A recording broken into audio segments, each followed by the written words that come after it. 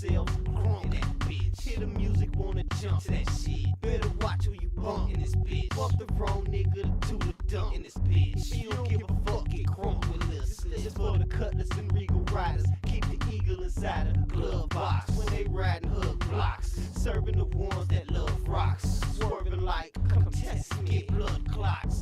Don't trip, riding bass banging like a 4/5. Hanging in the street so much, you think I was homeless. I don't want your bitch, she Joe Slip. Tell her hoe go get more chips. She so slick, I'm so sick. She hopeless, I take a broke bitch and make her get focused. We got the dro lit, y'all smoking roaches. We not players no more, now we coaches. It's all or nothing. Player, we want it all. Them freaky women love the way we ball. Live our life like we above the law. Popping collars full of weed, smoking alcohol. It's all or nothing. Player, we want it all. Them freaky women love the way we ball. Live our life like we above the law. Popping collars full of weed, smoking alcohol. Competition, we fact strapped, plus God driven. We live in CEO status, dodging bullets in prison. Listen, man, you too can't enjoy luxury living. Penalties given for the shit that we dealing. We making the killing. Some say I'm a villain. Fuck 'em ever since we was children. Hustling in and out of abandoned buildings and back alleys. Bustin', got a Tahoe in this custom made stash spot just for days. So rock back in the day till I got lots of yay. Learned the game like a natural instinct. The hustle's all in me, regardless any hood. I'm in the street, so please know that no disrespect or harmful intent. When I'm in your domain, bubbling from crumbs to bricks. The sun may set, but not Davey, keep rising. Faculty enterprising, 24s we ride. So many carrots stay blinding, man, that's a squad. We break them down, sack them up, serve 'em to the block, nigga, what? It's all or nothing. Player, we want it all. Them freaky women love the way we ball. Live our life like we above the law. Popping collars full of weed, smoking alcohol. It's all or nothing.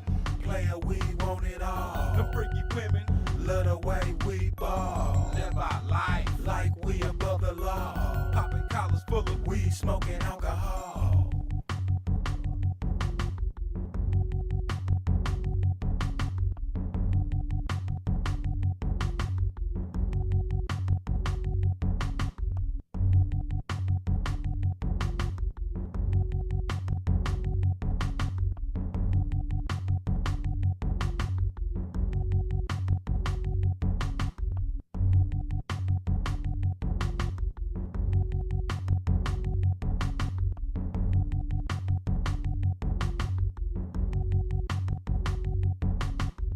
It's all or nothing. Player, we want it all. Them freaky women love the way we ball. Live our life like we above the law. Popping collars full of weed, smoking alcohol. It's all or nothing. Player, we want it all. Them freaky women love the way we ball. Live our life like we above the law. Popping collars full of weed, smoking alcohol.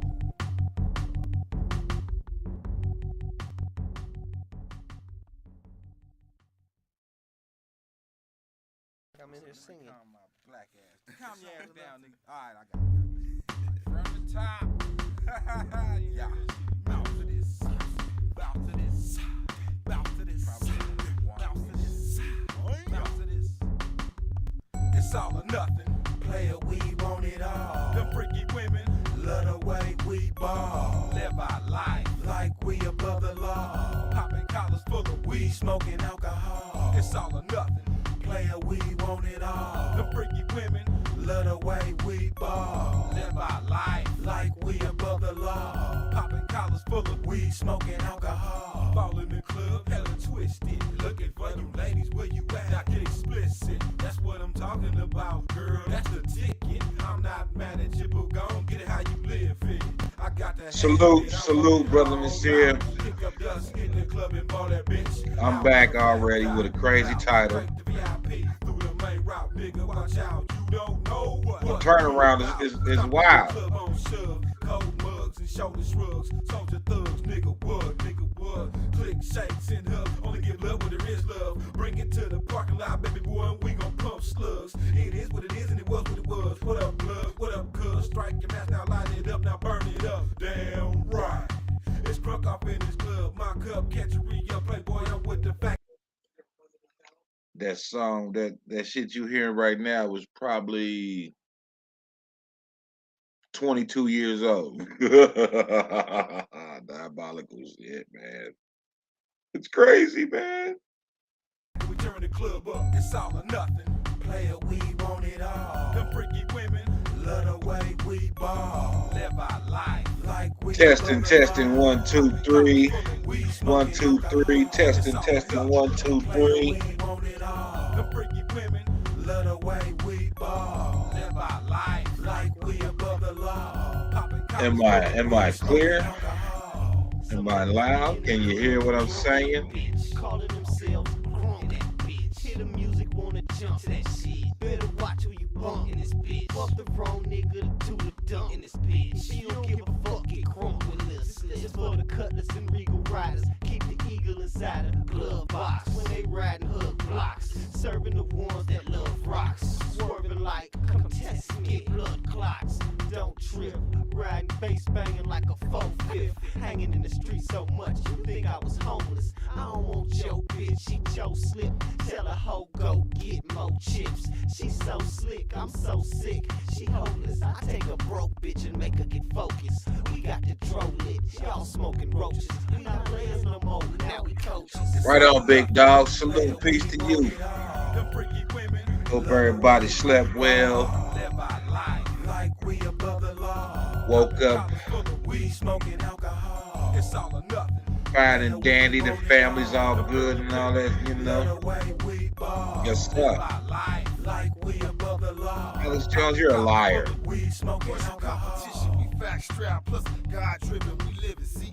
Wink, wink.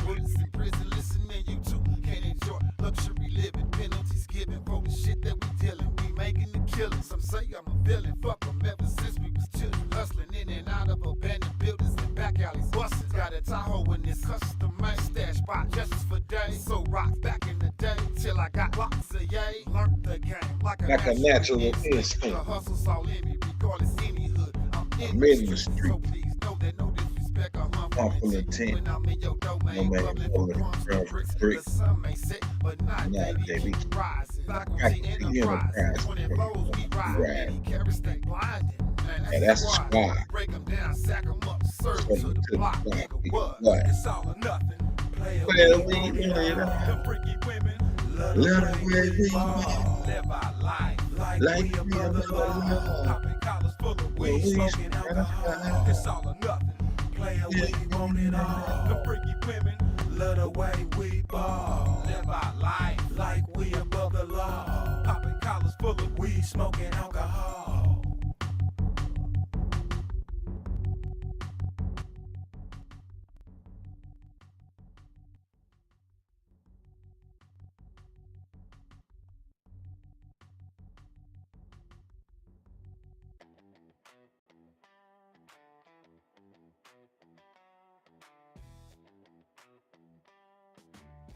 Turn down a little bit, get them levels right, or go ahead and run this beautiful beam footage.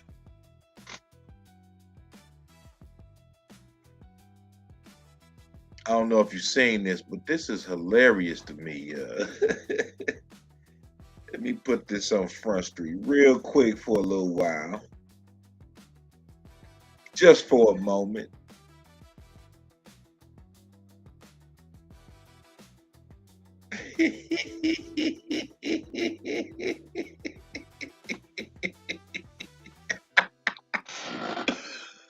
Hey, yo.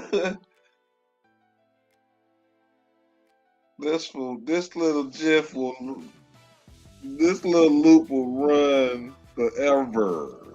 Look at you running past the live with your bitch ass. You didn't even hit the like either. How about that?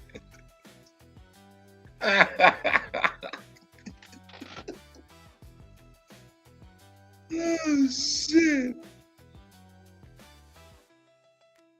Sometimes I am ignorant. Super ignorant. What up, none of your business? Peace, sis.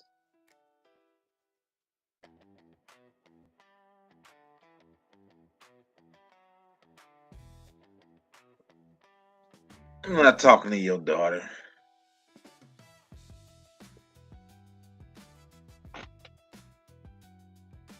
She really not about to like this one. You might as well go ahead and turn this down. She might pull her hair out when I get to playing this beautiful bean footage.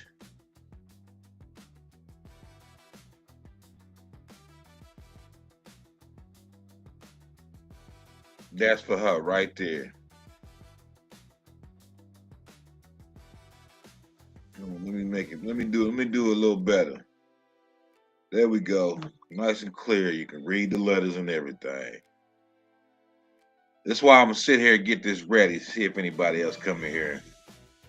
I give it about 5 more minutes while I sort this laundry.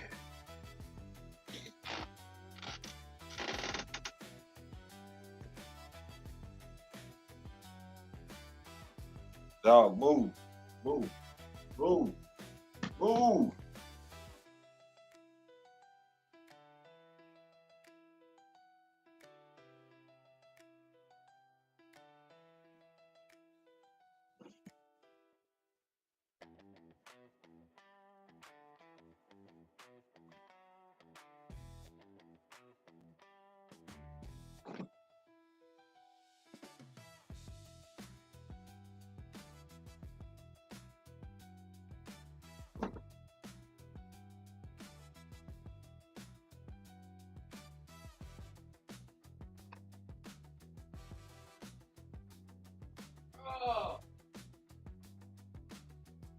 There go that beat, bro.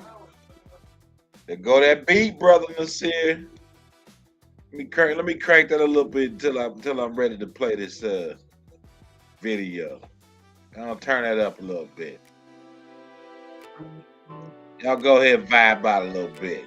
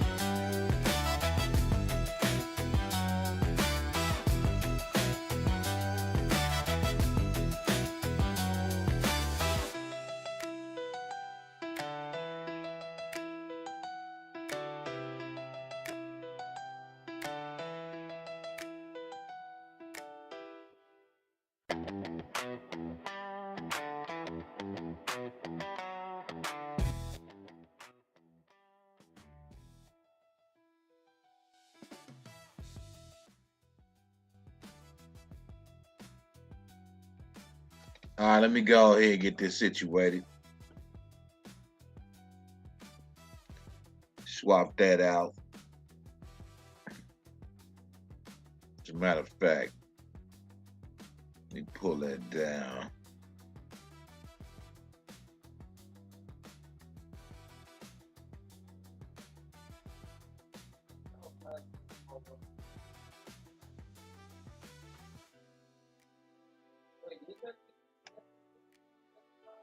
No, hell no. Leave that there. Let that play the whole time. All right, ladies and gentlemen.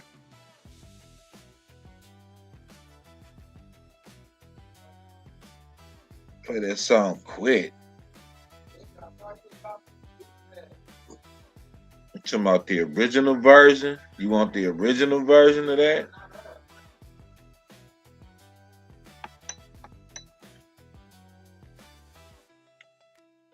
Oh, snap. What up, American Business?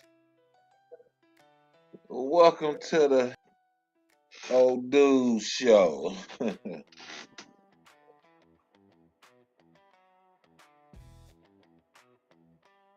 Damn, I'm getting a lot of traffic this rising. What's up with y'all Grand Rising, beautiful people?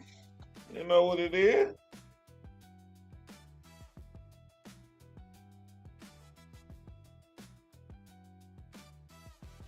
I just want to share what this fella's talking about. I know a lot of people don't like this, to hear from this dude or fancy what he be on. I don't be really tripping off the messenger as much as I trip off the message. Oh, snap. I bet she on the same page. I bet she on the same page.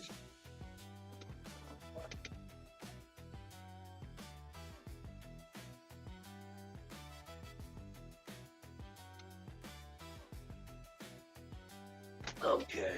All right. I got that load separated. Yay. I look at Alex as a controlled opposition that does the bidding of the small hats for the most part. However, that being said, he has been proven right on a whole lot of shit.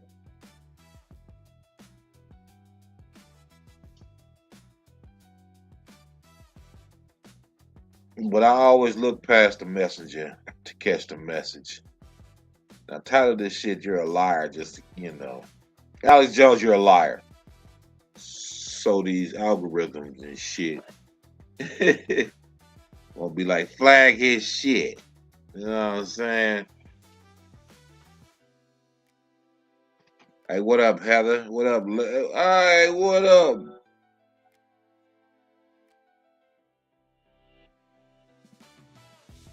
Damn, Larry, how about them Eagles?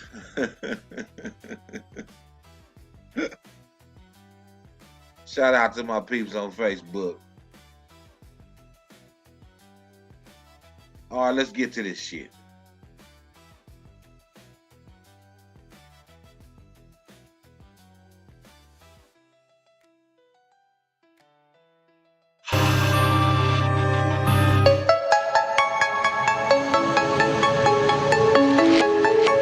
Ladies and gentlemen, it is Sunday, January 25th, 2026. I am your host, Alex. Oh, that voice is so irritating, though. All right, fuck it, let's go. Jones, get ready. InfoWars, the most banned network in the world. All right, ladies and gentlemen. I know exactly what's going on, and if you're a long-time listener of this show and check out what I claim, you know what's going on. The Democrat Party has an official plan called the Podesta Plan that is built around if Trump ever got back in office and deployed ICE like presidents have done. Also, when these people, when these dudes be talking that the Democrats or whoopty whoop, and the Republicans are holier than thou. Bullshit. We erase the line, and we already know the purple ties and all that old good shit. Read the message, and not the messenger, but also sift through the message because it's a lot of bullshit to go in with it. In the 23-year history of ICE,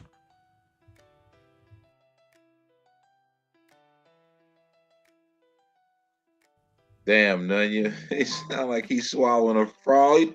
They're turning the freaking frogs gay. And he's swallowing frogs. Pause. Unnecessary. Flag on the play. All right, let's. then they will have their mobs attack ICE. And that when ICE then defends themselves, at some point, there's going to be some dead people on both sides. And then they build Trump as a dictator and use that as a pretext to have the blue states go into open rebellion and start seceding. Now, that's an official Democrat Party plan. I made a big deal about it since they first said in August of 2020, if he wins, if we can't steal it, we're going to do that. And then right before Trump won again, in 2024, they said, we're going to go with that plan. So my job is really easy because we have the enemy's own plans. But it's also hard because I've been hammering this, and we're just now seeing the White House and people get it and talk about it. But if you just look at the tragedies that happen here and there that are caused by them triggering all this, and if you only focus on those and debate individual events, you're down on their level where they want you to be. Instead of going, look, they said they would do this, they're the ones fomenting it. So you have this latest guy shot, and we now have the details on that, what really happened. We'll be getting into it, because better up-close footage has been released. But when you pull back from it, this is exactly what they want. Then you have Senator Chris Murphy, one of the most evil senators in Congress out of Connecticut, and others saying Trump is planning to cancel the 2026 election. They're not even speculating. They're just, it's a fact. If he wins, he's stolen it. Well, he says, last week he said he's going to cancel them. Now he says he's going to steal them. Now remember, they indicted Trump for saying that 2020 was stolen from him, but he had evidence. And Jack Smith just testified to Congress about that this week. So it's just wild, folks. And they're definitely going for broke on this. They're definitely going with the Civil War secession plan. And I'm going to say it again. We need press conferences. We need fireside chats with the president. We need all of his surrogates spelling this out. You see Stephen Miller doing it some. You see Noam today saying this is all deliberate to create a civil war because they're trying to cover up all the corruption they're involved in. And she also said, clearly, we were already doing research. Walls and the other Democrats are involved in the fraud. So of course they are. They're running it. So they're cornered rats, folks, and they have no other choice but to go with this. Meanwhile, their whole globalist system is falling apart in live time. All their big globalist projects are being abandoned, not just here, but around the world. And so that makes them very, very dangerous because they're cornered. So on this live Sunday, January 25th, 2026 transmission, we're going to go through all the latest on this. And then while we are being diverted with their distractions that are still important, but those are the distractions from their globalist project falling apart and humanity waking up to them and all the corruption coming out. So Democrat senators now claiming Trump plans to cancel 2026 elections and declare martial law. They're also claiming he plans to steal it, when in reality, via the Podesta plan, they intend to trigger a new civil war and the end of the country as we know it. Ladies and gentlemen, it is Sunday, January 25th. The year is 2026. I am your chronicler, Alex Jones. Thanks for joining us. Remember, you're the Paul Revere's. Tell folks about those local AM and FM stations, local cable and VHF. Tell them about Infowars.com/show, band.video, the feed on Rumble at the Alex Jones Show, and X, the mighty X at Real Alex Jones. We're now in day 270 of the Trump administration. Already into the second year. All right, ladies and gentlemen, let's get into it right now. We have incredible discoveries that I spent hours today researching. Unbelievable. Journalists were able to infiltrate the Signal chat app used by the Democrats in Minnesota and via that into California, Illinois, you name it. And it is Oh, shit. state senators, state reps, high-level staffers of Walls Oh, shit. commanding people to harass and attack ICE and stalk them and dox them and foment all this. Now, we already knew that was going on, but here is confirmation. Unbelievable. And in the Signal chat apps, feeds are hundreds of videos Hey, of, well, I could call them as communists, remember I pulled that running letter up these yesterday operations. from the Attorney General. So there's your racketeering right there. It's one thing to say we're not going to aid federal agents following the Constitution with court orders and warrants. That's just obstruction of justice. But when you're out there quarterbacking, working with thousands of people, and working with NGOs, it is a conspiracy. It is racketeering. So I could do the whole 4 hours tonight on that. Okay. Just that. Incredible. Because they upload videos of themselves doing it in the meetings they have and in the field and stalking, harassing innocent people, demanding citizens' papers. I mean, it's everything they claim ICE is doing, they're doing it with no legal authority. Then you've got Senator Chris Murphy and others coming out and saying Trump is going to steal the election for sure, and he's going to cancel it, and he's a dictator. And This is just and we've got to overthrow him. And then we've got all the politicians, the Democrats, saying they're illegitimate, they're criminal, they're not real law enforcement. You don't have to follow their orders to get the public to go crazy. And again, you've heard me talk about this for 5 years, 5.5, because I've never seen anything like it.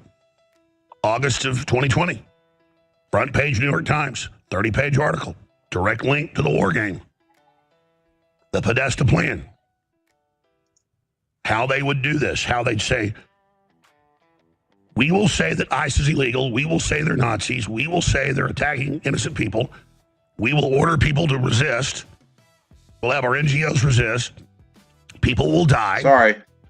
And when they die, we will then start fomenting a civil war. I haven't heard a lie And yet. now you see exactly that happening. My bad. I ain't heard a lie yet. And it enrages me that there's almost nothing from the White House or Trump surrogates on this. We have some things from Stephen Miller, some from Noam, some from Homan, but they need to be front and center saying, do you understand? The vice president went there last week and gave a good speech and explained, we're following federal law. You have violence because for the first time they're saying resist agents that are simply arresting child molesters, murderers, you name it, even when they have them in the jail or there's prison sentences over, but we have these other convictions and things, they won't give them to us, they just release them. That's why this is out of control, and they're fomenting this as a political diversion, and the Democrats are behind it. Yeah, that's true. But you have the damn plan that triggers a civil war and blue states and cities seceding, and you have all these movies like One Battle After Another and Civil War pre-programming it to the public. So I got hundreds of other incredible articles and incredible news stories that are very interesting, and I'll get to some of them. But front and center, this is their last plan. This is what they said they would do if Trump ever got back in and started exposing their corruption. So there's nothing more frustrating than having their plan and then not seeing people understand it. I mean, we have the damn enemy's playbook. It's like in a war, you know, the enemy's next battle plan falls in your hands. It'd be like in World War II where we broke the German Enigma code early in the war. That's how we beat them. I mean, this is the equivalent of having the enemy's decoder machines. And now we have thousands and thousands and thousands of videos, hundreds of thousands of chats, not just in Minnesota, it's all over the country, of them organized, led by state senators, mayors, I mean, in the field, commanding the vehicles attacking ICE. And you see the mayors in Chicago and Minneapolis and D.C. and New York saying, we've got a hotline, we've got apps, get out there, we have rapid response forces, get in their faces. I mean, they admit they're doing it, but this is them commanding it on the ground. Illegal as hell. So we have that. And they know the jig's up. They know the election fraud's all being proven. I mean, so much comes out every day now. It makes my head spin. They've got all these new whistleblowers, all the documents, the lawsuits they're winning. They've got Georgia and Arizona and Pennsylvania and Michigan admitting, okay, millions of Trump votes weren't counted. Oh, there's 6.5 million people registered to vote. In Wisconsin, only 4 million voters. And then when they look at all these people voting that aren't even real or live in other states or are dead, it's 99% voting for Biden. I mean, and Democrats. I mean, it's just insane, the level of theft here. And that's why they're so dangerous. And now we learn the theft in California is in the hundreds of billions. The theft in New York is in the upwards of 100 billion. Minnesota, probably 50 billion. I mean, this is organized mass crime, ladies and gentlemen. And they'll do anything to stay in power. So they invoke the crisis. They tell people these are Nazis. They tell them they're illegitimate. They tell them they're criminals. They tell them they should be arrested, but we're not going to do it. But you go out and fight them. All these people show up with guns in Austin, in Dallas, in San Antonio. I see it where I live. In New York, in the cities in Florida, in Illinois, in Minnesota, everywhere. And you've only got a few Border Patrol and ICE that have been killed, and only 3 citizens killed so far, 2 in the last 3 weeks. I am really surprised that it's that low. And we just spent all day showing the new video of the guy getting shot yesterday, and we now have the HD of it. It's clear that they thought he had another gun, and a bunch of stuff fell on the ground, and they got scared and said, gun. When they got his other gun and shot him. But they're not going to go to jail for it because they do it on purpose. They thought they were in danger, and he came with a gun and stuck himself in the middle of a riot. That's like I-35 is a few miles from here. People are driving 85 miles an hour on it. And if I just stood on the side of the road and just ran out in front of cars, somebody hits me, it's not their fault. And it turns out this nurse seems like a nice guy who got killed. His family, with the messages are public, told him, don't do this, don't do this, be smart. I mean, I would not get anywhere near that. Like I said, I've been driving through neighborhoods before and seen a SWAT team and a bunch of police at a house. I don't just run up and start screaming at them. I mean, that's just really dangerous, folks. So, but again, who brought in the 40 million illegals? Who allowed all the human trafficking? The millions dead from fentanyl, the tens of thousands dead from the crime, the rape, the murder, the DUI.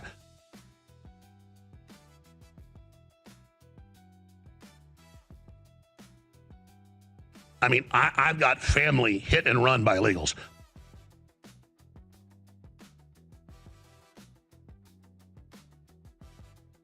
I've got crew killed by illegal aliens.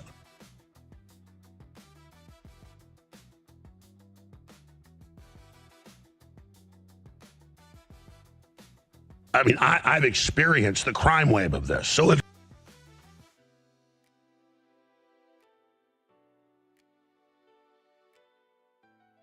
you, and so nobody humanizes that, though. You know the name of the Border Patrol agents shot and killed last year? Do you know the names of the ICE agents shot? You got to look them up. But you know the names of the few people that ICE has killed. And they go, oh, this 5-year-old boy outside of school, they grabbed him as bait. No, his dad ran off. Illegal alien with a big rap sheet. They just took him into the school. They admit now that wasn't true, but it doesn't matter. Oh, they're me, the little boy with his blue octopus hat on. So all they have is this emotion and manipulation.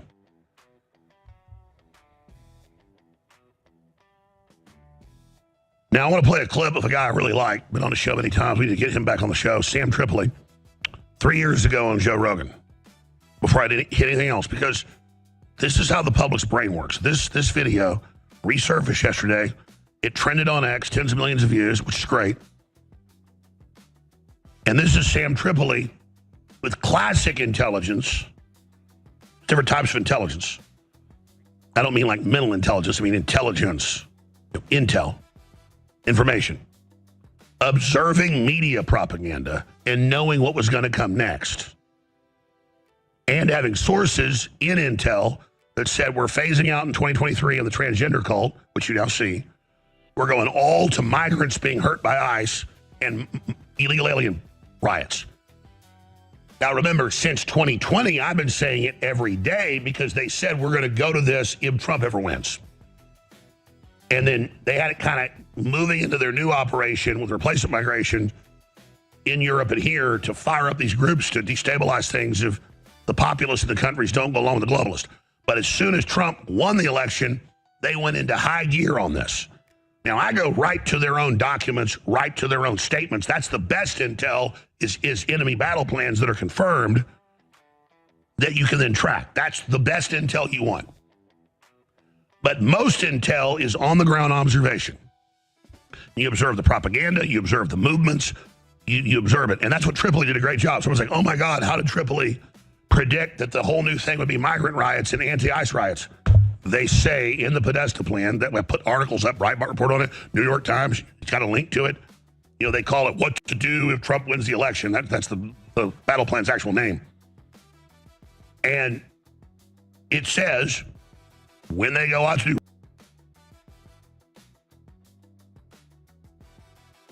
regular ICE enforcement, which is just the Interior Border Patrol, Immigration Customs Enforcement, they also, when people are making fake NFL jerseys or whenever they go raid the swap meets, it's their job. And they just act like they're not police. It's all illegal. There's no warrants. That's not true. And on. It's court orders, administrative warrants, and regular warrants. They always have one. That's when they broke in a few weeks ago to the FBI manager's car. They're like, look at all this. They know where these people live and that they're not citizens and what they do and everything. Well, yeah. And look, they got arrest warrants here for them. They got yeah. Think they just show up somewhere randomly looking for somebody?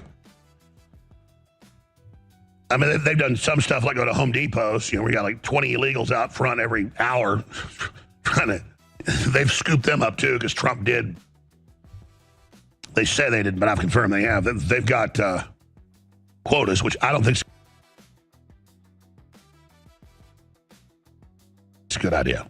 I said day one, and they kind of did this, but kind of didn't. I said just focus on the people with huge criminal records.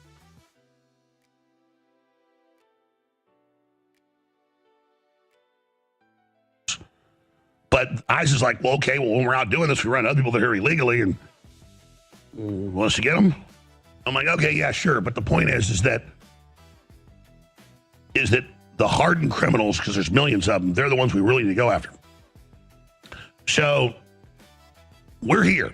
We have all these senators today, all over TV, saying Trump is going to steal the election and he's going to cancel the election and he's a dictator and ICE is illegal and he's coming after everybody.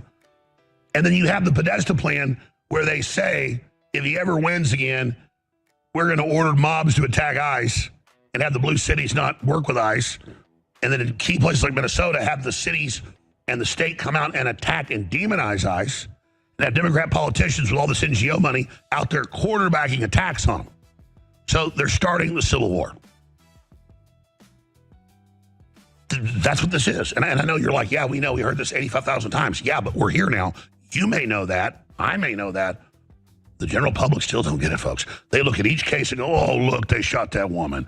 Oh, look. Yeah, they had 1 million people protesting up there this weekend, and one guy with a gun, and he gets tackled, and then there's stuff flying around and things falling out and clips on the ground and gun, and in the hysteria, he gets shot. Yeah. Don't play in traffic.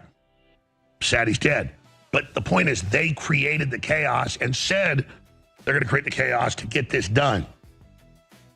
So they started it. It's their plan to do this. They're the bad guys. Again, ICE is 10,000 enforcers on the enforcement side against 40 million illegals. I'm surprised under the incredible pressure they're in that they haven't had more mistakes, you could say. But it wasn't intentional. And he came to that event and he was armed. And that's what happens. So they will not be convicted. Believe me, they're not happy about that. They're going to get lawyers. They're going to get sued. They're going to get doxxed. They're trying to not do that. But they're like, gun. He had a gun. Bunch of stuff falls out on the ground. They think it's a gun. Boom, boom, boom, boom, boom. They're highly trained folks. These are almost all former police and military. They're not hiring wimps, as you can see. But they're also not playing around, folks. They're out there being screamed at and attacked all day long, surrounded. And then you want to go insert yourself in the middle of it. You're asking for it, folks. It'd be like if there was a 50-mile-an-hour, 100-mile-an-hour windstorm, and I went up to Mount Bonnell in Austin, the highest point, and stood on the edge of a cliff.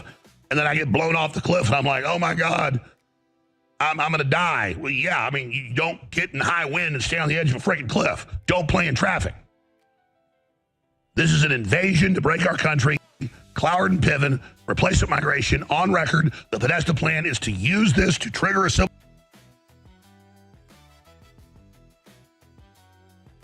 war. We have them. So, yeah, I'll individually get on ICE's ass when they do something wrong, but they are responding to the takeover. They are the literal front line in the attempted takedown of this country. Look at the thankless job, the David versus Goliath job. Look at the attacks.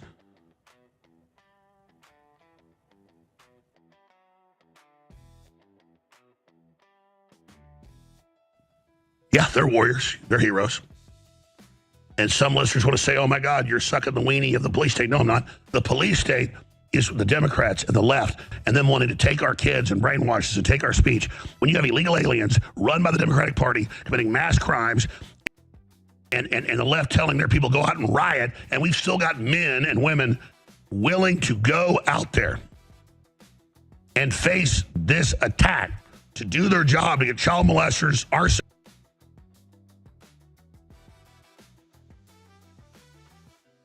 murderers, bank robbers, carjackers on the streets. Let me tell you, I wouldn't take ICE's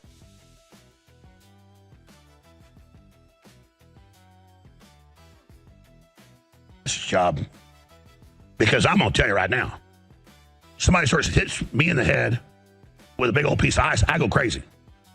So it rams my car, I wouldn't be as controlled as they are. New videos today of them being rammed.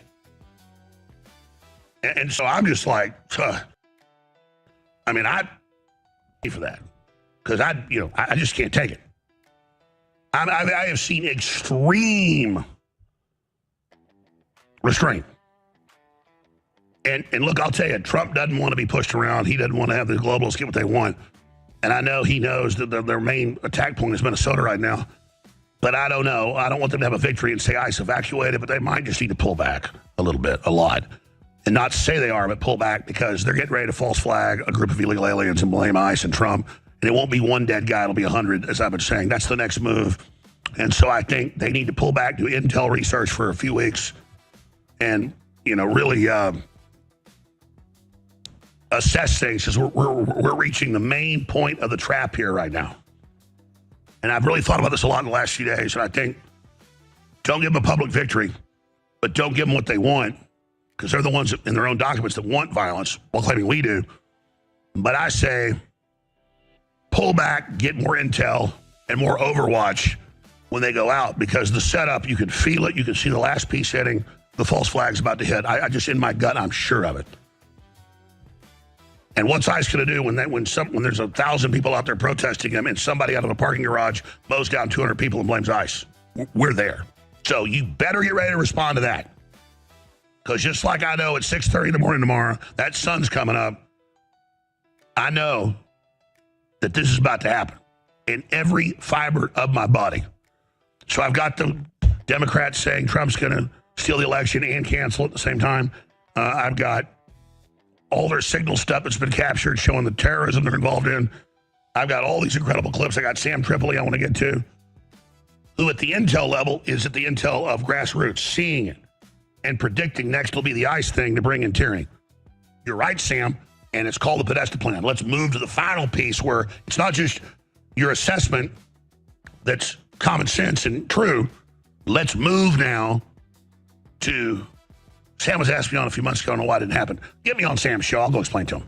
So I know he's a smart guy. But there's nothing more frustrating than having the actual battle plan. Here's a short clip, we'll go to break with it. This is Democrats' rhetoric trying to trigger violence. Here it is. This is Gestapo-like behavior. Plainclothes officers wearing masks are terrorizing immigrants. The ICE issue is alarming beyond words. Masked men jumping out of unmarked cars, people disappearing, no due process. We're being hyperbolic. If you're a black and brown community, it's here. Wake up. Dangers that we saw in Nazi Germany, especially in the earliest days of Nazi Germany, are the dangers that we need to react to now. They're taking people off the streets and sending them away. It's a 5-alarm fire, everyone. Every single ICE agent who's engaged in this aggressive overreach and are trying to hide their identities from the American people will be unsuccessful in doing that. This is not the 1930s, and every single one of them, no matter what it takes, no matter how long it takes, will of course be identified. Donald Trump's modern day Gestapo is scooping folks up off the streets. They're in unmarked vans, wearing masks, being shipped off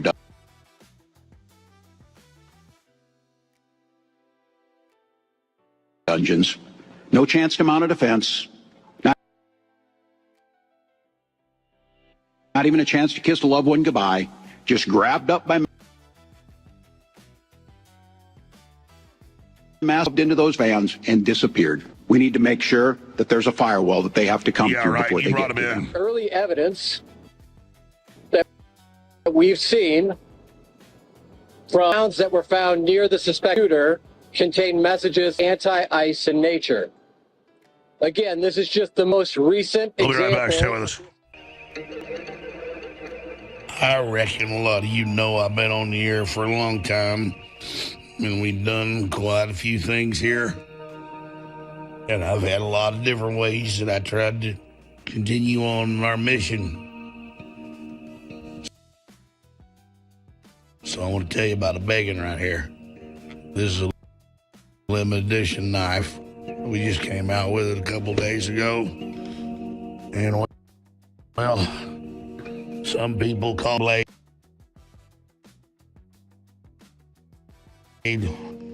something gold.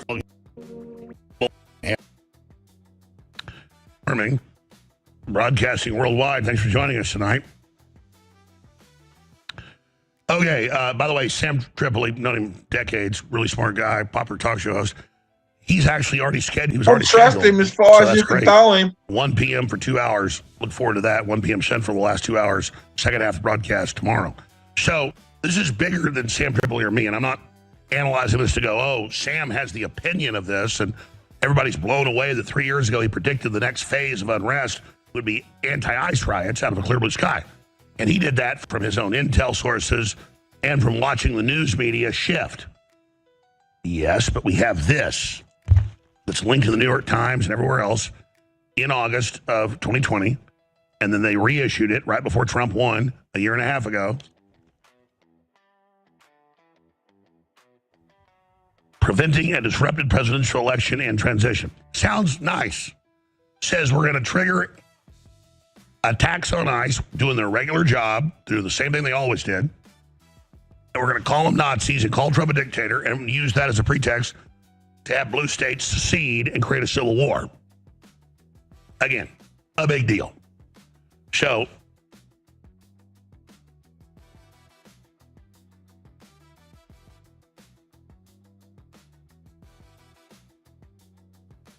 I've learned this, though, that people will take a clip of me 15 years ago saying they're going to have us 6 feet apart, make us wear masks, lock us in our houses, use smartphones to control us, give us so-called vaccines that erase our immune systems. Now, they don't show the 30-minute breakdown where I show the documents. They just say this man is Nostradamus. How did he? Because it's a frickin' UN report that was then adopted as the BioShield plan and billions of dollars of funding for the U.S. government in 2004. I mean, that's official John Hopkins, CIA, Department of Defense, UN, WHO, their plan. How they'll use a respiratory virus out of China, this is 2004, in the future to bring in global government. And Lou Dobbs and Judicial Watch sued back in 2006, got documents out of BAM Canada at the big secret North American Union meeting where they had all the major world leaders there secretly. And it said we're going to use a virus to bring in control and have lockdowns. And that's going to get people ready for carbon lockdowns in the future. And then sure as hell, I said, watch, next they're going to say 5 years ago they want carbon lockdowns. And then they said that because it's in the plan. They don't have all these CEOs and world leaders meet in secret in BAM Canada to come up with plans they ain't going to try. And again, I go back to this. It's like we have them, people. But all those clips you see with like 100 million views, 50 million views, it'll be a 40-second clip or a minute clip where I just say what's going to happen. They don't show the first or the end. And the people are smart. They put those clips out knowing if it's Nostradamus and people see a clip from 10 years ago, 15 years ago, and it all came true, they go, how the hell? It's like, wow. Because if I put a clip, I've done it myself now. If I put a clip out showing the evidence nobody wants, put a clip out about atrazine sterilizing frogs and twisting their gender and show 30 minutes of documents, no one cares. But if I just say they're putting chemicals in the water that turn the frogs gay, it gets billions of views. So it's just weird human psychology. So here's Tripoli, who's on tomorrow. And he's on Rogan. And I remember seeing it back at the time. I think he even elaborated, but notice the clip they put out. It's like this guy's Nostradamus. Nostradamus too. Plans are public, and I harp on this to the White House and everybody else. You have the Democrats saying we're going to try ICE riots and say the president's illegitimate. He's planning to steal the election or cancel the election, and now it's following the exact plan and the exact playbook, and I'm just like,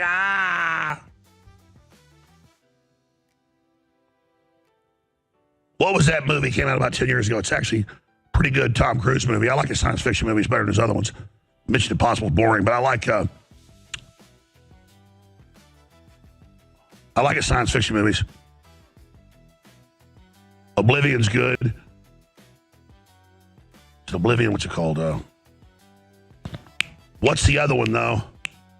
Where the aliens control time and they attack in France. And for whatever reason, he keeps getting woken back up and sent back to fight the same battle hundreds of times. And he finally starts trying to convince the generals. But every time he gets sent back, he has to try to reconvince them again. And then finally they listen to him and they go and they beat the aliens. Edge of tomorrow. I mean, it's like, I'm just like constantly, Groundhog Day. I mean, I know how to beat them. I'm like, here it is. And I'm just like pulling my hair out. I mean, there ain't much left. Oh. Meanwhile, top trending acts, tens of millions of views. Great. Sam Tripoli, smart guy. But he got it from his intel sources who'd been told what was coming next, and he got it by watching the media. That's great, Sam. Here's the actual plan. Game over. So here's Tripoli.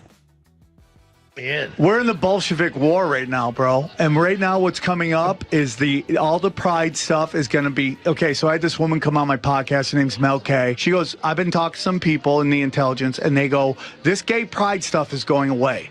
And the next thing you're going to see are immigration riots. This is going to be right around the next election. So, hand to God, we do this episode. Next day, Starbucks is like, we're banning all the pride stuff. And now you start seeing these they're putting little breadcrumbs out, man. Little breadcrumbs. Oh, I saw this one thing in Chicago. Oh, yeah, illegal immigrants are upset about where they're staying. And these illegal immigrants who speak no English are holding up perfectly written English signs saying we're tired of how we're being treated. And now you see that now. And now you're starting to see this over and over again. Eric, so everyone's always like, when all these Republican governors are like sending these immigrants all over the country, everyone's like, yeah, you're showing those Democrats. Bro, they're moving assets. I know it sounds crazy, but that is 100% What do you mean they're moving assets? What do you mean? Dude, these guys coming into the country, bro, have you seen them? A lot of them are Chinese, and a lot of them are military-age people. Too. And I'm telling you, they're moving, and this is what's going to be right around 2024 election, immigration riots, people going nuts, and as listen to this, and you'll start seeing all the little breadcrumbs. I'm telling you, that's what they want you to think. You're buying it. Oh, I thought they're I was no, you're the moving puppet. assets, bro. You're the puppet. They're moving assets. What do you mean, like military people? Dude, study the Bolshevik War. It is happening in real time. 100%. But I just wanted to get that out to everybody because I'm trying to warn people. This is what's next. Yeah, it is. And now you're here. And now we have all the signals, chats, and videos of these people. And it's top Democrats running it, of course. I mean, in the field. And it's so professional. And they go train them at churches how to attack ICE, how to ram them, then how to act like they're victims when they get pulled out, how to scream, oh, you're hurting me. Oh, you just beat me. They'll just grab, oh, you just hit me. Oh, I mean, it's all theater, folks. And Trump's like, we're enforcing the law. But I prayed about this today. I spent a lot of time thinking about it yesterday. Don't give them a victory and say you're standing down in Minnesota, but the false flag's imminent. I'd reduce operations 90%. I'd pull in, do training, and then do Overwatch, and then decide, what are you going to do with somebody out of a parking garage or out of a panel truck, mows down a few hundred people and blames you? Because that's the final ingredient in their own plan, that there's a massacre of hundreds of people by ICE. It's here. It's here. Guaranteed. Guaranteed. It's like mama's baking a birthday cake for dad who's getting home at 7. And you get home after school, it's 4 o'clock. She pulls the cake out of the oven. She's got icing sitting on the counter. She goes, come in here and help me do this. And you sit there with mama and you get the icing out and you put icing on the cake. They got the icing. They're putting the icing on the cake. And I'm just sitting there going, they're putting the damn icing on. People, please, please, please, please. ICE needs to quietly pull back right now and get ready for this. And get your messaging ready. Yeah, here's Tim Walz as Deputy Chief of Staff driving around just this week. And she's doing training on how to harass. It goes on and on. Let's go to Senator Chris Murphy, who quarterbacked the DOJ CIA operations against this operation that's come out. Here he is, totally misrepresenting. Trump has already sent letters to all these Democrat governors saying, help ICE. Give us people that have criminal records when you're releasing from jail, and give us your voter roll databases, and I'm not going to sue you, which he's already starting to do. So Bondi sends another letter saying the same thing again, and they go, oh, Trump is saying he'll pull ICE out of Minnesota if they do what he wants. Like that's blackmail. He always said, just aid ICE getting people with criminal records on top of being here illegally. And we'll pull out like they've done in all the other states that do their job. ICE just wants to go pick them up at the jail. And give us the voter rolls, which we know. I mean, Wisconsin has 6.5 million voters for 4 million voters. Michigan admits they have millions of fake voters. Trump's like, okay, I won't keep suing. I won't do this. Just give me the stuff. He said it over and over again. They take this new letter and go, oh, my God. They're blackmailing the governors. No, that's why they're there. And it's all coming out. So here's Chris Murphy saying Trump is going to steal the election. Last week he said he's going to cancel it. The other Democrats are saying it. You see them everywhere. Remember, you're not supposed to say an election ever gets stolen. That doesn't exist. If you question an election, you should be indicted like Trump was, even though he had proof. They, with no proof, are now saying he stole the 2024. They're saying he's going to steal this one in 10 months. Yeah, that's how far out we are, folks. And it's because they know their fraud's being exposed. The world's turning against them. And what did Podesta say? What's the official Democrat plan? Use ICE to say they're tyrants, to create a civil war, so they have cover for a Western alliance, as they call it, secession. And they made a movie called Civil War, produced 3 years ago, released last year, all about it. It's all scripted, folks. It's all prepared. It's all planned. And I'm sitting here like the edge of tomorrow, just like knowing the next play. And just like I say, it's going to happen. And are we just going to sit here stupid and like do this? I mean, come on, people. It's like Tom Cruise in the movie keeps begging the general, like, I've been in this battle 200-something times. Believe me, sir. And by the end, the guy finally listens to him because he has so much information about you did this today, you did that, you're going to do this, you're going to do that. And the guy finally goes, okay, I believe you. And then they beat the aliens. But with me, it's like, here's their own document. You don't have to believe me. It's just right here. Like, go read this. Did they do this? Yeah, we're like 80% through it now. The last part comes now. Please. I'm begging everyone. I don't know what I'm supposed to do at this point. I'm literally going crazy. I'm losing sleep over this. That's just... Go to Senator Murphy. Here it is. By now, you've seen this horrific video. Another individual killed in Minnesota. It's just fucking awful, the inhumanity of this. We cannot fund ICE as it is constituted today. But we found out something else really important today. Pam Bondi sent a letter to state officials in Minnesota in which she made a list of demands for ICE to leave Minneapolis. And one of those demands was that the state turn over its voter rolls to the federal government.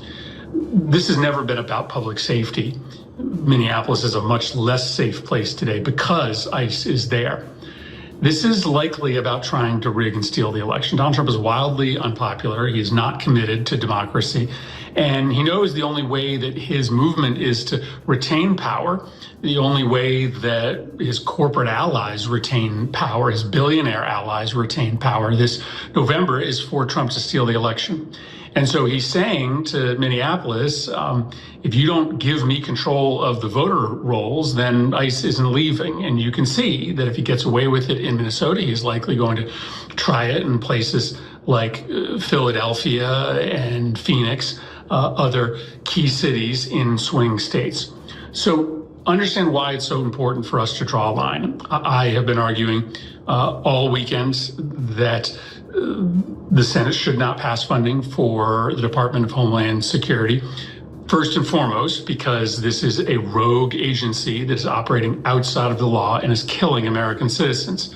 But also because the underlying game here may be to steal the 2026 election. And no senator, but in particular no Democratic senator, should play a part in that. But election fraud doesn't exist. She's put in jail if you say it. That right? And they're all saying that. Because there are more people voted in Phoenix than there are voters. There's more people voted in Chicago than there are voters.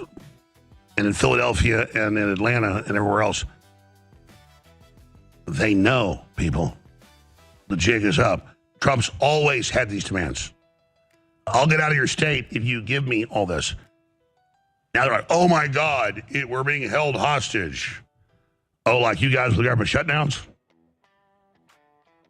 So here's a clip of a reporter doing a good job breaking this down. And you just go to X, and if you got hours and hours, because, I mean, I spent 2 hours this morning on this alone. I only looked at a small part. I got mad because I just can't stop watching it.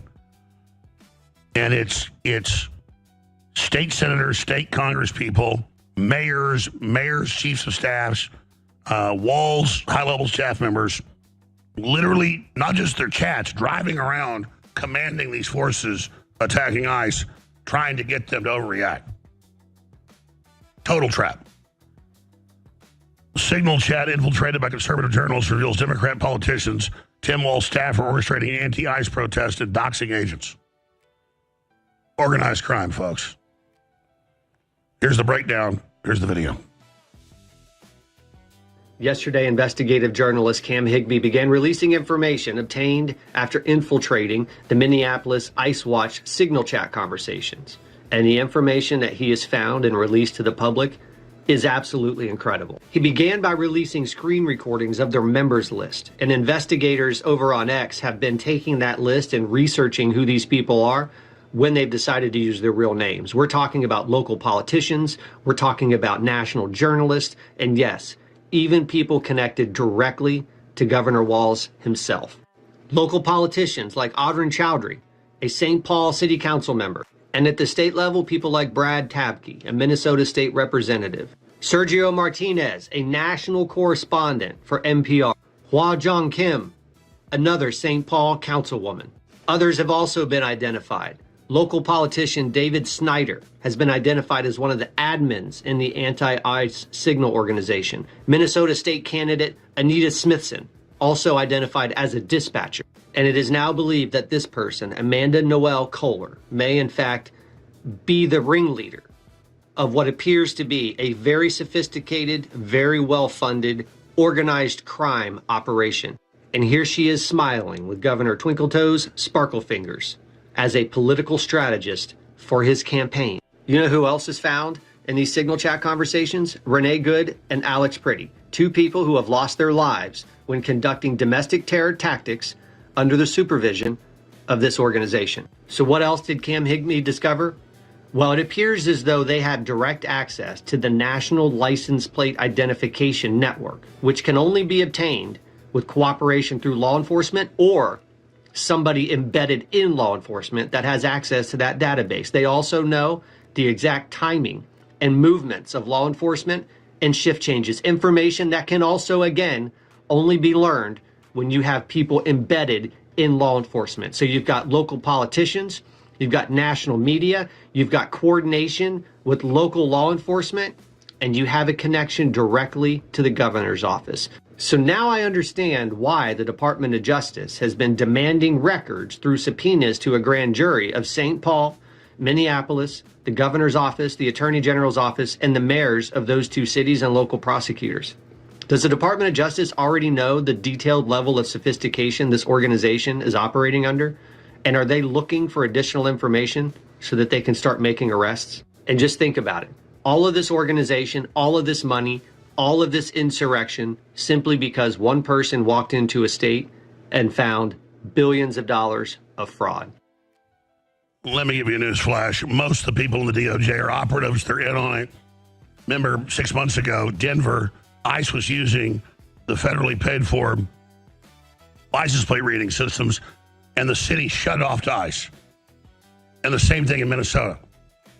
So the feds pay for it, the locals control it, which is compartmentalization. You know, that's federalism. That's generally a good rule. But they're not letting the feds use the license plate readers to get the illegals. They're using it to track the law enforcement. It's all in there.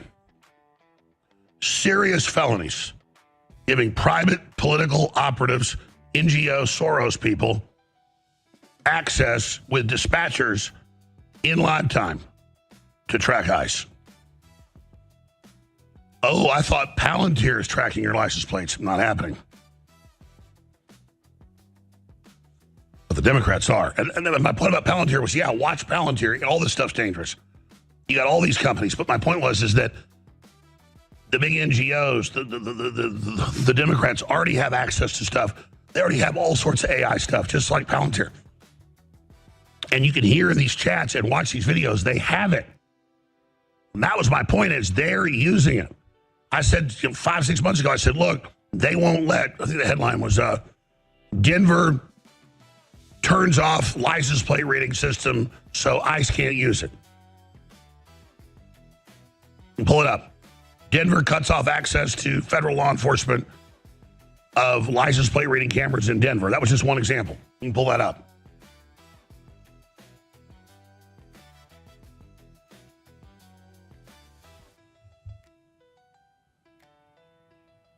And then they asked Google AI, and I said, well, they did deny some of it. We're not sure. No, it was, the city openly said they weren't.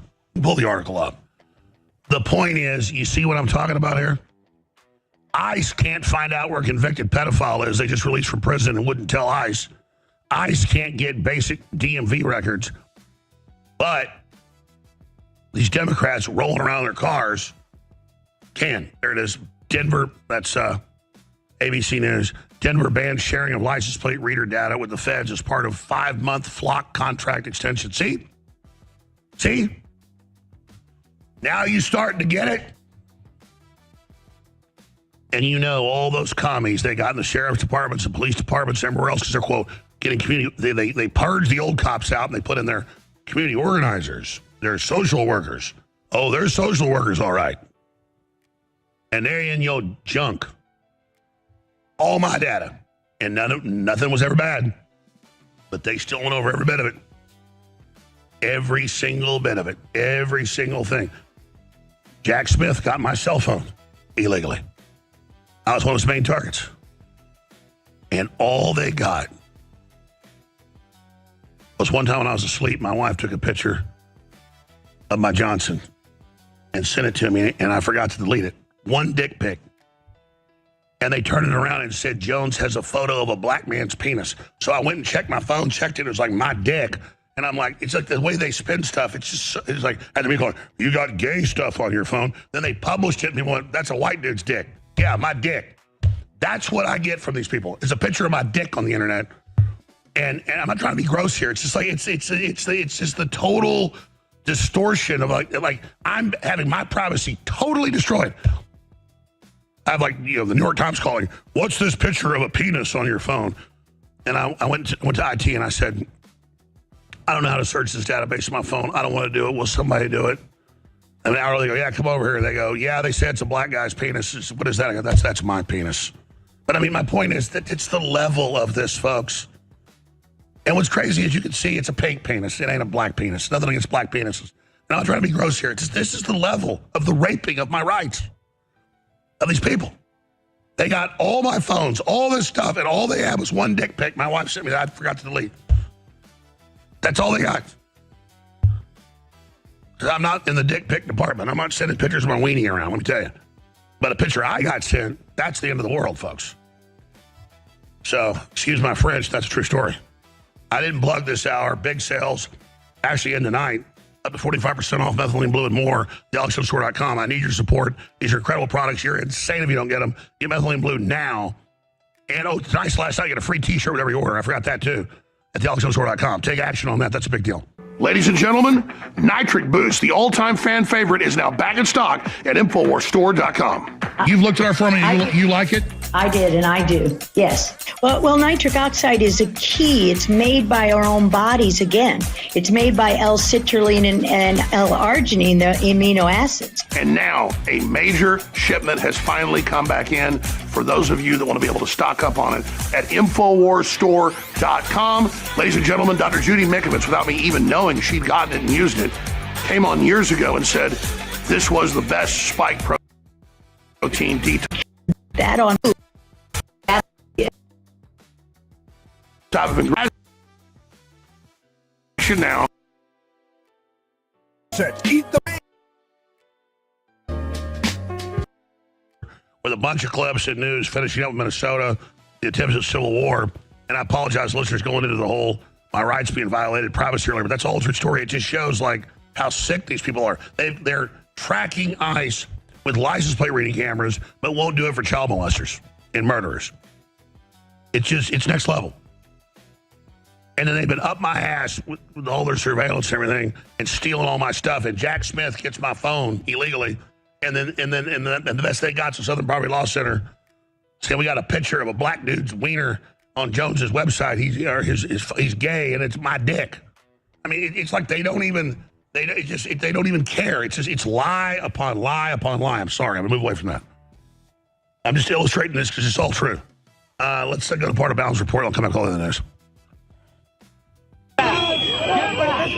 Don't be engulfed by the smoke screen of the ongoing ICE raids and the anti-ICE protests. This is not just about resistance here in Minneapolis. It's about love. So you've got people uniting and coming together in this beautiful way.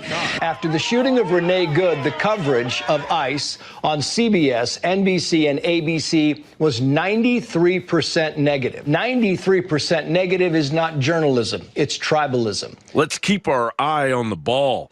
How high up do you think the message went that there was fraud? Do you think it made its way to the governor's office? I struggle to believe it didn't. I have to believe that the governor's office and Keith Ellison's office were aware of this. They've said they were involved in helping the FBI. They've said they were made aware. Mr. Dexter, could have something been done about this earlier? Yes. As I stated in my opening testimony, in the years that I worked there, we identified how fraud was occurring, the loopholes that existed, and what were some of the warning signs, Mr. Dexter? Well, the fact that part of our job was to go and collect attendance records. We would find attendance records that were either incomplete, non-existent. But I can't understate it, how frustrated Minnesotans are right now with the level of fraud and the lack of accountability. Assistant Commissioner Moore said that through the SWIFT system, through your accounting system, you know who you're paying. You know the people who you are sending money to. You know their name, you know their business. Frankly, you probably know who they're connected to. And through the tools across state agencies and across all of the executive branch, from business registrations to what they have to file with the Attorney General's office, all of those tools exist. So why are payments continuing to people who have been convicted of fraud? Minneapolis Mayor Jacob Fry's inner circle has been riddled with explosive ties to one of the biggest fraud heists in American history, the $250 million Feeding Our Future scam. The brazen scheme of staggering proportions. The largest pandemic fraud in the United States. The subjects in this case weren't interested in feeding our future. They were interested in feeding their own gluttony. We have new details on a jury tampering scheme at the center of a major fraud case. Federal prosecutors indicted 5 people for their roles in offering a juror $120,000 for a not guilty verdict in the Feeding Our Future fraud scheme.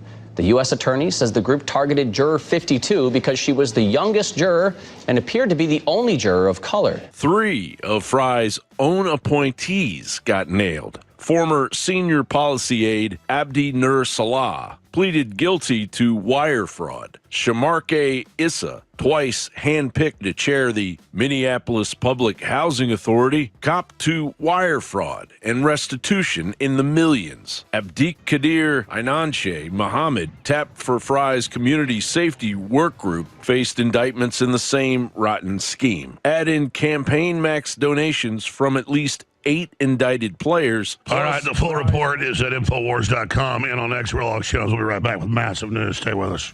And I know I'm on the side of humanity and the truth. And I love freedom and justice, and I hate tyrants. And I know you do as well. So we have a brotherhood, a sisterhood, a kinship that's eternal. All the viewers and listeners to know I love you from the bottom of my heart. Every time you call in to thank me, I say, don't thank me. I want to thank you for tuning in. I want to thank you for spreading the word. I want to thank you for supporting us because I want to fight these people. I'm a fighter just like you. And I can't do it without you. We have changed the world together. This is real. And I salute you. All right, let's move quickly because I've just scratched the surface here tonight. When I saw this guy a few weeks ago, there's tons of videos of him. He says who his real name is. He's public. He's in Minnesota. calling for killing ICE, and calling for getting guns and raising money for it. It all goes back to the DOJ.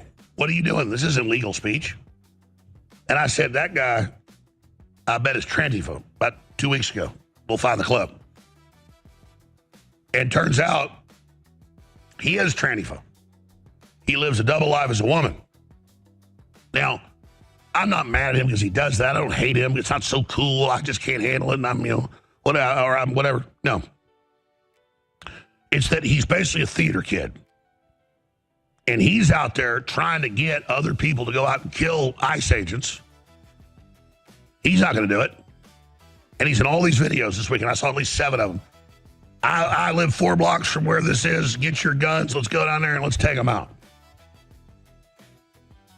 And then now the video's released. He's a drag queen storytime guy. Of course he is.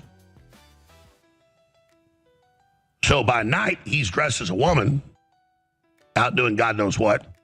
But by day, he's in camo with body armor saying, let's come on, people, get your guns. Let's go. Let's go, let's go. A little less talk, a little more action. Get your coat and let's start walking. And sure as hell, he's another candy ass who's getting a bunch of innocent people killed. So let's play a few clips of his recent statements and out in the crowds. And then let's go to his real identity and the great time he has dressed up like a woman out there partying. Here we go.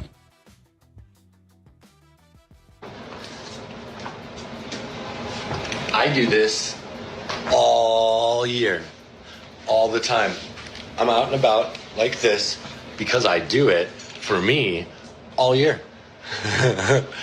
All the time, yeah. Yep. I'm a fucking blue collar fuck of a dude all day long.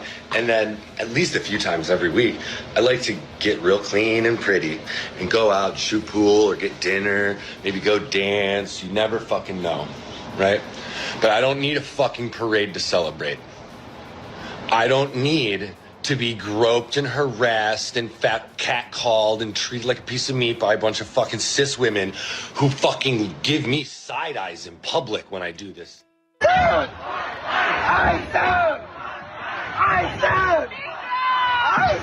him yesterday if you call people to go out there with their guns and start shooting people. It's total lunatic.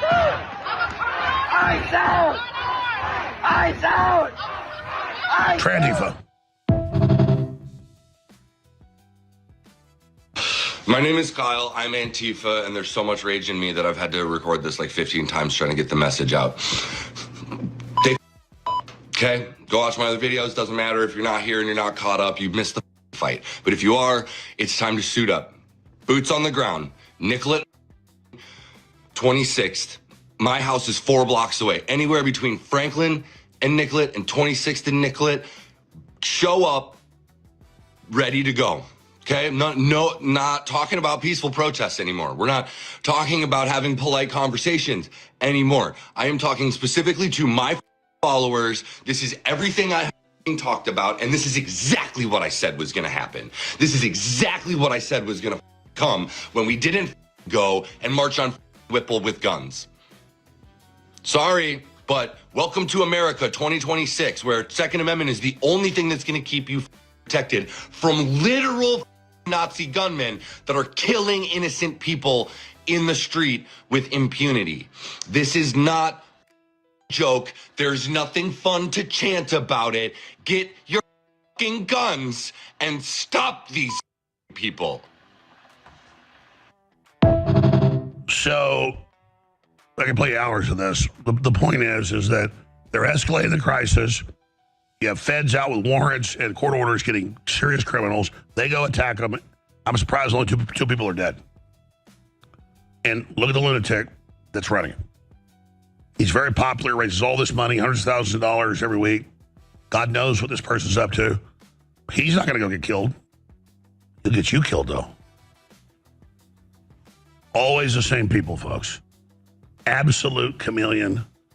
Total lunatic. Now, I'd already heard about this a few weeks ago. I knew there was investigations going on. But whether you're in Minneapolis, their main capital of Little Somalia, or whether you're in Washington State and Seattle, or whether the different cities in Ohio, everyone notices that you never see a Somali die in the hospital, and that you don't have ambulance calls.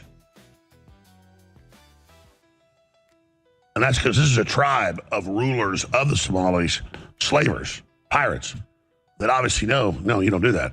Because when somebody dies in the family or they kill them, they get their benefits forever. So the depth of this and what's going to start coming out is insane. Here's an investigator. Wait until you hear this. The fraud is way bigger than your mind can comprehend, and it's sick. Here's a clip. Have you ever looked at cardiac arrests involving Somalis? It's like, I kind of grokked what she was getting to, and I was like, you mean like, are Somalis dying of natural causes and being reported? And she was like, yeah. She's like, I was talking with Minneapolis police officers, and none of them ever remember responding to a cardiac arrest, aneurysm, stroke of a older Somali person. You know, just looking at the actuarial tables, you would think 100,000 people out there, the odds say that some of them are going to have heart attacks, they're going to die, and then the police or the emergency services are going to be called to respond. None of the police officers ever remember going to a Somali DOA. And so I go to some of my sources in the Lewiston Police Department and ask, do you remember ever responding to Somali DOA's cardiac events? They start laughing. Like, you know, we were just talking about this at the station, and no one really remembers responding to Somali DOAs. So what's happening? You know, based on that sample, you know, it's not totally scientific, but we know there's some natural deaths happening from medical events within the Somali community that are not being reported to the state, to the medical authorities, to EMS. Now, why is that? So what happens if grandma's got subsidized senior housing, an EBT card, and Medicaid benefits, and you report that she's passed away? Okay, so those benefits get shut off. Everybody can understand, yeah, you just keep the benefits going. This is how you end up with Social Security, or more so the EBT cards, benefits going to dead people. But what are they doing with the bodies? That's what I was going to ask. What are they doing with the bodies? Well, I don't know. Interesting when they find that. Now, you pull the numbers up that Doge found. They've been double confirmed. There were over 300,000 people above the age of 95 on Social Security. They did the numbers, maybe 5,000 were actually alive. They had tens of thousands above 100, and they had thousands above 115. 115 years old. They started spot checking. Most of them have been dead for decades.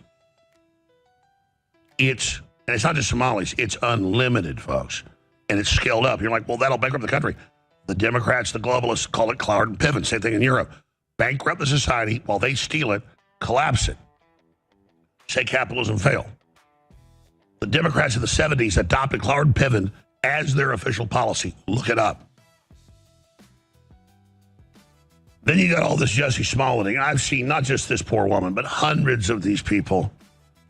Oh, God, ICE beat me up today. This and that. They never have video of it. Meanwhile, ICE is wearing body cams. They make mistakes. They get in big trouble. She's like, oh, they came in, slammed my head in the wall, called me an N-word. Yeah, right, lady. They watch all their body cams every day. They have managers. But that's all Hollywood. That's one battle after the next, where all ICE agents are secretly in a Hitler called the Christmas Adventurers, and they worship Santa Claus. I actually finally watched one battle after another last night. I read the boil down. I watched it. I was like, this is like Cuckoo Town. Total secret white supremacist bases and everything. Now, there's secret Somali bases. And I guess it's true. I'm not saying they're all doing it, but there are Jewish supremacist groups that can't be unless you're Jewish. I mean, there's Muslim groups you can't be unless you're that. No, it turns out the most unorganized people in the world are white people. And that's why we're now the villains, And we're the bad guys because you can just say we're doing everything. I mean, I'm 52 years old next month. I never got invited to some secret thing other than globalists trying to hire me. I never got this, like, you're white, so you need to be part of the... And no white people I know ever got invited into it. We're Christians. We're classy. We don't put down people that are less educated or less fortunate than us. We got to watch out because they've been taught to hate us, but we're going to try to lift them up by example and be good. That's all I got taught. I never heard the N-word used. I'm not against Northerners. But I started traveling more as I got older and doing reports, and man, you mean like New York or wherever, and like the black people are spewing all this racial stuff against every other group. The white people are all talking. I'm just like, dude, I'm not doing it. Like, if I don't like you, it's because you're an individual I don't like. I'm going to stay at your face. I'm just so sick of this idea from Hollywood that Southerners are the ones running around doing all this. Not my experience. I'm just telling you right now. I'm all about, what do you stand for? What do you believe? Who are you? It's like the Marine Corps. You can have Hispanic, black, white. They're Marines. They're brothers. They got a code. Like, that's the beautiful thing about it. That's why I've talked to Marines and went through the stuff. They say that what you see in Full Metal Jacket gave them flashbacks. It's just so real. And they hit the drill sergeant's like, you white piece of crap, piece of filth, you damn N-word piece of crap, just getting you over that stuff that it don't matter. People don't have power over you with those names anymore. Breaking people's brainwashing. It's good. Because you want a unit that's going to operate, be successful, you got to get over all this baby crap. But the left is all about it, folks. These universities everywhere. I see all these videos out of Australia, the U.S., you name it. 5-year-old girls crying. Mommy, I'm white. I'm a bad person. I don't want to be white, Mommy. And I have the administrator saying, yeah, we teach the kids their baggers are white. Totally sick, folks. If you called the little black kids and told them their baggers are black, that's just as evil. Like, what are we putting up with this for? Screwing those kids up. And so there's political control over them. Now, this is sad, and I got an article, a video out of the UK where the UK government says inbreeding is actually good. Because even though the Pakistanis are like 3% of the population or 2.5%, they're over half the deformities. It's under Pakistani Islam. Most people marry their cousins over and over again. Well, you marry a cousin, you got a 5 times chance of having serious birth defects and a guarantee to have a lowered IQ of about 20 points. And you keep marrying cousins, it goes down and down and down. Well, when it comes to inbreeding, the Somalis, especially their ruling class, because they're so elite, it's almost, when you saw Ilhan Omar married her brother, it is almost complete. By the way, you marry your brother, have a kid, 50% chance they're retarded. You see a little bit of that stuff in the Appalachians, a little bit of inbreeding. I mean, you go to those towns, some towns in West Virginia and Alabama, you're like, whoa. You go to the grocery store, there's some weird-ass looking white people, and they look weird, and they're talking weird, and you're like, damn, these people ain't, look at the Somalis, you're like, they look fucking, they're messed up too. It's the same thing. You know why so many Egyptian dynasties fell? They had dozens of dynasties because they kept inbreeding. She'd have one group came in, powerful, smart, whatever. 5 generations later, man, the kids are dying on average like 15 years old. You got to get retarded emperors, retarded pharaohs, you got a problem. So I got that newscast coming up where they endorse, the government of the UK says, no, inbreeding's good. You need to do it. So the Somali ruling class, when you hear Somali, that means the ruling tribe. That's the only group they allow over here. They run it. On average, they got a 65 IQ. Now, if you got a 70 IQ, you're retarded. Okay? So it's like a breed of dog that's really great. Everybody loves it. And then they keep breeding the dog, and everybody knows the dog gets sick, gets weird, gets dumb, starts biting everybody because you bred them too many times. It's sad, but it's true. So look at this Somali, this Jussie Smollett lady, claiming all this stuff happened to her, and listen to her say, we're not just bananas and rice. I don't know you eat bananas and rice. I didn't even know that, and I've studied you.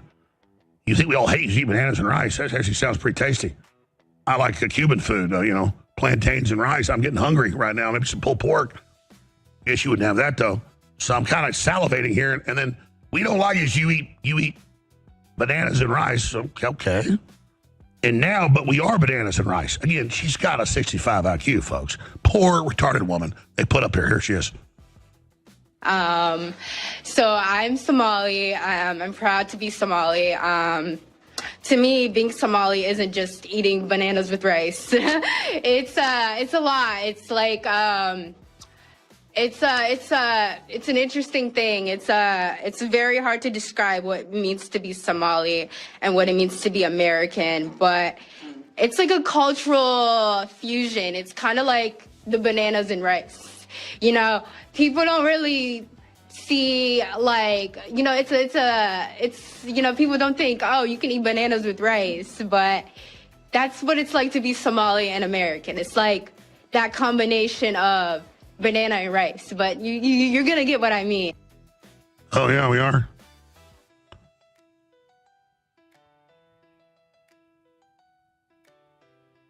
They turned her to Jesse Smollett. I mean, give me a break, lady. So they make all this crap up. Here's a clip. Liberals stormed a bank, clip 8, headquarters in Minnesota, and started singing to protest ICE deporting illegal aliens. They go and ran. By the way, they hit a bunch of new charges today, too. And these crazy liberals dress up. They wear the skin of Christian churches they've taken over. They come in and then do all this crap like they're victims. Here it is. By the water, we shall not be moved. We will love our neighbors. We will love our neighbors. We shall not be moved. We will love our neighbors. We shall not be moved. Just like a tree that's planted by the waters, we shall not be moved. Now, all these white people, almost all of them are academics. They've looked their name, they're all run NGOs. I mean, they live in multi-million-dollar houses. They fly on private jets. They manage the Somalis, everybody. So when you see these all-white old people, 70 years old, on average, doing this crap, they're there to make sure they keep raking in the cash.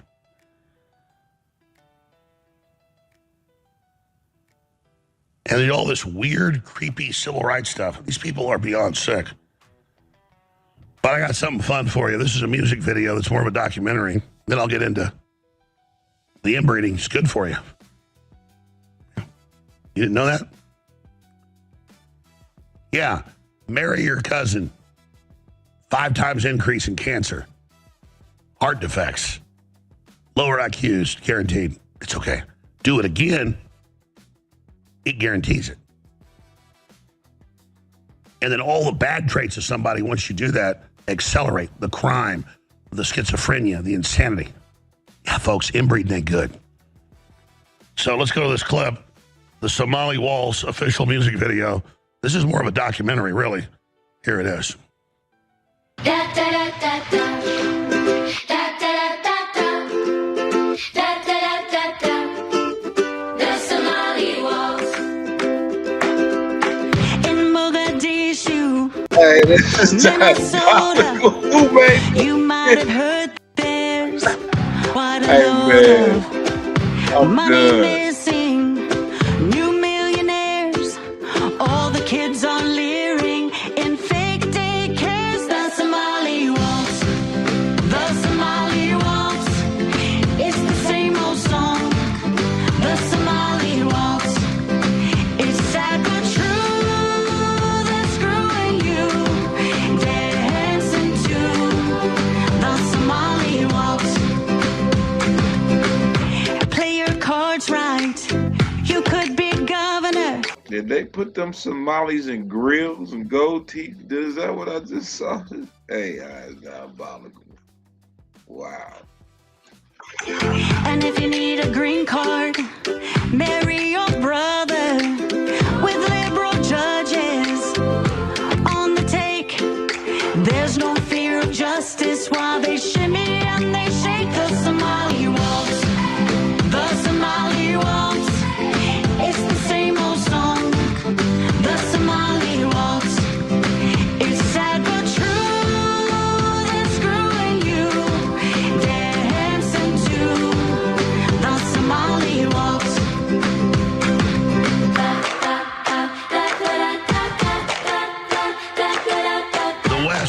much pride to engage in this fraud. It's just true. And we realize the rest of the world's not like that. We got to stop these people, folks. It's sad but true. They're screwing you. Dancing to the Somali walks.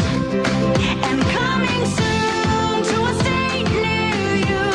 New name same tune. The Somali walks. They looked at sleep deprivation with creatine supplementation. And so they randomized people to either drink a placebo drink or drink 20 grams of creatine through the night. Conclusion is produced as you. They're 6 months. It's just you look because you just look at where it is. So feed that. Wars with this kind of last night. Share. Creatine optimized. Who's not eating 1 or 2 pounds of meat per day should probably be taking creatine. Remember, the globalists hate every second of this broadcast. They cannot stand it. We got their number. Share the videos. Share the articles. The broadcast belongs to you. Take clips out. Share it everywhere. Support the broadcast. Tonight is the last night to get a limited edition InfoWars shirt. Just says InfoWars with this kind of Stranger Things font.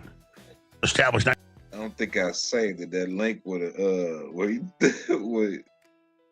where it's like, oh, we got kicked out the Black Panthers. Oh, we ain't gonna work with anybody.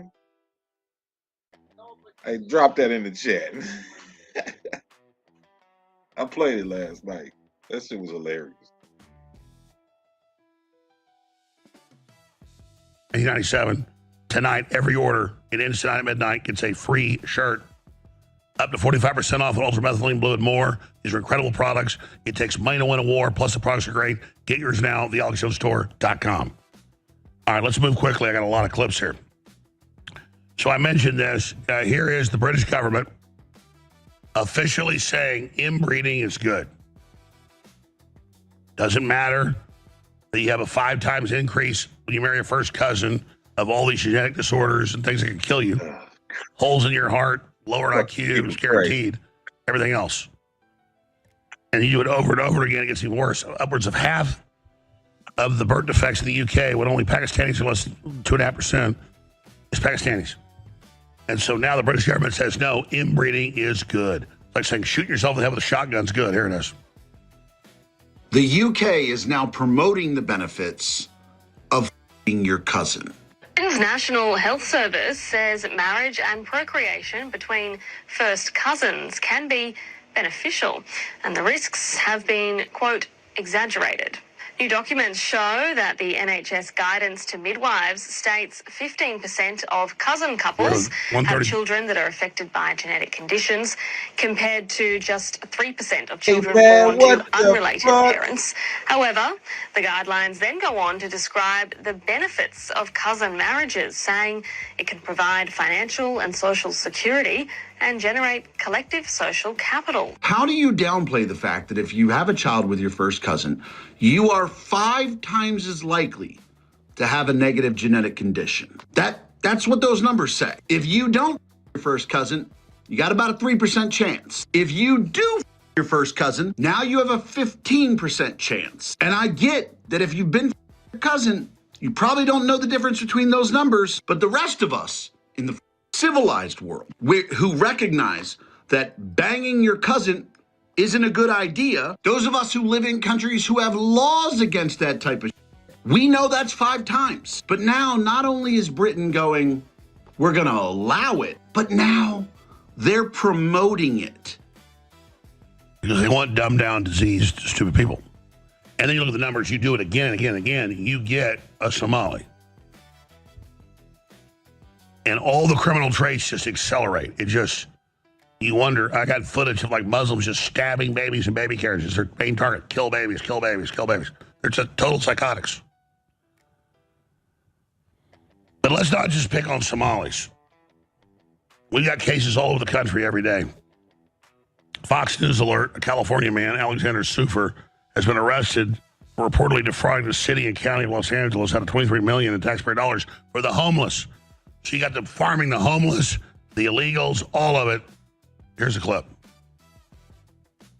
After recent warnings about rampant fraud in California, federal agents moving in today, busting a man accused of stealing tens of millions of dollars meant for the homeless and spending that cash on a lavish lifestyle. Correspondent Matt Finn is live in Los Angeles for you. And, you know, folks were warned about this, and lo and behold, here it is. Yeah, this is it behind me, John. The feds say this man was contracted with the city and county of Los Angeles to house and feed up to 600 homeless people, but instead he was misusing tens of millions of dollars to live a luxurious life. Exclusive Fox video shows the feds' early morning bust here at the LA mansion. 42-year-old Alexander Suker was arrested. Suker's $125,000 Land Rover was also seized by law enforcement. The feds say Suker defrauded the city and county of LA out of $23 million in taxpayer dollars for not only his mansion and car, but a second home in Greece, luxury vacations, designer clothes, and private schools.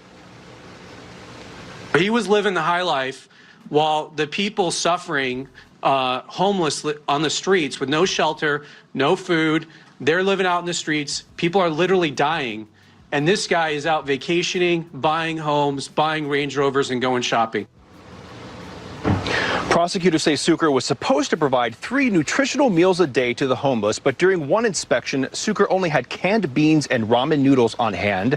The feds say Suker lied about various aspects of abundant blessings, including fake vendors, facilities, and the homeless actually getting meals. The U.S. Attorney's Office in L.A. says they are actively investigating at least 12 other similar fraud cases here in California. First Assistant U.S. Attorney Bill Asaley says there's a tremendous amount of fraud in this state, and that today's bust of one man who misused $23 million alone may show how little oversight there is. Well, let's stop there. Yeah, the Democrats all get campaign donations. They're all part of it, 100%. We'll move on from that.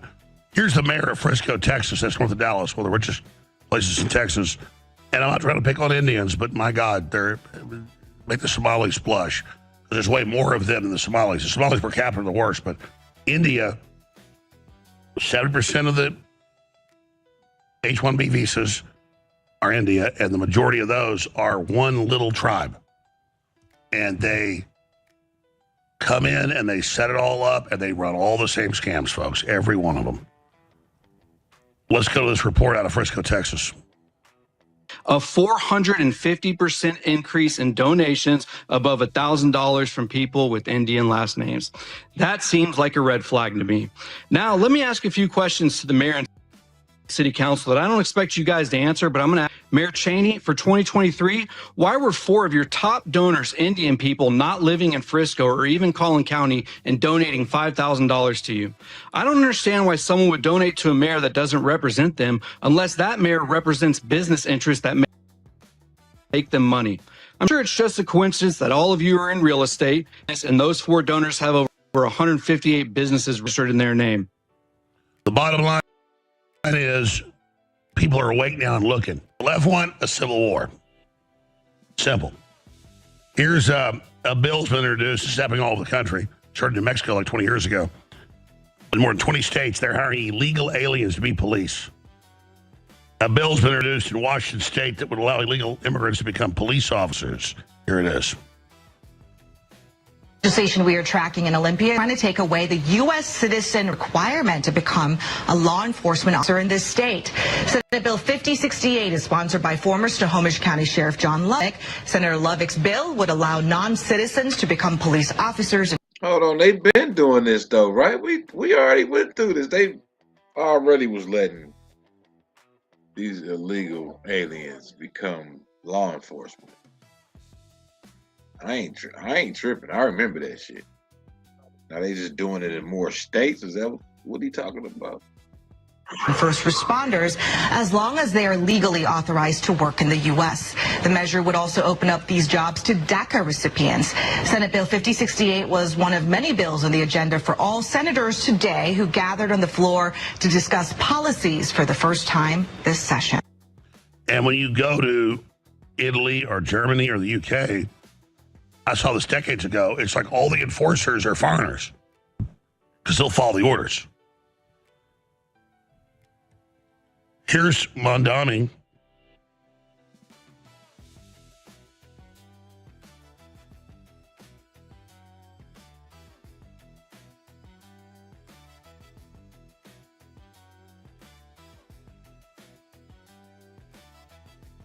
Confirms criminal aliens will be eligible to universal child care paid for by taxpayers. The programs are for all. The exact deficit of California yearly is the deficit just of the health care for illegal aliens. It's all free. Here he is. Clearly, these are programs for every single New Yorker. These are not programs that are going to ask the immigration status of any one of the children. That's crazy. You got pulled over by one that couldn't even speak English. You mean to tell me he had to call an interpreter to the scene?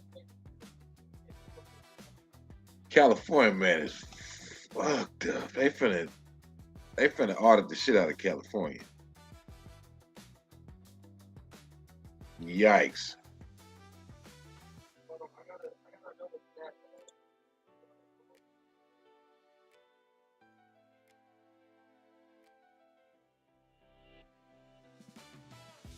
So what is All of those children are aliens. It's all free. Here he is. clearly. These are programs for every single New Yorker. These are not programs that are going to ask the immigration status of any one of the children. All of those children are New Yorkers. They should all be enrolled in pre-K and 3K, no matter where they were born or where they come from. And we are also proud to be a sanctuary city. What a sanctuary city means is that we have policies in place, policies that have existed for years in this city, that deny ICE agents access into schools, hospitals, city properties, or even the properties of city contractors, unless those ICE agents can present a judicial warrant signed by a judge. We know that the vast majority of the time, ICE agents are not presenting that kind of documentation. If they're presenting any documentation, it tends to be an administrative warrant, and oftentimes there isn't any documentation even provided.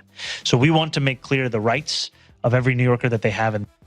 So now you get the plan. Bring in foreigners, sign them up, create a new domestic army. Here's a video out of Texas. This is what human trafficking looks like, where you see a pile of wood being carried. It's all fake, full of illegal aliens. Here it is. What do they use these for? Do you know? For the fence. For the fences? Do you have anything illegal inside the vehicle? Oh, no. No, anything? No. Anything illegal inside the wood here? No, sir. Nothing at all? Okay. You gave me consent to search the vehicle and everything inside of it. This Morning. Morning, sir. How you doing today? Good, sir. Yourself? Did you play this? That's what I'm talking about.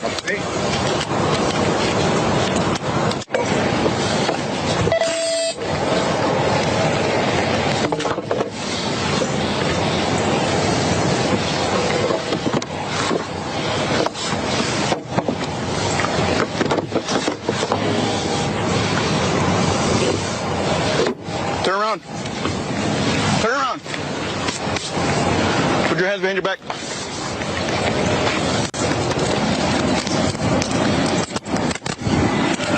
You're under arrest for human smuggling. Even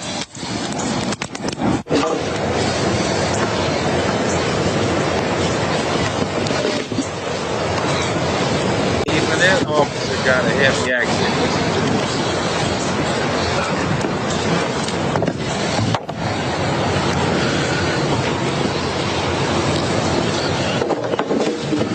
¿Todos bien? So they found all the illegal aliens in there, like entombed. All right, move to the next club. I think that's good, man. We warned you where all this was going over a decade ago. The Met Police have banned Walk with Jesus March to avoid provoking the local Muslim community. Then I have videos in British towns where groups of 3 or 4 white college students aren't allowed to go to McDonald's. The police say, whites are the criminals. We cannot allow you in groups. Meanwhile, they have the lowest crime rate, and the Muslims are murdering everybody. But the police say you cannot go into McDonald's at 5 p.m. You are white. And they go, what's the law? The cops go, you're going to jail. Remember, they said in the UK, we're going to put whites in jail now. This is it. It's tyranny, folks. It's training you to be a slave. It's moving the Overton window to such an extreme that you put up with anything. So walk with Jesus because the Muslims don't like it. That's banned. Here it is. And so what he's saying is, if we allow these Christians, okay, UKIP Christians, to march through Whitechapel, the local Muslim community will attack them. Yeah. And therefore, we're going to take away these people's right to march through Whitechapel celebrating Jesus because the local Muslims will attack them. What they should be doing is telling the local Muslims, you even think about that, we'll arrest you. And if you do it, we'll arrest you and bang you up for a long time. That's what policing is. You have to enshrine people's rights, not go, oh my God, these Muslim thugs will attack the Christians. Let's ban that march. That's ridiculous. Yeah, and it's the exact same thing that, like you said, that happened in Birmingham, where they banned the Jewish fans from coming because of the threat of the violence. It's exactly what Craig It's Gilbert exactly said. the same story, and this is why that is not a one-off. It is in every bit of the police force throughout the country because it is the mentality of the top of the police. Yeah, that's what Craig Gilbert said exactly at the same thing. Home Affairs Select Committee, the emergency meeting a couple of weeks ago. And I have more videos. I mean, I can show you all these videos all over the country. Girls, after school, 4 o'clock, try to go. It's always McDonald's. The cops say, sorry, you're white. You're not allowed to be on the streets. They literally say, and they go, why? They go, well, you're not allowed to. You're like, that makes no sense. It's communism, folks.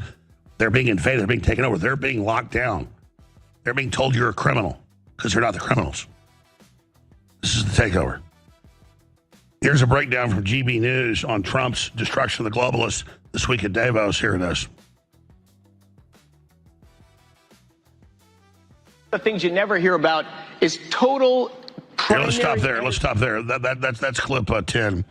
Now, this is the real question isn't whether Trump is right. It's why Europe's leaders are still pretending he isn't. Giving a damning assessment of the significance of President Trump's slamming globalism at Davos this week. It's an excellent report. Here it is. Now, this week in Davos, President Trump did something that terrified the global elite. He did not just criticize globalization, he declared that it is over. Standing in front of the very people who designed, defended, and enforced this economic model, Donald Trump said the quiet bit out loud. The great globalist experiment has failed. Failed economically, failed socially, failed culturally, and crucially, it has failed the people that it was supposed to help. For decades, Western governments were told that borders did not matter, nations were outdated, and mass migration was simply progress. That industry could be outsourced, energy dependence ignored, and social cohesion treated as an afterthought. Donald Trump's message this week was simple. America is done with the globalist illusion. Tariffs are back, borders are back, energy independence is back. And the era of sacrificing ordinary citizens for abstract economic theories is being challenged head on. But the most explosive part of Trump's speech to me wasn't economic. It was civilizational. When he warned that parts of Europe are becoming unrecognizable, he was describing something that millions of people can already see and already feel. Not gradual change, not diversity and moderation, but demographic transformation, imposed from above, without public consent, without public debate, and without a serious plan for social integration. Just look around. Europe's great cities, London, Paris, Brussels, Stockholm, Berlin, are changing at a pace no society has ever absorbed without tension. Entire districts where the native population is now a minority. Many countries now have capital cities that are majority minority.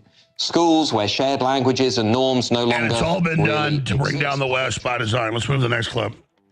This is U.S. Energy Secretary Chris Wright demolishes net zero fraud. This is such a powerful report.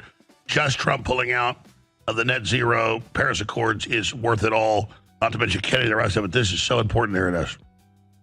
The things you never hear about is total primary energy consumption in the United States is now over 72% comes from two energy sources, oil and natural gas. Record high market share, little in addition to volumes. Doesn't quite sound like the dying industry I've been hearing about for the last 15 years. But if you roll over to the electricity sector, it's a very different story. In the oil and gas production segment, declining capital intensity, increasing efficiency, surging production.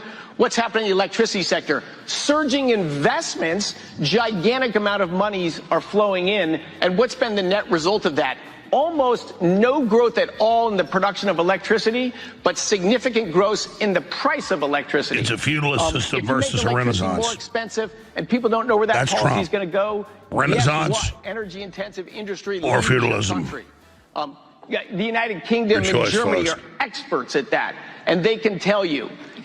In Germany, they've invested $500 billion, more than doubled the capacity of their electricity grid, and they produce 20% less electricity than they did before the $500 billion investment, and they sell it at 3 times the price. And Mercedes can't get electricity to build cars. That is not what the world is going to duplicate. We have just gotten so far off track. Think of our industry, smart, detailed analyzing, physics, numbers, math. But when it comes to climate change, we just check rationality at the door. Forget it, that doesn't apply over here. It's only about decarbonizing and claiming we're in the middle of an energy transition. That's just, I think we are in the midst of the greatest malinvestment in human history. That's enough. Powerful report. Here's Secretary Bassett taking on the globalist dictator of Canada. I think Prime Minister Carney should say thank you rather than giving, this value signaling speech.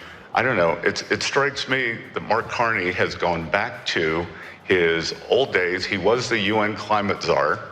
He's tried to morph his position. He's saying, oh, Canada's going to become an energy powerhouse. Which of those does not make sense?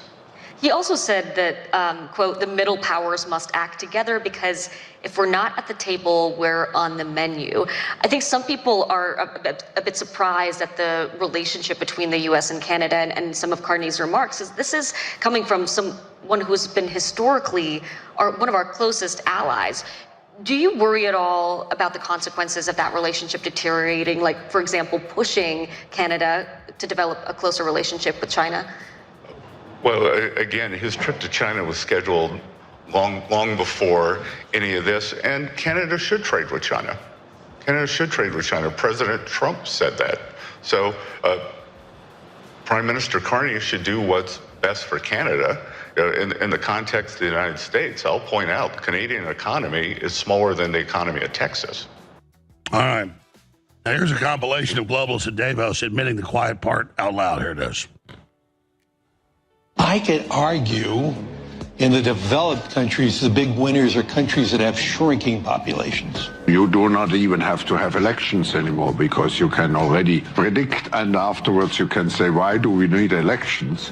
Because we know what the result will be. Our primary mission is, in fact, to set a global standard for the world for behavior. What we are very proud of now is the young generation, like Prime Minister Trudeau, President of Argentina and so on, so that we penetrate the cabinets. You want the function, you want the service, right? Why do you want to own a cell phone if you can just lease it?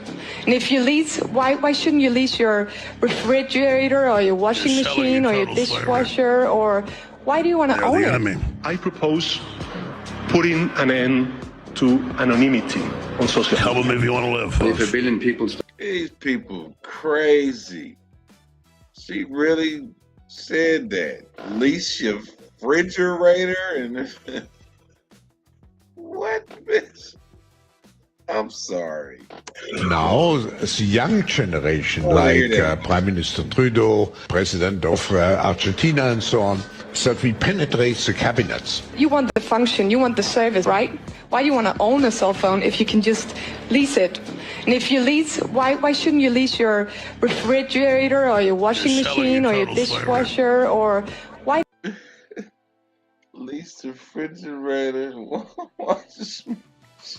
dishwasher, washing machine. I can't deal with these crazy ass people. You want to own the enemy. These people sitting down trying to make decisions for everybody. The bitch done gone berserk. I propose putting an end to anonymity on social media. Tell them if you want to live, folks. If 1 billion people stop eating meat, I tell you, it has a big impact. Oh my Can God. you imagine that in 10 years when we are sitting here, we have an implant in our... I got Mr. Beast promoting banning meat today. I guess that. Your brain waves. There's some really interesting research that we can plant false memories in the brain. People believing that they've been at Disney World with characters who are not Disney characters, taking photographs with those characters. And substituting humans for machines is going to be far easier in those countries that have declining populations. They are selling us on total dystopia. Just reject them, folks, to the enemy. It's that simple. And stand up and realize you've got to be engaged politically. You've got to support those that are fighting tyranny. Now, today, I'm trying to move back to the model I did like 20 years ago where I hit so much stuff. Normally, I do all this preparation. I mean, you can ask the crew like 10 hours a day. I'm sending them clips, things, calling them. The preparation's so insane. I usually hit like 10% of what we got. We hit half of it tonight. Half. I hit this side. But the most important stuff here, this is all important too. You almost never get it. My biggest frustration is, but I actually feel really satisfied tonight. I hit at least half. We did it. Great job, crew. Send them over 150 clips. You got my commitment. We're moving towards 100% coverage. The problem is during the weekday show, you know, there's stuff breaking, so that gets us behind, but change your life. You are missing out. You are missing out. When God gives you yourself, the real McCoy, and gives you me, the real McCoy, I mean, I'm as real as it gets, folks. And you don't support it, you're nuts. I got what I needed out of you today, sir. You people crazy, y'all. What did we learn from that little spill? Any dots get connected, anything like that?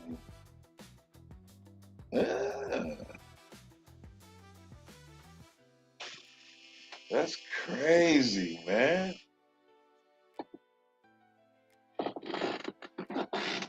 Peep the plot, peep the play.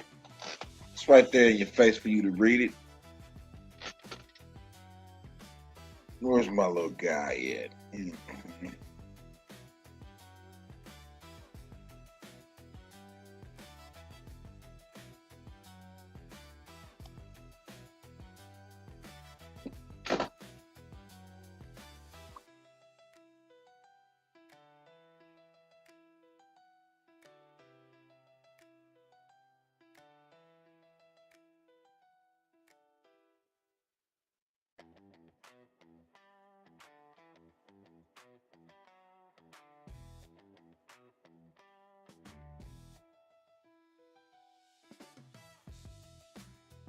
Hey man, what the hell?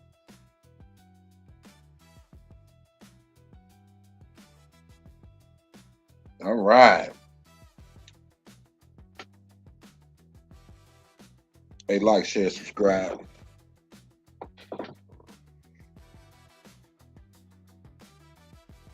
Moving and grooving. Got all this wild shit going on. They all busted. I mean, where the action at? I don't see nobody being indicted.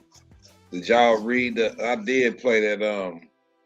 I had the computer read that Office of Attorney General's letter to Tim Walz. And, it was very interesting. I didn't see in that letter where it said, we'll withdraw our ICE agents if you hand over the records. No, I don't think I read that at all. That is not what that shit said. Nope. Yeah. Bring little buddy back. Mm-hmm.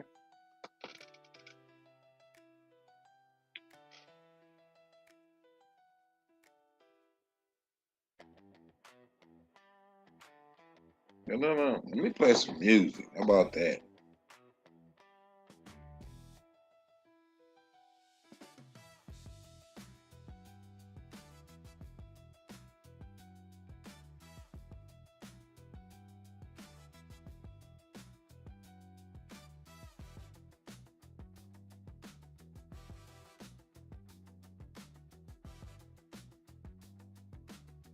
This is my little buddy on the screen up there.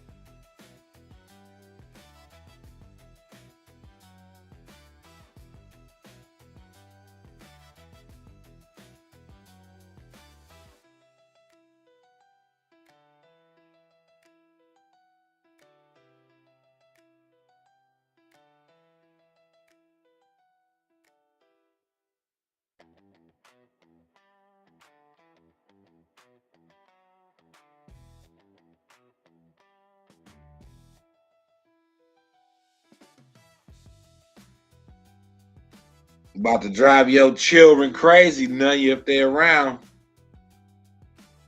Yep.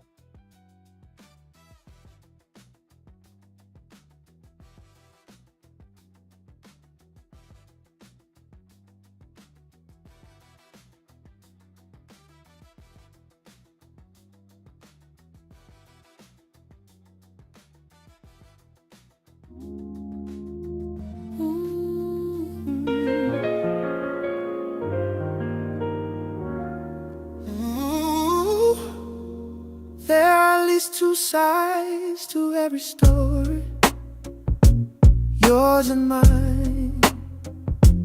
Ours and theirs isn't hers. You say you never meant to blur the borders. I say I never raised my voice. We argue over every single corner of a choice we can't avoid. If every truth keeps twisting in the telling, then in all this rewinding, all this trying, someone's always lying. Every word reshapes the same old ending. Then in all this rewinding, all this fighting, someone's always lying. You circle back to something said last winter. I swear it slipped right out my head. You call it proof, I call it splinters, little shards we never share. You keep your facts like folded legal letters. I keep my feelings in a pile.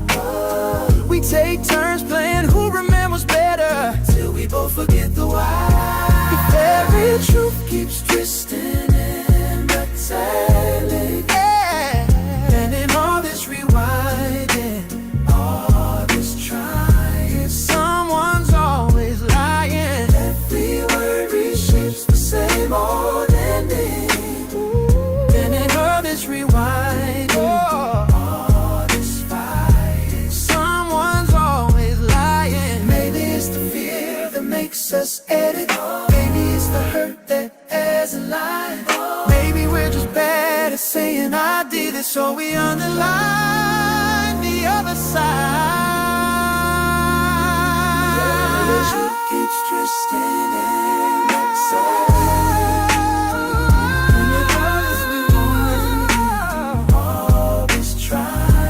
Hey, tell them haters to shut up. Be quiet with that hate. Reshapes the same old ending. And in all this rewind, all this silence feels like someone lying. There's all this rewinding, all this trying. Tell me who is lying.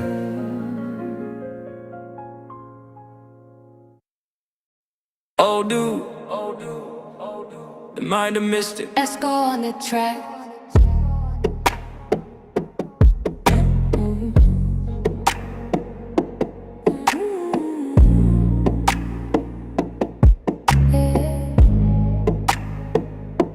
If every door has to open on cue, every plan has to run straight through, you you call it calm, but your hands say hold.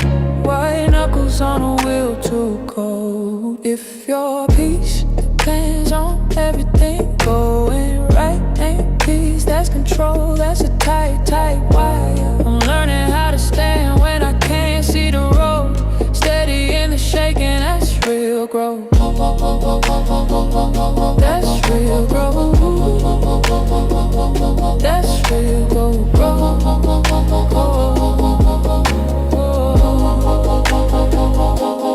Coffee goes cold, waiting on a sign. Forecast apps, trying to read my mind. But the sky does what the sky will do. I'm breathing in what I can't undo.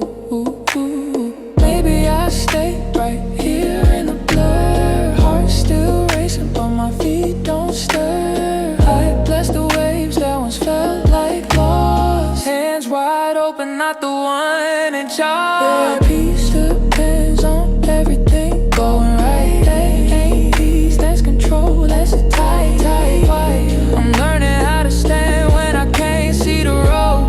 Steady in the shaking, that's real growth. That's real growth. That's real growth.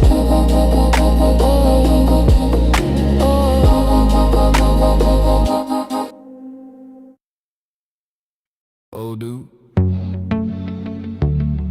That's Mr. Go on a track.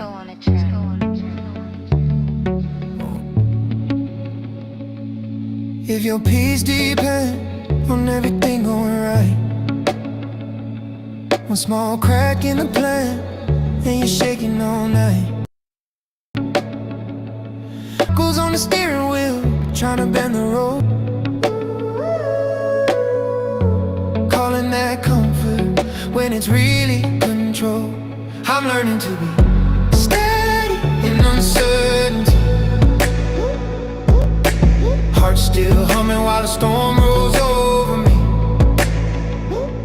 If it bends, let it bend, let the old scripts go. That's not peace, that's control. This here trembling, this here opening, that's real growth. I used to chase answers like they'd save my skin. Needed every door label before I walked in. Now I breathe in the question, let them echo and flow.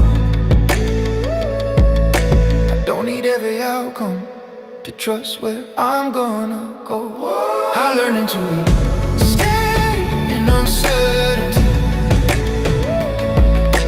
Heart still humming while the storm rolls over me. If it bends, let it bend, let the old scripts go. That's not peace, that's control. This here trembling, this here opening, that's real. Hands open, I clench low, vocal grip. Lose grip on what I think I know. I break a little, wake a little, every time I let it flow. Call it fragile, call it brave. Either way, I won't let go of the shaky, sacred space where the fear turns into growth. I'm learning to steady in uncertainty. Heart still humming while the storm rolls over me. If it bends, let it bend, let the old scripts go. That's not peace, that's control. This here trembling, this here opening, that's real growth. Get down or lay down. Hey, get down or lay down. Hey, get down or lay down. Hey, get down or lay down. Hey, get down or lay down. Hey, get down or lay down. Hey, get down or lay down. Hey, too many bad bitches, too many thick guys. Smoking blunts, acting funny, playing jazz like Nas. It ain't hard to tell we like the last kind. No sympathy, they try to give me for my last dime. On the ride, used to catch the 29, kept it on me, made me walk it cause it cost a 25. Jugging all through summer by December, all I want is mine. Shooting movies, keep that 40 on me like the son of Sam. On the move, just like goons with a plan. Send a shot, get it hot, that's a 10. West Coast, let's go, bitch, I'm the man. All of that work and just go get your man. Ay, like Pac and Drake, get a pound, they on the way. Make them bitches pay to pray, make them bitches pay to stay. Ay, we put that pressure on me. Get in the paint, let's go like all you really think they own it. And if they ease, then go ahead, tell them get they homie. We in the trap, you smell the stank when you get up on me. And if you icy about that cash, you know we get it, don't we? Get down or lay down. Ay, get down or lay down. Ay, get down or lay down. Ay, get down or lay down. Ay. Pimpin' hoe, used you to the coast, she not off limits though. Simmer slow, keep it on low and let the liquor flow. Tell her go and she come back with bands, this shit ain't difficult. If we play, tell him go get his mans, we getting physical. It's a go, ask about me, bitch, I been a pro. In a scope, we shoot through the scope, you niggas pigeonhole. Biggest ghost, talking about that dope, the shit that gave him hope. Get down or lay down. Ay, get down or lay down. Ay, get down or lay down. Ay, get down or lay down.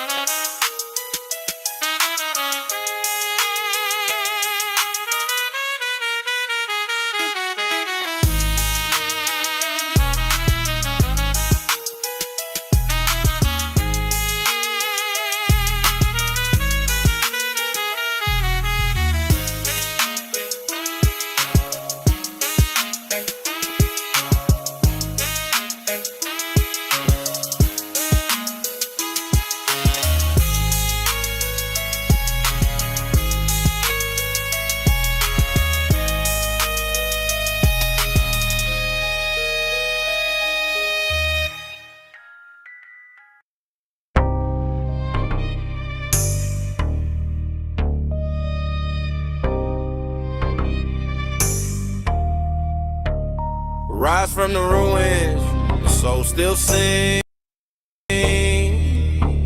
Past, don't bind these wings. Through fire and shadow, truth ascend. From reckoning's ashes, the soul defend. Fire shit. We on cuz history and paid the heaviest pyramid stone. Promises ghosted, exposed, marrow, broken bone and dry. Making the contract a phantom, voices from the wall. Echo, whisper, silence, holds the anthem. Broken ledger, peep the lecture, who signs for the scars? Generations built kingdoms on land and sea. Now they got us out of space, reaching for stars. Rise from the ruins, the soul still sings. Trauma of the past, don't bind these wings. Through fire and shadow, the truth ascends. From reckoning's ashes, the soul defends. Balance tip, the scales lean. You dirty crook, justice not found, pockets deep. Overlooked while you shook, paved streets of gold, but who paid the toll? Riches in they coffers, but they borrowed the soul. Restitution, a word heavy with weight. Who writes a check when history's late? It's only fate, mark the date. Game over. Game over. Rise from the ruins, soul still sing. Trauma of the past, don't bind these wings. Through fire and shadow, the truth ascends. From reckoning's ashes, the soul defends. Rebuilt from the wreckage, brick by brick. Hands that heal, no more Houdini tricks. Restoration of soil, screens for seeds. No greed, a garden blooming with truth, not just pulling the weeds. Blueprints drawn in blood, sweating and tears. Keep your stride, fix the foundation and step inside. Bitch, we arrive. Rise from the ruins, soul still sing. Trauma of the past, don't bind these wings. The fire and shadow, the truth ascends. From reckoning's ashes, the soul defends.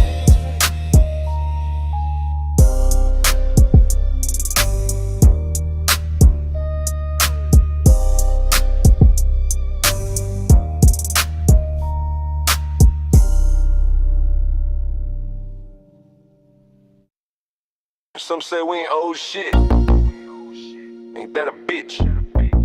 I challenge you to prove us wrong. My ancestors' bones are buried deep in American dirt. The deeper you dig, the longer the timeline gets. I'll continue to speak through song, but I will not forget to speak through action. I'm not a believer, for I choose to know. I know where I stand, I know where I'm from, and I know where I'm headed. Because when you find yourself, you find God. Remember that. Reparations, it'll never be in the mail. Restitution, just another tall tale. Restoration of a kingdom, rebuild the throne. Redemption's the seed we've been sowing on our own. Reparations, it'll never be in the mail. Restitution, just another tall tale. Restoration of a kingdom, rebuild the throne. Redemption's the seed we've been sowing on our own. Whistles blow, steel mill moan. Blood in the cotton, ghosts of the past still lurk, not forgotten. Chains on the mind, plus chains on the wallet. 40 acres, you mean the nation, they just started. Roots run deep where the magnolia lean. Dirt rich soil, but the soul ain't clean. Every lie denies the birthright of the bloodline. Payback overdue, you running out of time. It'll never be in the mail. Restitution, just another tall tale. Restoration of a kingdom, rebuild the throne. Redemption's the seed we've been sowing on our own. Reparations, it'll never be in the mail. Restitution, just another tall tale. Restoration of a kingdom, rebuild the throne. Redemption's the seed we've been sowing on our own. Yeah. Grandmother prayed by the riverside weeping. Sins of their forefathers in the ground still creeping. Fried chicken grease on the stove still popping. Dreams fried crispy, hard truths ain't stopping. Jim Crow shadows still cast long low. Swamp water whisper secrets only we know. Told us to pull up from the booth that we start. How you fix a scorched field with a reparations? It'll never be in the mail. Restitution, just another tall tale. Restoration of a kingdom, rebuild the throne. Redemption's the seed we've been sowing on our own. Reparations, it'll never be in the mail. Restitution, just another tall tale. Restoration of a kingdom, rebuild the throne. Redemption's the seed we've been sowing on our own. Yeah. Plenty receipts for the pain they inflicted. Plenty receipts for the culture restricted. Took the rhythm, left us the blues, but the rhythm came back, now it's breaking loose. From Delta dirt to Cahokia streets, we the bricks in the road, we the drumline beats. Copper colored uprising, hands reach for the crown. American justice, aboriginals come around. It'll never be in the mail. Restitution, just another tall tale. Restoration of a kingdom, rebuild the throne. Redemption's the seed we've been sowing on our own.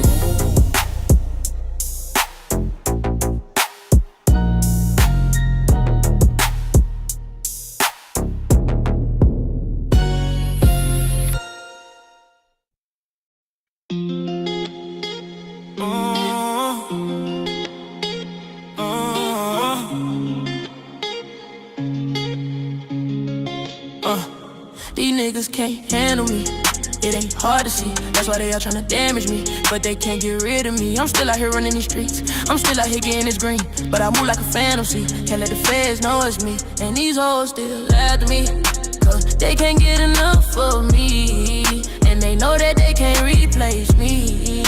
But you can't be my wifey, I just want you for one night. Get on your knees, let's have a good time. And after that, we say goodbye. They say that they can't handle me. These niggas can't handle me. I know you can't handle me. Baby, you can't handle me. You can't handle me. Niggas can't handle me. Niggas can't handle me. I know you can't handle me. I know you can't handle me.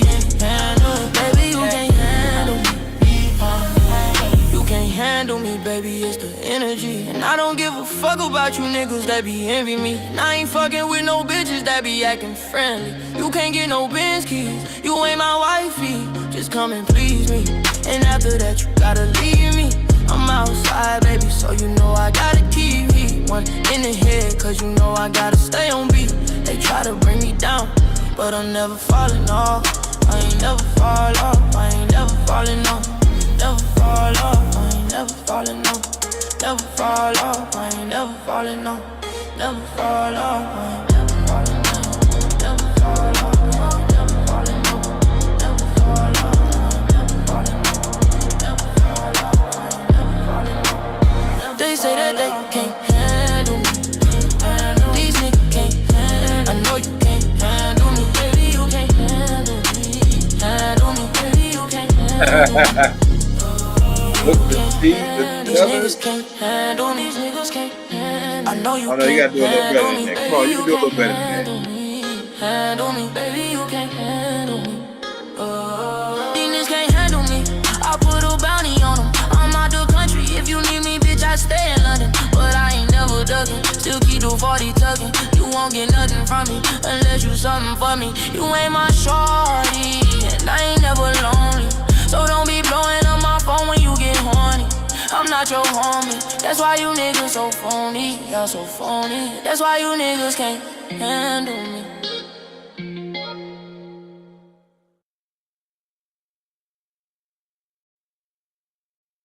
Yeah, I'll let you name them. Let me see. Booker T the Tether. I don't know. Booker T the Tether. It's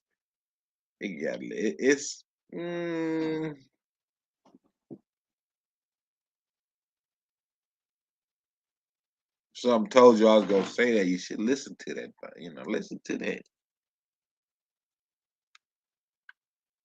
John Bound reporting.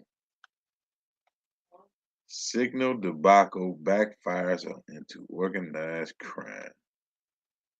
7-minute report.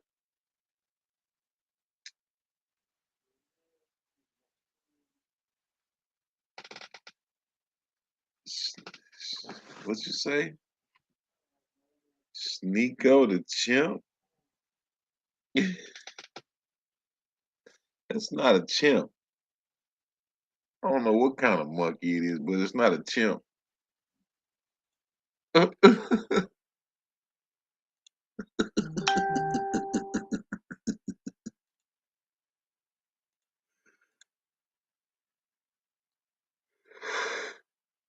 could probably look up the exact monkey it is. It's not a chimp.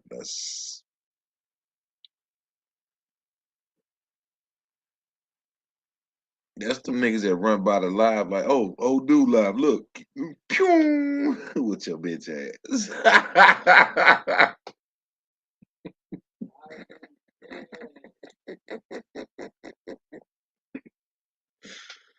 Boy, I'm fucked up.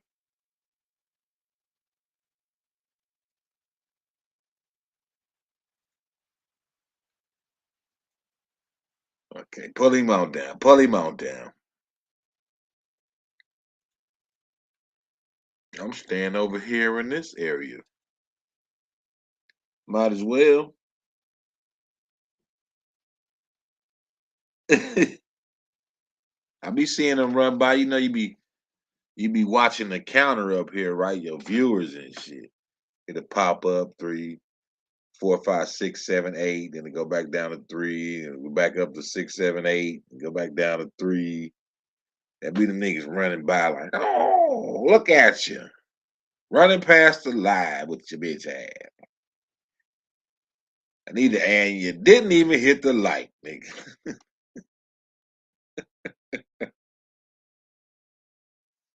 Moochie the monkey.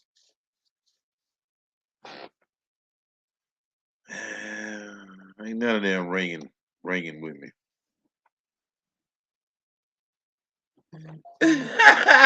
Hell no. We're creating a log of evidence for the future prosecution of ICE agents and officials responsible for this. Tim Walz is emboldened by what amounts to organized crime with badges and budgets. We've got a couple groups on the app Signal that we would love for you to join. Whether or not you want to be a part of the Resistance Network, I fully understand that you may not be comfortable with that, but if you see any suspicious vehicles, any traffic, if you know of anybody that is being targeted, that's being detained, we have resources immediately available. Independent journalists and undercover ops have cracked open encrypted Signal chats used by radical left networks to dox, stalk, harass, and straight up impede federal ICE agents during the ongoing immigration enforcement chaos in Minneapolis and St. Paul. Cam Higby's infiltration of these groups blew the lid off. This is John 612. That we are at Grand and Lake. We're heading toward Irving. We can try and join you. Signal chats are buzzing with anti-ICE operatives, and local police are complicit, cooperative even, with real-time access to national databases for tracing license plates courtesy of law enforcement insiders, as well as shift changes leaked from within departments. And quit referring to these people as law enforcement. They are not law enforcement. We have law enforcement who do an incredible job. Anita Smithson, dispatcher in the ICE Watch chats, Minnesota State Senate candidate. How this dude got the nerve to step here and be talking shit like this, knowing you caught up in one of the biggest fucking scams and fraud? The nerve, the audacity of these. Well, this political theory is in shambles. It's terrible. Terrible, terrible, terrible.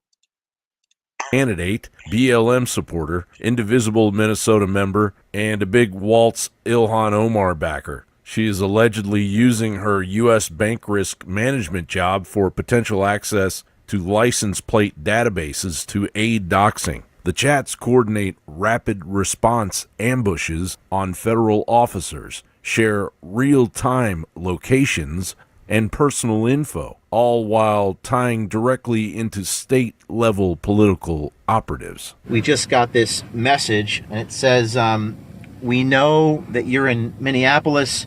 You're with O'Keefe and his crew of Nazis. You're in a white Ford license plate. They actually wrote the license plate down from Florida. You have 1 hour to leave or you're dead. Peggy Flanagan, Minnesota Lieutenant Governor, allegedly exposed as Flan or Flan Southside in the chats. Show up and use your voice. Put your body on the line. Put your body on the line. Amanda Kohler, Tim Walt's campaign strategist and protest organizer, identified as a top administrator in the MN ICE Watch signal group, training rioters in tactics like salute, a strategy straight out of the ICE Watch playbook for obstructing agents. Move my car! I am disabled! I have a brain injury! Kohler's LinkedIn brags about her ties to Monarcha, an ICE Watch offshoot listed as a resource on the Minnesota government website under the Office of Ombudsperson. Did Deborah say she disabled? She had a brain injury? Well, why the fuck you out there in the cold?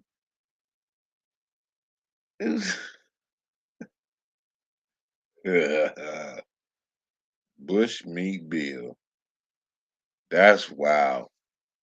Bush Meat Bill. Might be on some. Might be on some.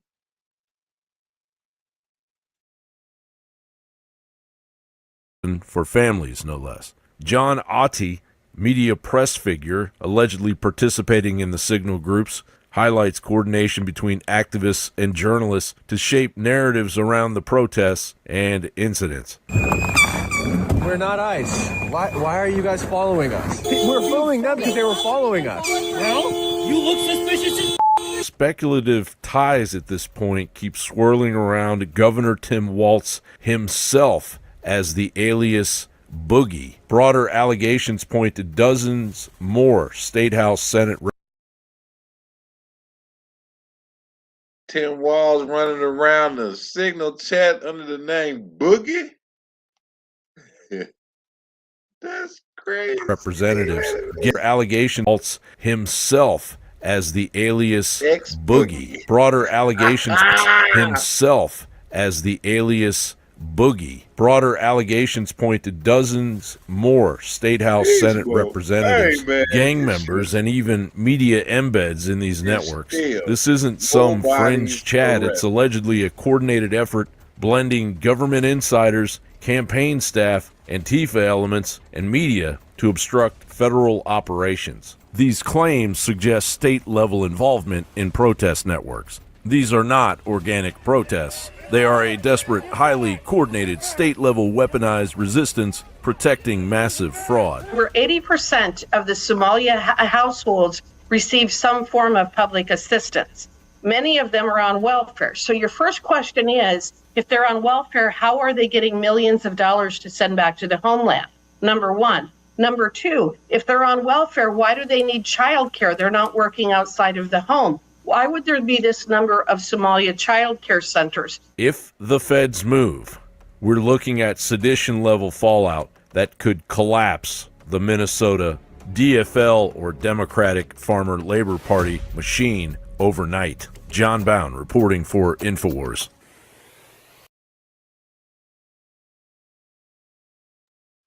Well, well, well. Very interesting.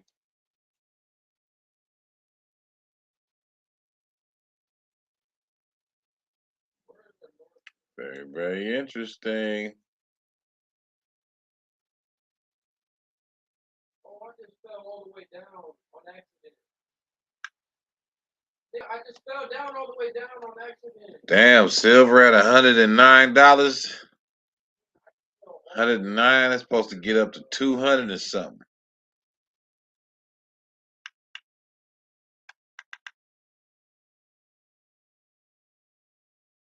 Minnesota.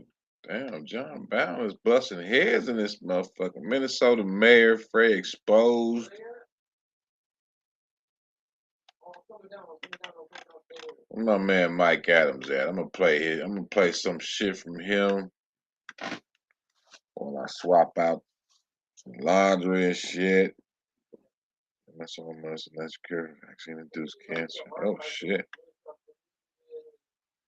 DMSO, unmasked, the natural cure for vaccine-induced cancer. Fair use. Views and opinions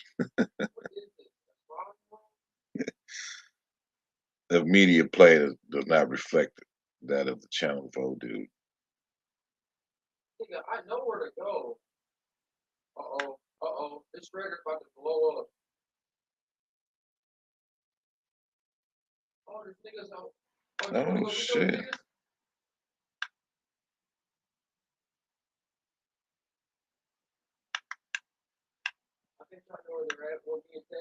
Let me find something interesting, y'all. Stop walking. Proud.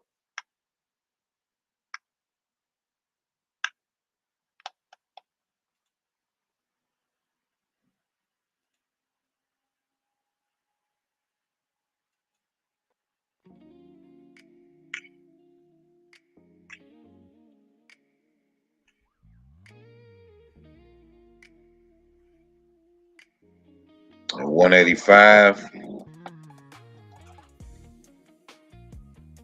Well, the dude I've been following that been projecting these numbers when I started following it was a dude that was like, when he was 18, he was like, bye. It's supposed to get up, it should get up to about 50 or 70. And when it got to 50, in between 50 and 70, he was like, bye. It's supposed to get up to triple digits. And shit got up to triple digits. Now he's saying it's supposed to get to 200. So I'm like, hey, man.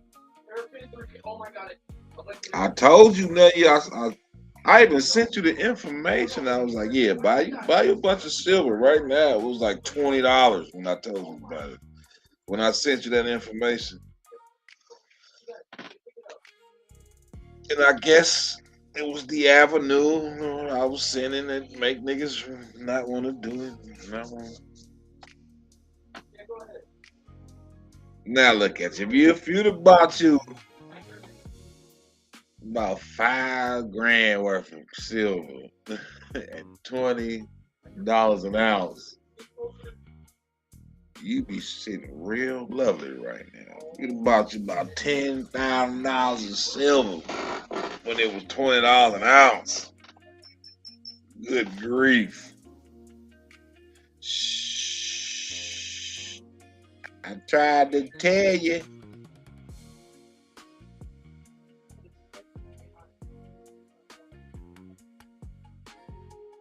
I tried to tell you.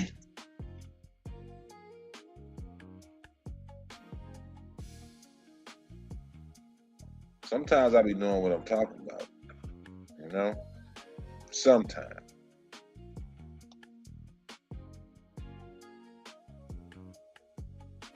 Only because of the sources I be listening to.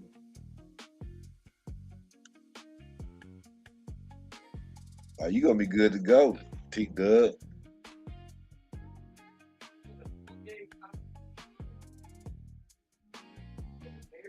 I see what you did there. I like how you spelled that, kneading your dough. I see. I like what you did right there.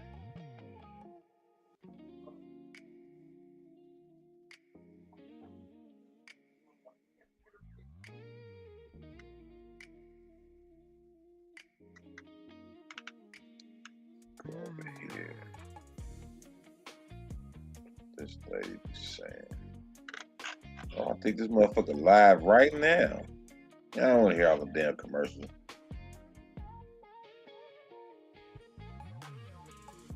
Old dude was on their ass at the WEF.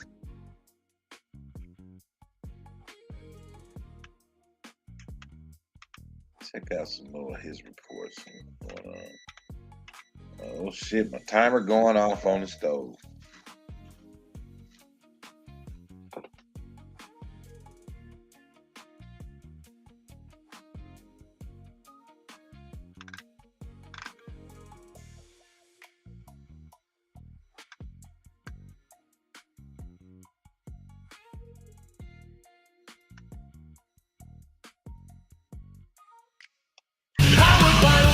No, sir.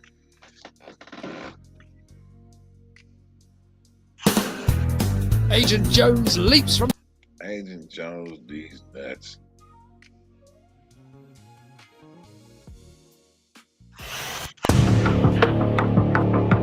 Mine is the first visit of a Canadian Prime Minister to China in nearly a decade.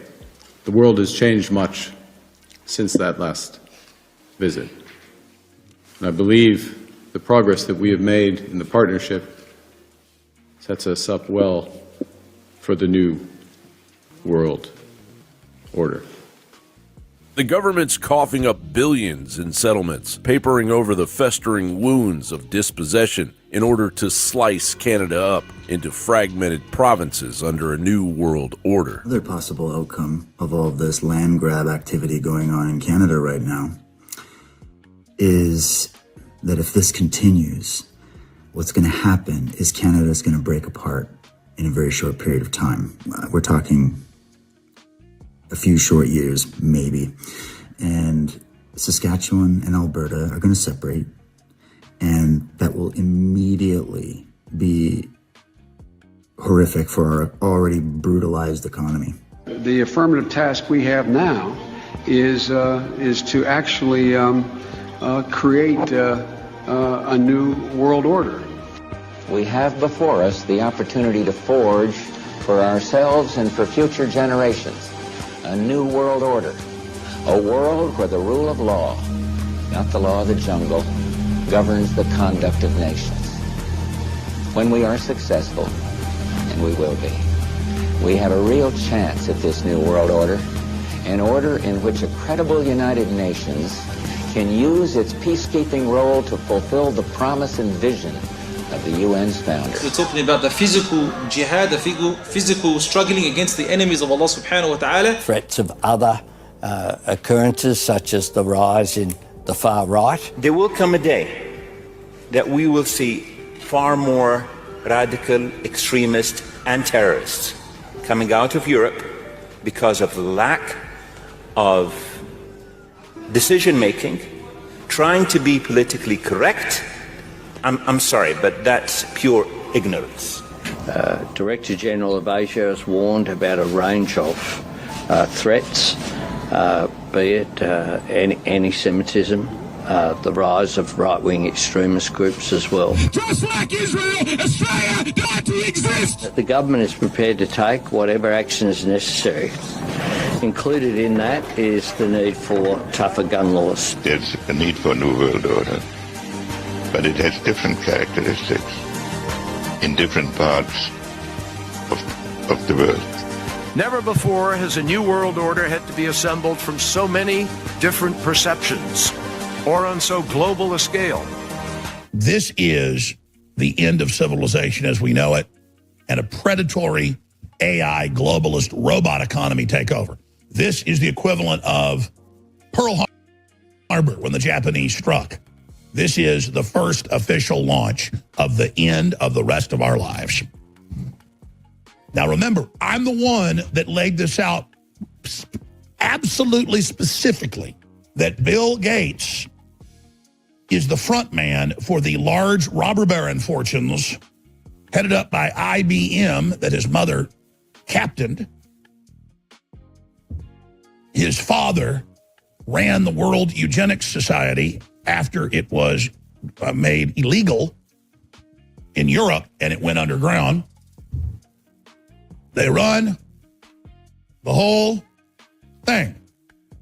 And they believe they are exterminating you to save the earth. And I'll just say something. I'm not going to join Bill Gates because it forfeits your soul. But if you go along with this, and if you don't spread the word, and if you don't stand up for your children and others, you are deserving of what happens to you. Because if you're going to let these people kill you and your family, then you deserve what happens to you. Well, all righty then.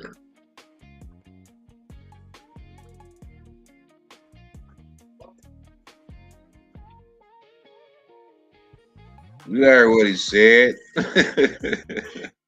Hey, yo, Tim, that link right there, that's for you, player.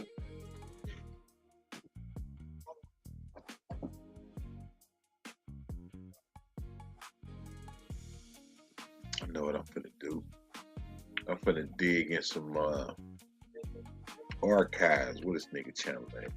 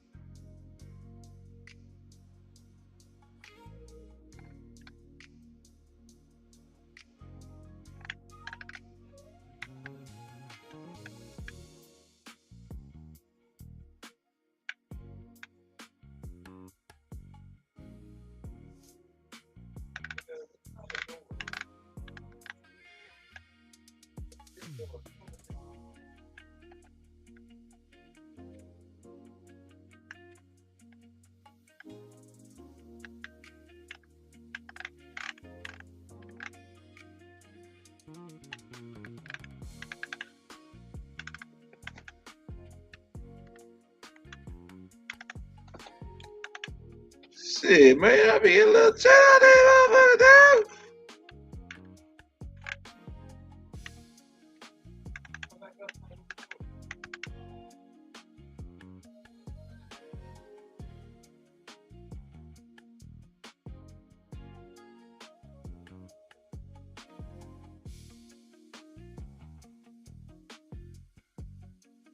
Terrible.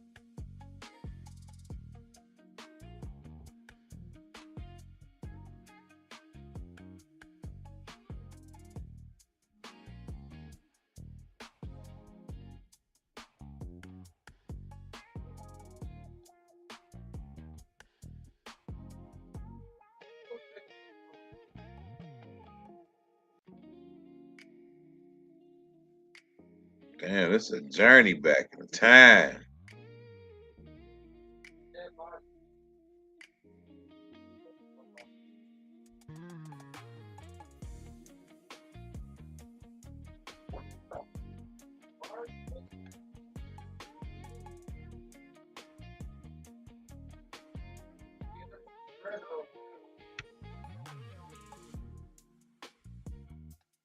It's a journey back in time. A journey back in time.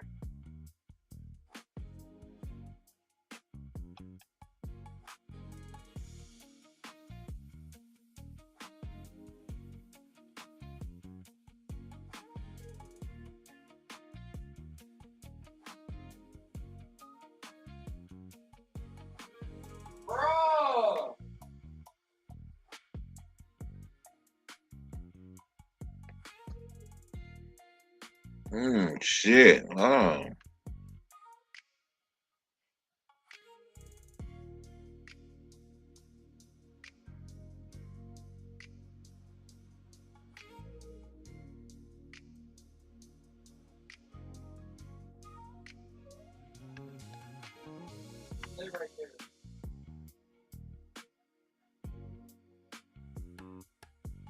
Some told me to click on this.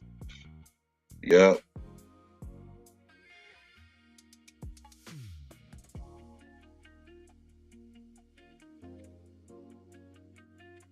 Don't strike my channel, nigga. Don't strike my channel, y'all. Can't be told, it gotta be realized. The truth can't be told, it gotta be realized. Freedom ain't free, it ain't legalized. Can't be told, it gotta be realized. Freedom ain't free, it ain't realized. Freedom ain't free, it ain't legalized. Realize. Freedom free, it ain't legalized. Realize. Freedom ain't free, it ain't legalized. Realize. Yeah. Slavery was a long time ago. How? Same motherfuckers still here right now. Colonized on our land, they ahead of us. Changed our name so much, they scared of us. Children of the sun, y'all don't compare to us. Pale-faced people, this ain't y'all area.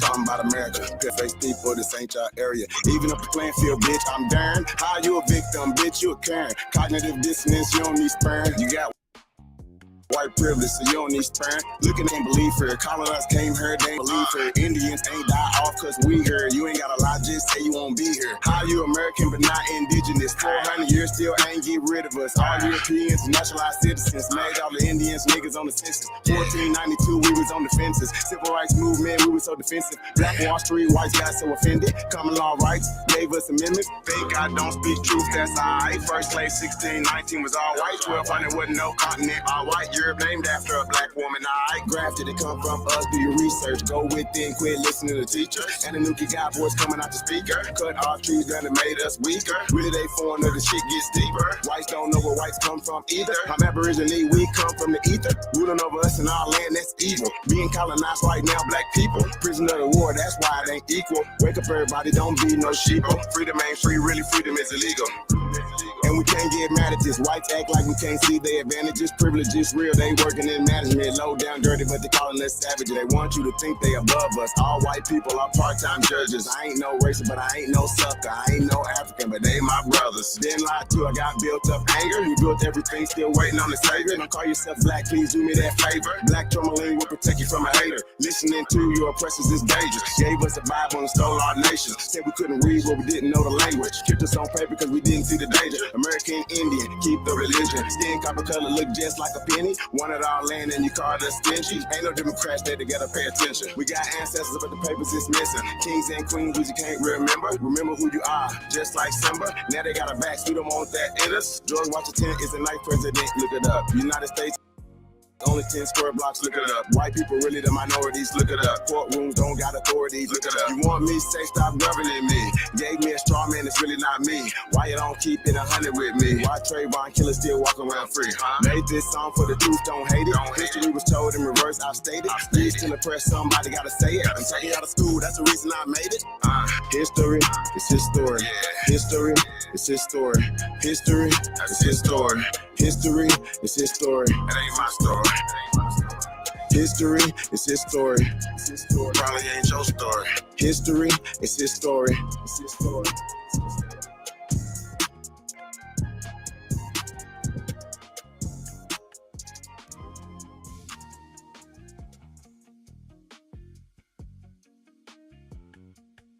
Check out this Verbo. Oh, man. Michael, they're your cousins. Look at me.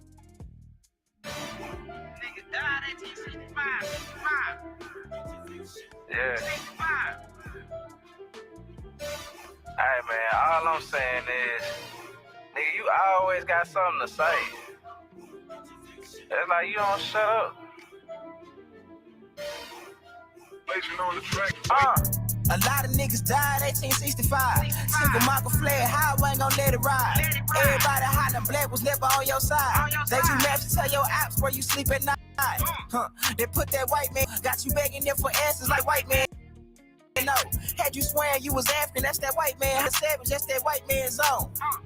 And I ain't talking shit, this my definition. If being savage was our nation, y'all be non-existent. We done took your ass out when we was in them kitchens. Instead of showing you how to live and how to maintain business. White supremacy fake. Only way that shit real is if you do what they say.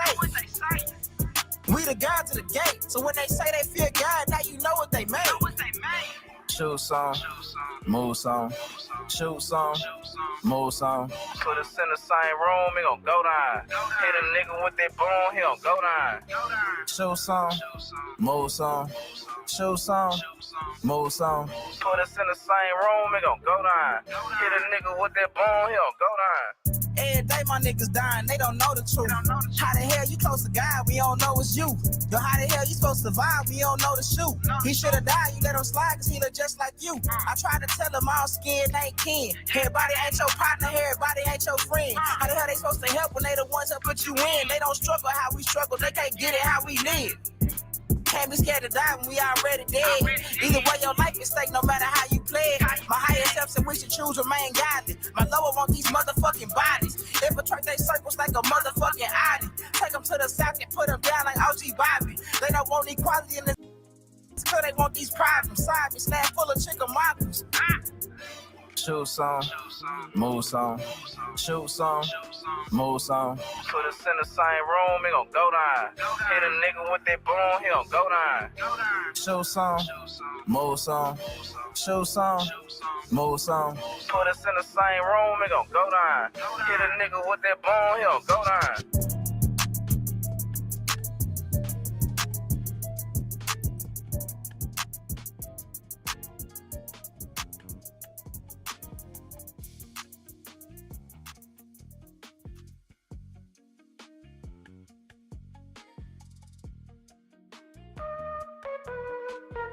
Yeah. Threads 3000. You out of pocket, you out of pocket, you out of pocket, you out of pocket, you out of pocket, pocket, you out of pocket, you out of pocket. Hey, hang yourself. Yeah, you out of pocket, you out of pocket. Yeah, you out of pocket, you out of pocket, you out of pocket, you out of pocket, you out of pocket, you out of pocket, you out of pocket, you out of pocket. Hey, hang yourself. Yeah, you out of pocket, you out of pocket. Yeah, you out of pocket, you out of pocket. Check yourself. I'ma just do the race myself. Even when I sneeze, I bless myself. I'ma get through the rest by myself. Go to the Nike store and check yourself. Talking to the police, arrest yourself. Hate is a disease, test yourself. Suicide yourself, X yourself. Don't find me, find yourself. Niggas be getting beside themselves. Please get lost, nigga, hide yourself. Spend all summer long by yourself. Kill yourself, outline yourself. Being solid as me, remind yourself. Monkey ass nigga, climb yourself. Transform Optimus Prime yourself. Bird box gone unblind yourself. Got spend all day time yourself. Whine yourself, dine yourself. Bitch ass nigga, flat on yourself. The way you move, retire yourself. Find you a flunky and hire yourself. Worried about me, admire yourself. You a pretty good goddamn lie yourself. Focus on you, desire yourself. Loose shit's lying, empire yourself. Stop hating every day and inspire yourself. Got 21 questions, wire yourself. Hating my style, get fly yourself. If it ain't working out, then fire yourself. Might as well rich or proud yourself. I'm laughing at you, you proud of yourself. You out of pocket, you out of pocket, you out of pocket, you out of pocket, you out of pocket, pocket, you out of pocket, you out of pocket. Hey, hang yourself. Yeah, you out of pocket, you out of pocket. Yeah, you out of pocket, you out of pocket, you out of pocket, you out of pocket, you out of pocket. You out of pocket, you out of pocket, you out of pocket. Hey, hang yourself.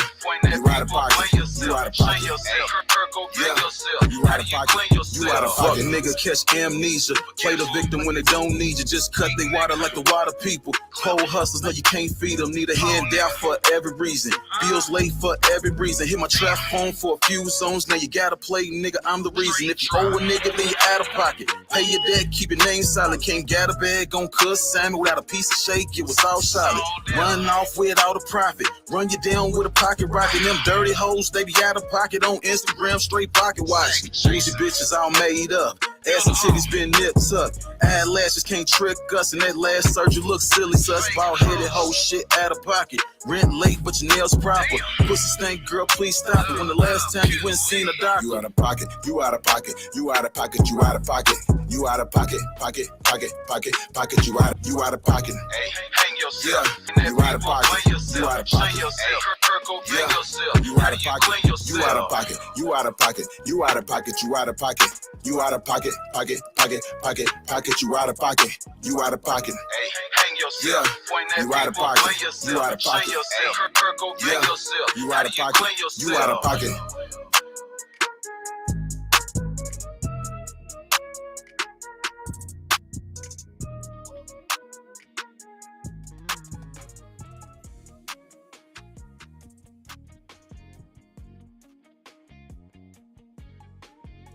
What's up, my beautiful book-loving brethren? We're Trash Taste, and we're here to introduce to you Bookwalker. What's that?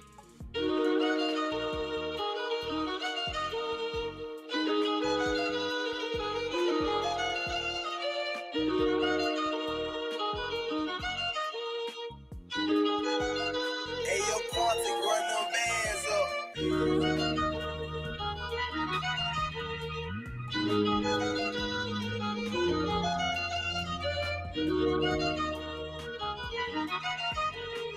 Yo, we got homie on. Nigga flow so sick, hit rewind. Little bit, call my phone, hit decline. Nigga want me to phone, but tell him keep trying. Been ballin' on niggas, I done retired. Yeah, one time, turn the beat down. Let a nigga go crazy, see now. Feel like got a bad, had to retry. Bitch sour and shit, had to remind. Excuse me, it's Big Dog, straight drop. Yeah, I'm white, mayo.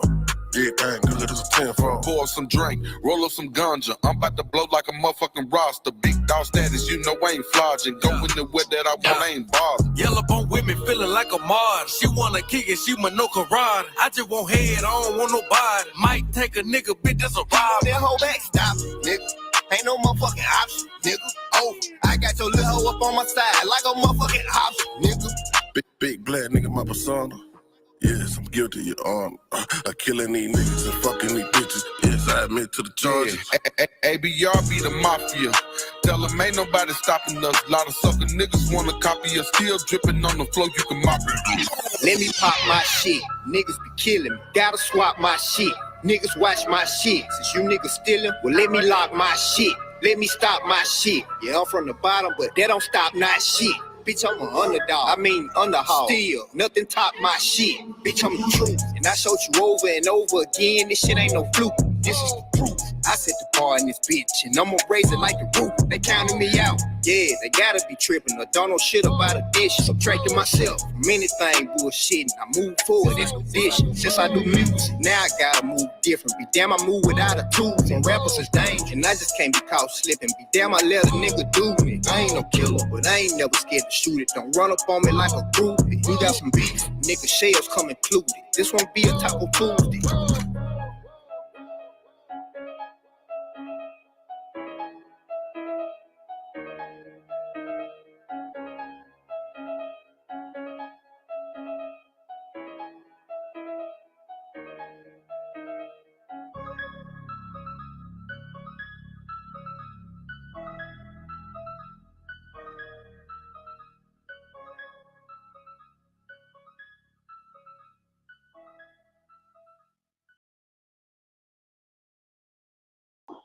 Peace and paradise to all the American Aborigines.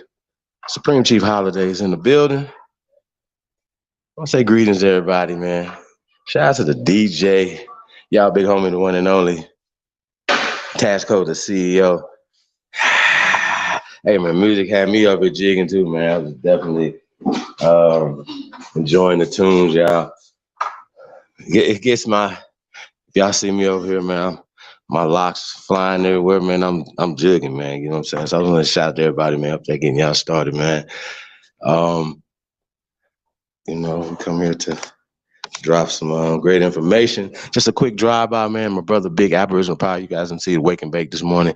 He's gonna be coming in at 8 Eastern tonight, man. So we're just gonna have a quick little something, man, that I want to do earlier. You know what I mean? So, but we're just gonna get this in. man. I think it's very important. Without further ado, whatever. I'm gonna say shout out to everybody in the building. I just start from the bottom. Let's see, Empress Freedom Feather in the building. Greedy Vegan, Empress Goddess Namaste, Tavern 3772, Copper Goddess, Ricardo D, Chief Crazy Overstanding, Blue Era Grassroots, Peace Dirty, Fuck You Crackers, Sagittarius Jones, David Bell, Anthony L. Pickens Jr.,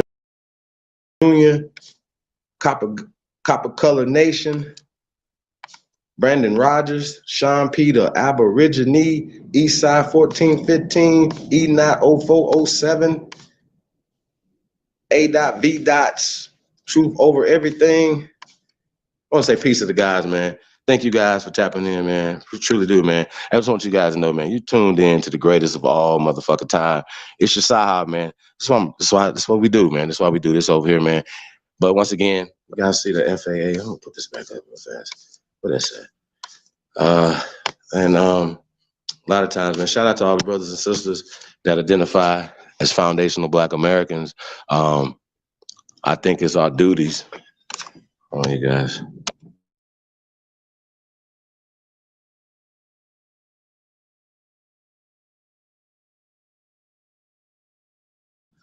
I thought it was our duty to reach out to, especially that are reaching, they talking about lineage, they talking about being from here and stuff like that or whatever. And I know a lot of division and stuff is happening, but once again, with a lot of chaos, once again, there should be an end game to it, coming together, building even locally, even within your families, you know what I'm saying? So this information should be getting to your family members. And most of our family members are not on board with this. And that's just being honest. Everybody should be honest with that and stop being like, oh, you goddamn family members are Indians. When you niggas just became Indians 6 months ago, 2 years ago, even 4 years ago, that doesn't matter. You didn't grow up in a culture. Some people did, you know what I'm saying? But even that, you still went. What we're going to be talking about tonight. Now, just to come up with, like I said, just the premise of everything. There's dates and times. You guys, they act like like motherfuckers just make shit up, like or just start placing stuff back in time periods. Once again, when they're writing something for you, when they're talking about the 16, 17, even 18, the 1900s, a lot of times it's written in today's times, articles of today or whatever. So they're giving you terminologies of today. The reason why etymology is important, when they wasn't using words and terminologies. Like, I'm gonna give you a perfect one. So when you guys hear these terminologies, you're like, well, okay, well, that doesn't sound right. So when they talk about African Americans, so you're gonna hear a lot of that, right? In these articles that we're gonna read. You're gonna hear a lot of that in the videos. You're gonna hear it, African American. You're gonna hear Native American, right? Once again, you have to have discernment on what they're talking about.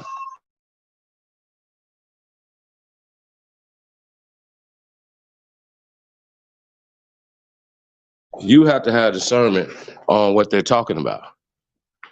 When you're reading something, who's wrote it? Why are they reading it? Who's their editors? What are their agendas? Things of that nature, whatever, right? And what you're supposed to be doing is eating the meat, spitting out the bones, not hook, line, and sinker, they jump on the hook just like a little baby minnow. You know what I'm saying? No, you're supposed to, and then cross-reference everything that you get. So any information that you get from anybody, unless you just, you find people that you trust the most and you just believe them. Cool, whatever. You know what I'm saying?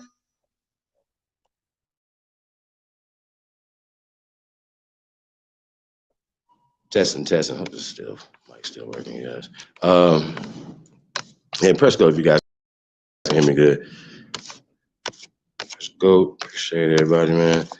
700 people came in. Charles Clark, peace, King. Mrs. Elizabeth Young in the building. Peace, Empress. Bright Mo DZ. King DZ in the building. Mr. CD. Peace to the guy, man. Jan, peace, King. What you got in here, man? Shout out to everybody, man. Tapped in, man. See Grateful up in there. Big up, vibes up, hearts up. That's what's up, man. Hearts up. So we talking about Jared White. Peace. Welcome to all the new people, man, coming into this information, man. We definitely appreciate you guys. Once again, it's all about etymology. If it's some things that you hear that's not to your liking, what you should do is should do research just to debunk it. And while you do that, you along the way, that should enrich you to even enhance your way of thinking, because you have been indoctrinized, and they use words to indoctrinize you as well as to continue to terrorize you, to intimidate you, to push fear, all the things that they do. This is the things that's happening to you. Shout out to Big Dog Philly OG in the building. M Stowers is in the building. Peace of the gods, man. Appreciate you guys, man.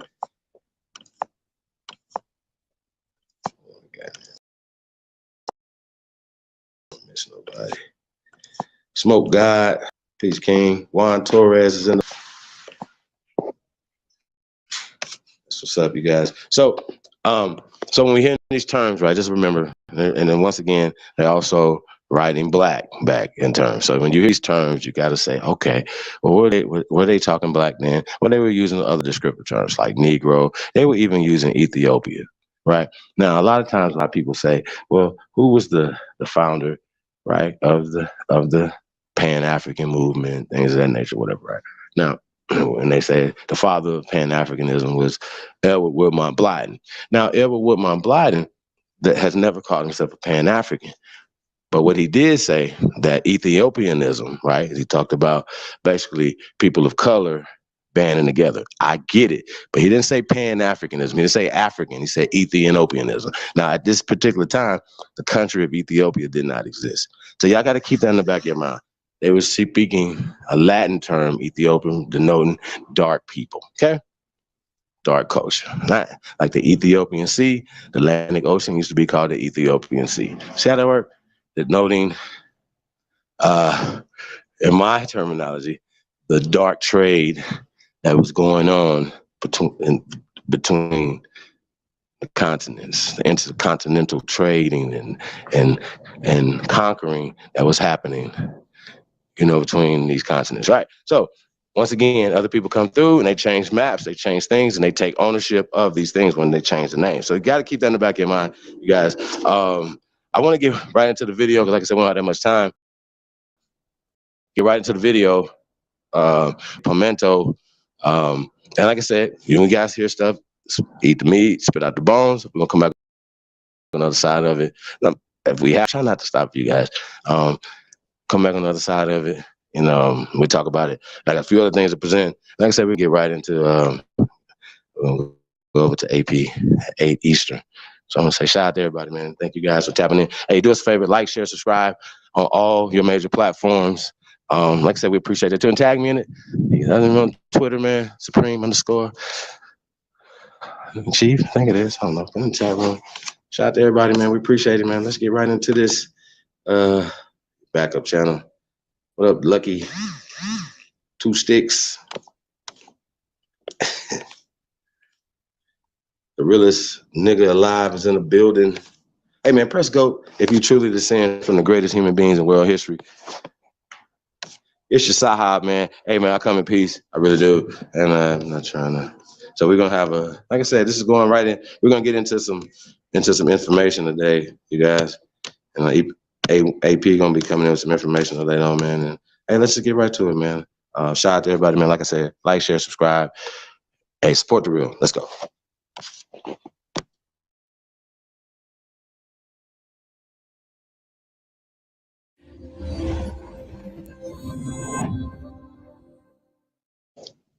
They also fuck fair use too.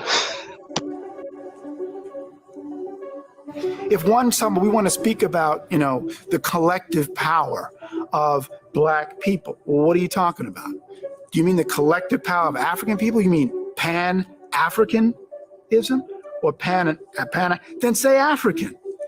I don't understand why people are so wedded to the term Black. And the justification for it is, well, it's because the European made it negative. It's the Europeans' word. It was negative before it was applied to African people. It's like they're getting it backwards. It isn't that Europeans said, we're going to make this word Black negative, in order to accommodate our desire to devalue African people or dark complexioned Asian people or dark complexioned Native Americans. That's not how it worked. The word black, right, absence of light, if you will, was supposed to be understood by any English speaker as largely negative before it was applied to people of African or Asian ancestry.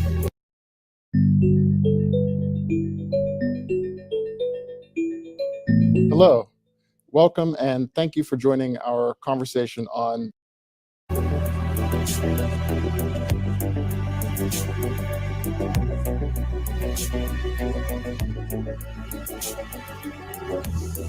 Dr. Akbar, the prominent African-American psychologist, often talks about one of our issues is that we have become, we meaning people of the African world, whether it's the continent or more especially within the diaspora, so-called black folks, are very reactive rather than proactive, which means that if this individual is calling himself white, we're going to react and call ourselves black because we're the opposite.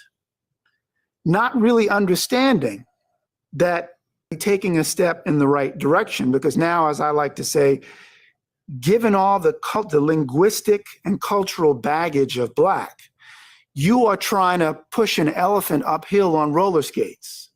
You're trying to turn a negative into a positive when there's a clean, pure stream nearby to draw from. If you're referring to complexion, in fact, there's a famous scene in the movie Cry Freedom about the life of Steve Biko. The presumption is that this event actually occurred. If it didn't, it still made sense in terms of the screenwriters and Richard Attenborough putting it into the film. And that is, Steve Biko was in court. He's charged with basically, being seen as a threat to the apartheid system, and he was banned. So he's in court talking to the European judge, the Boer British judge, and the judge says to him, "Why call yourselves black? I mean, you people are more brown than black."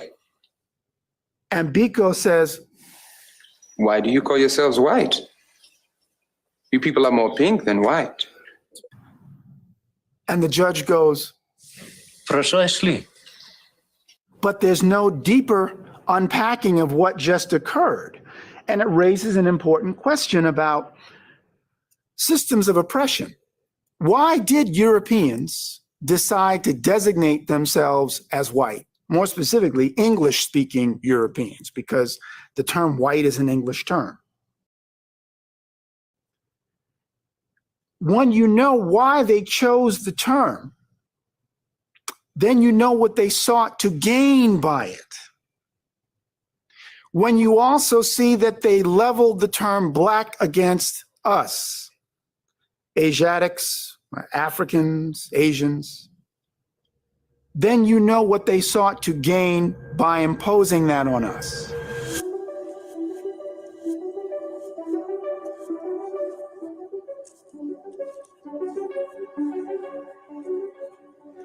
But why the need to fixate on black? There's the work of a Harvard psychologist who I believe is of East Indian ancestry. Her name is Dr. Banerjee.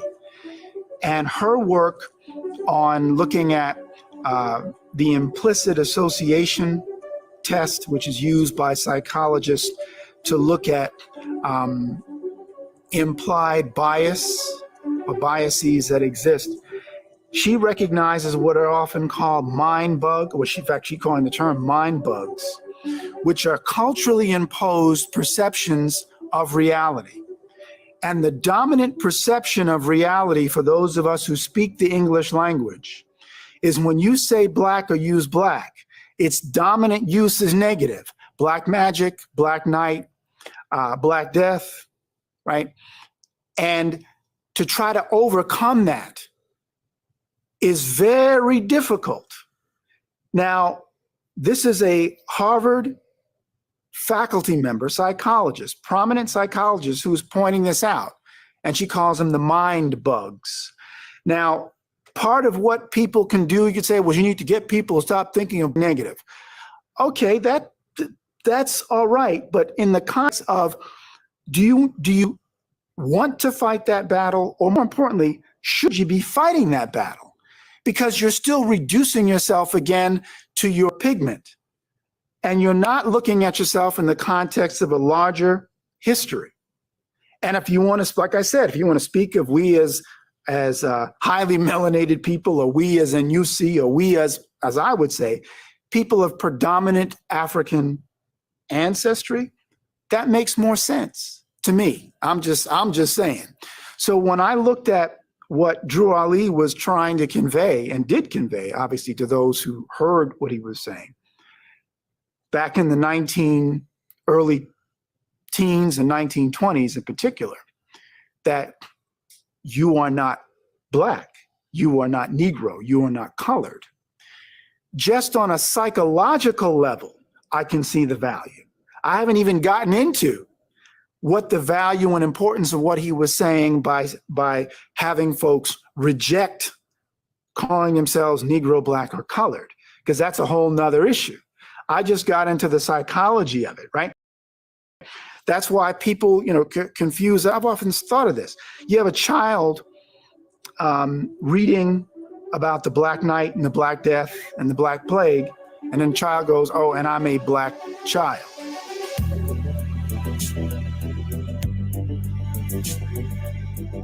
What Benaji and others, Eric Heyman, who's another social psychologist who's talked about this issue of implicit bias and its roots not in the individual mind.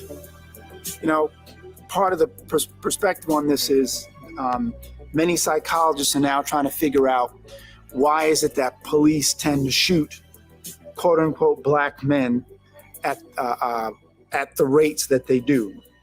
And is it because the individual police officer is overtly racist? And what some of this psychology is now suggesting is it may not be a sense of overt racism, but rather the culturally imposed racism, what people used to call national character, how nations see themselves as a result of their particular histories and experiences. So, like I said, Drew Ali, just in terms of saying you're not Negro, Black, and colored, was getting people out from under that weight of the negativity associated with Blackness. And for people who say, well, it's better, the same person would not allow you to call him a Negro. But with all due respect, Negro is the same thing as Black. If I'm speaking Spanish, it's Negro. I'm going to call you Negro, right?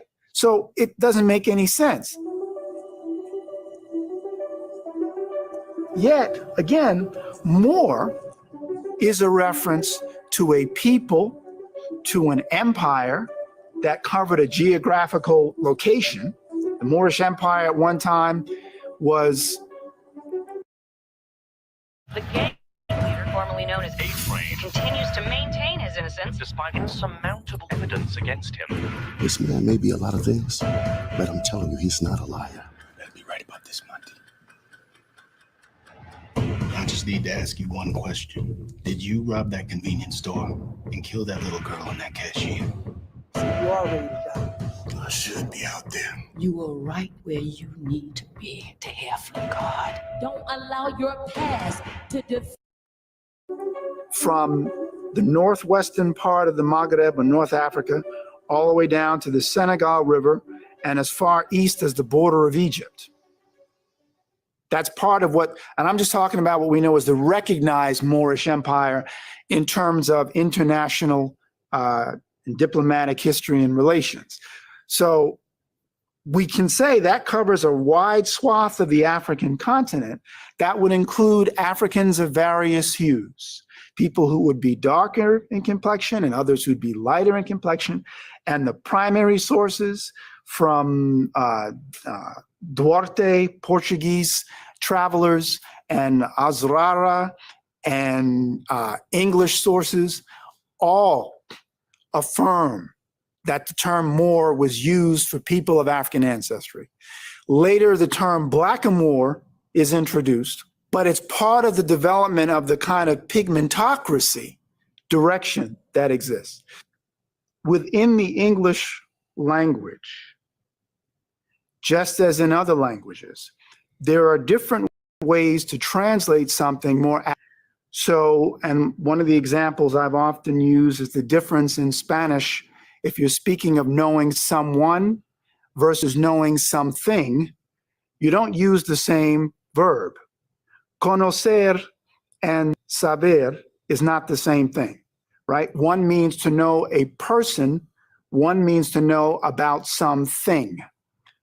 By the same token, if you translate more to simply mean black, knowing that black in the English language is affiliated with so much negativity, long before it was ever referenced for people of African, or I dare say Indian ancestry, because a lot of people seem to be under the impression that black was only used to refer to people of Africa, and that's not true. Black was, and in some cases, is still used to refer to people of Asia by Europeans.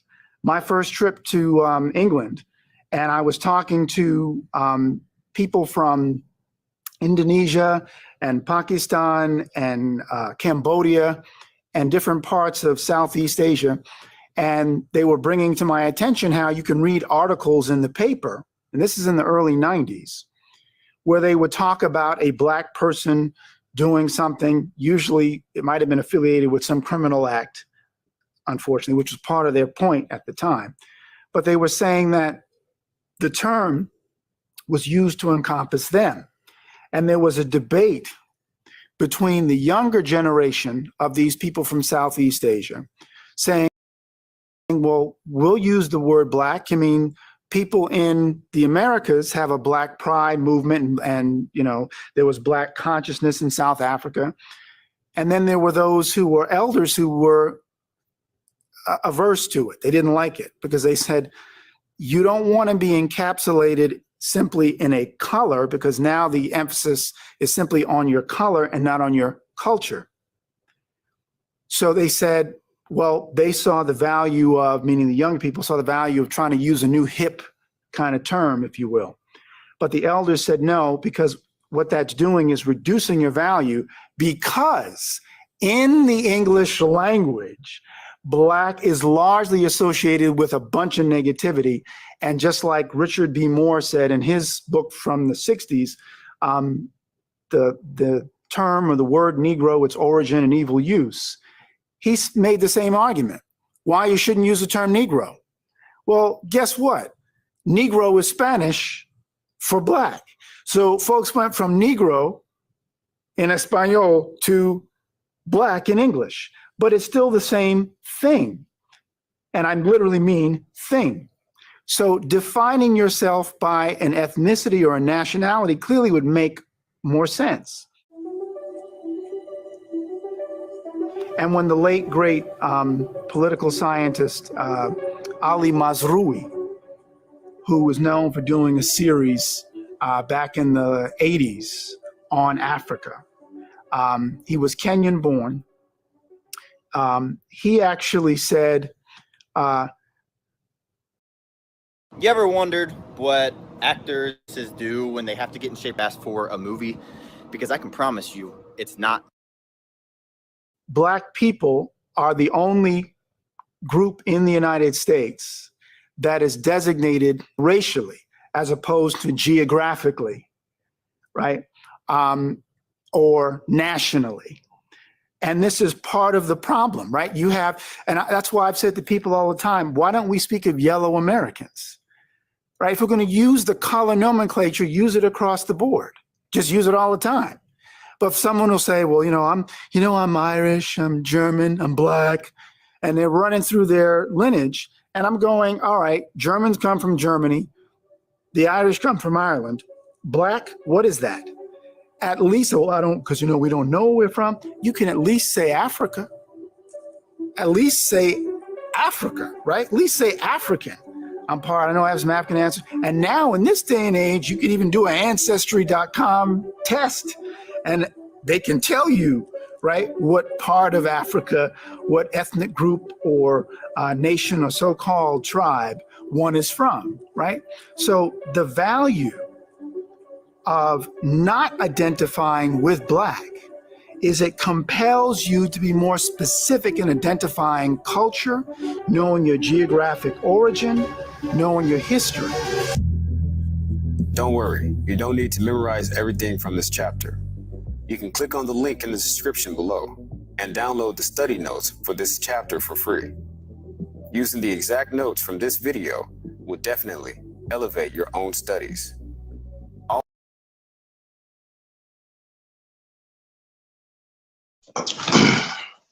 Man, now what's interesting, you know, shout out to Dr. Pimento Bay. Once again, is talking about nationality. Why was it important for these people to translate things, right? So here, think about it from this perspective, right? We talk about the word maroon, right? And they had air quote maroons as well as maroon cities, not only in the Caribbean islands, but also in the Americas, all the way from Florida, all the way to Canada, right? Maroon, they like to say colonies, but if we already here, who like don't once again when they put colonies on something or whatever, it's as inferring that somebody colonized it. You know what I'm saying? And we're gonna talk about that too. When we talk about colonization, and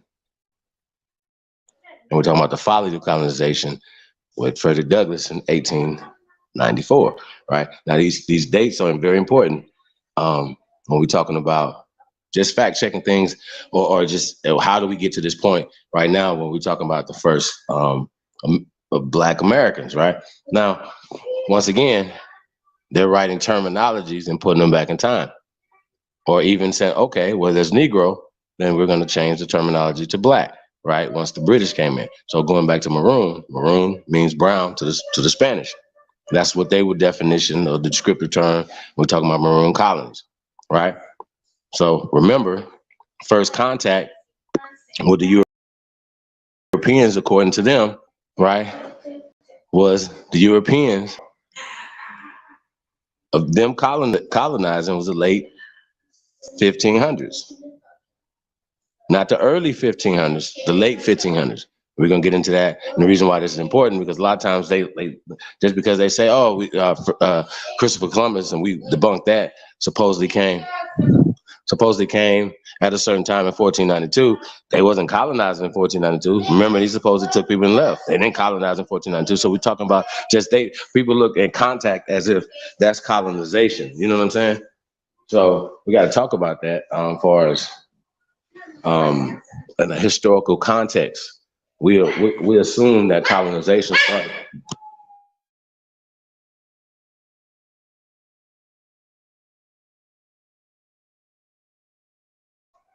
One second, y'all.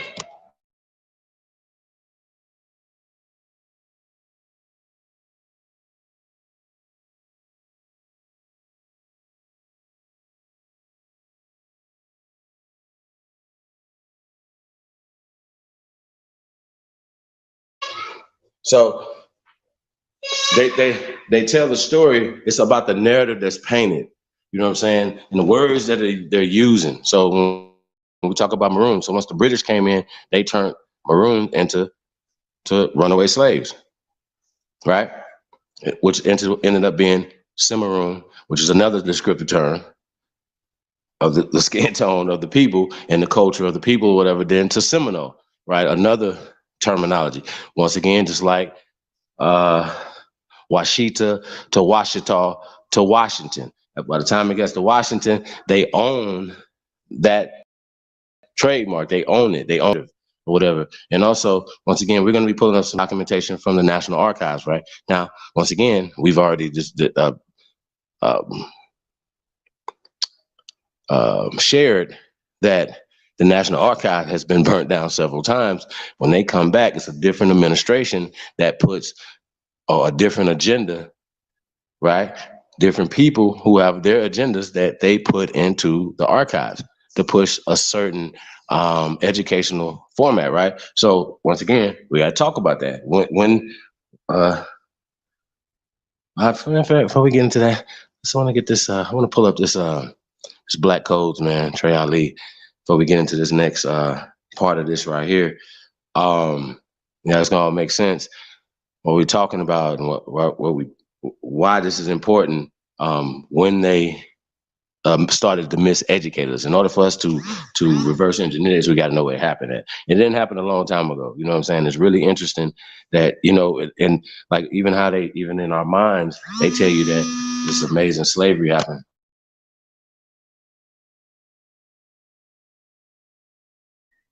This amazing slavery happened, right? As if they colonized Africa, you know what I'm saying, in the 1400s as well. Right, just because you have contact with somebody, don't mean you colonized it. If you wouldn't, hey, how y'all doing? We didn't. You came back home to be able to tell a story about it. But for the most part, Slavic descent people were slaves, like to the world.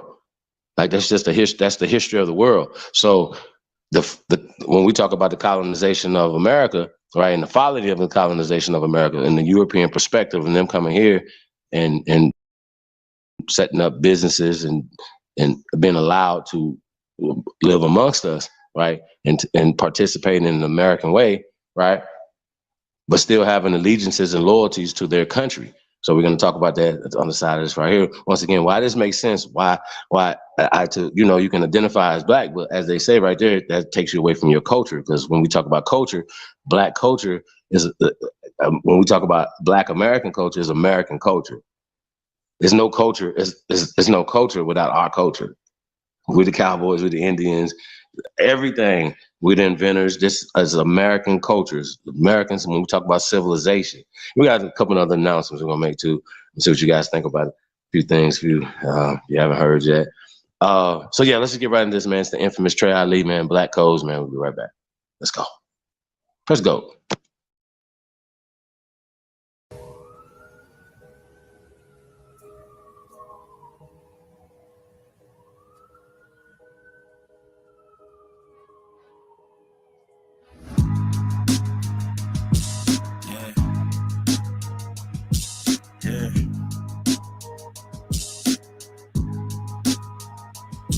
Yeah, rhyme so dope, my eyes low.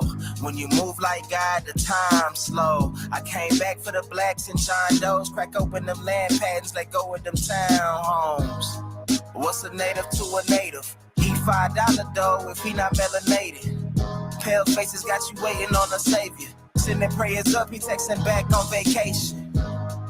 Yeah, God's children. Give all your praise to Jesus, but how God feeling? He say put no one before him in divine image. It's you with God and Christians. I got a vision, but niggas ain't gotta listen, so they don't. We came from the soil, wasn't fucking with no boats. Bible took our spirit, English plotted on our homes. Tribal families turned on us, don't act like y'all don't know. But fuck them and they grudges. We was something turned to nothing. And now we nothing's turned to something. Reincarnation of ancients, fresh up out the oven. This the message to the black man. This the message to the black man. This the message to the black man. This the message to the black man. Shooters on my roof, lawyers in the coop. We can never die, bitch, we bulletproof. This the message to the black man. This the message to the black man. Tell you wasn't slaves, you was prisoners of war. You stop wasting your time, these other bitches ain't important. You ain't meditating, you ain't mating with the sauce. Like what the fuck's a noodle if you ain't painted with the sauce? I find it hard to trust the pastor who rather side with the master, who preaching we should submit while getting murdered and captured. About how we should wait on God is never our vernacular. They get paid and praised by the dollar long as they keeping us stagnant. And niggas think they woke, huh? Like you could change a whole world through a boat, huh? Like slave masters willing to let their slave go, huh? That slave master was probably your kinfolk, huh? History in reverse, a black king strategy. When blacks were your majesty, they always hide your pyramids but point to where the castles be. Aristocracies with your last name patented accurately. Yeah, and I ain't even tell half the shit. Like, I ain't even tell a quarter of the shit. I'm just getting started. Y'all niggas rap about busting guns and all this weird shit. I'm trying to get my people back, nigga. That's right. Shout out to the infamous Trey Ali. Hey man, so and I want to pull up this like this how my brain work, you guys, you know. So I'd be like, well, man, who was the first black, you know what I'm saying, in America, right? And that's how my brain work, right? So, you know, when you put that in, like, who would the first person that would identify themselves as black? And you know what I'm saying? And so it was interesting, you know, a lot of the you know, when we talk about how black is not, and we get into the etymology of it, and people say, well, it started out bleach and all this other stuff, whatever, right? But it just seems like not to take hold. So we got to kind of see how things legally and how they started to educate us into this system of inferiority. You know what I'm saying? Because this is a caste system. We understand that. And I know we say that a lot. That doesn't seem to take hold either as well. So we're gonna try another angle, you guys. You know, as far as that. So let's say, you know, in my world, I say, well, who was the first person to consider themselves black? And then it opened up a few other things that, you know, and I want to share it with you guys. So that's why I just thought I wanted to do this, just, you know, before AP come on, you guys. So yeah, let's pull that up.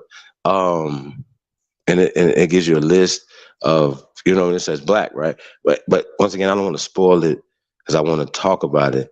And as well, you know, once again, I can go back into the video. The video is kind of self-explanatory, how identifying yourself as black, and because there's white, you can't have one without the other. You know what I mean? And in this system, how it hurts you. You know what I mean? So let's get into this right here. It says a list of African American first. Now, just right there, just in the title, somebody would say, here, see right here, we're African Americans. But once again, if you guys don't pay attention, there's a thing called etymology and time. So just for understanding, you know, that African American wasn't a term until the 80s. You follow me? So just the 80s. Think about the 80s. It's the 1980s, late 80s going into the 90s. Right? African American is a term, but we know that's a social construct. Okay? African American is a social construct, late 1980s going into the 1990s. Okay? It's not even on any documentation. When we go back into microfiche, we go back, right? We'll go back into looking at newspaper clippings, which is a snapshot in time, what people were saying all over the country, how they would identify themselves, how they would identify other people, all these things, right? We got tape of Dr. Martin Luther King, everything, you know, considering themselves Gandhi, even to the UNINA with the great Marcus Garvey, you know what I'm saying? And the UNIA, it said Negro. They was like, we're gonna put this in the title, Negro, you know what I'm saying? Not African, not black, Negro, right? Now, what makes that important is because, of course, they will have the Spanish influence coming from the Caribbean islands, right? But once again, well, this is advanced teaching when we talk about Latin being from here and Spanish, French, and Portuguese, as well as the language that we're speaking now, is indigenous to this land. You know, it gets really interesting, right? How they could change that, you know what I'm saying, and then create the books and the things. And we're gonna get into that, how that happened right here today, right now. You know, I'm just gonna do this real quick. You guys are gonna drive right by. So if it's really rushed, we have some breadcrumbs to go to after this. Let's go. So this says a list of African Americans. Once again, it's not African Americans first because it said African Americans. Blow this up a little, you guys. Are an ethnic group in the United States, right? The first achievements by African Americans in diverse fields have historically marked footholds, often leading to more widespread cultural change, right? The shorthand phrase for this is breaking the color barrier, right?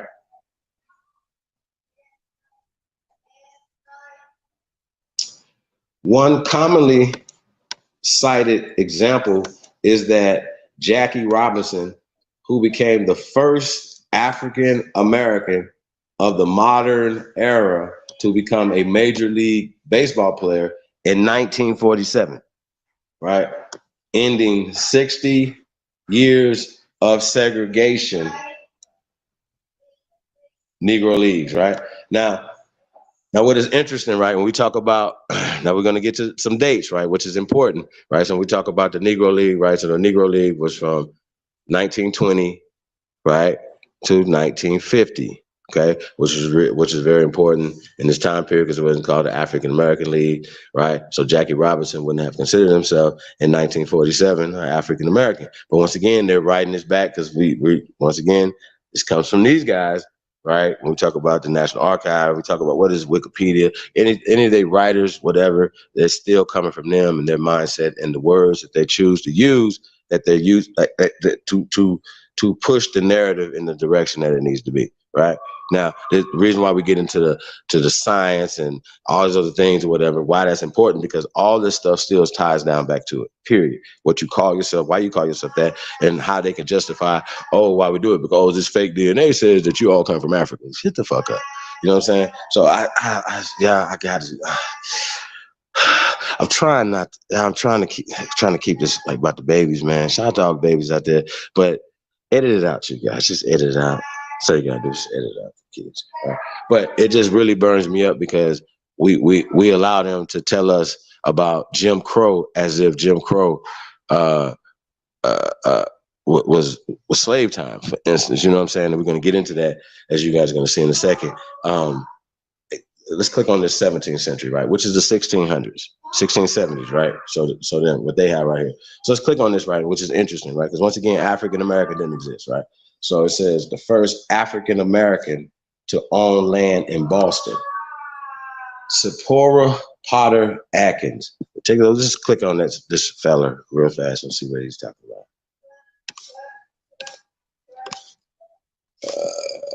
July 4th, 1645. He died in 1705, right?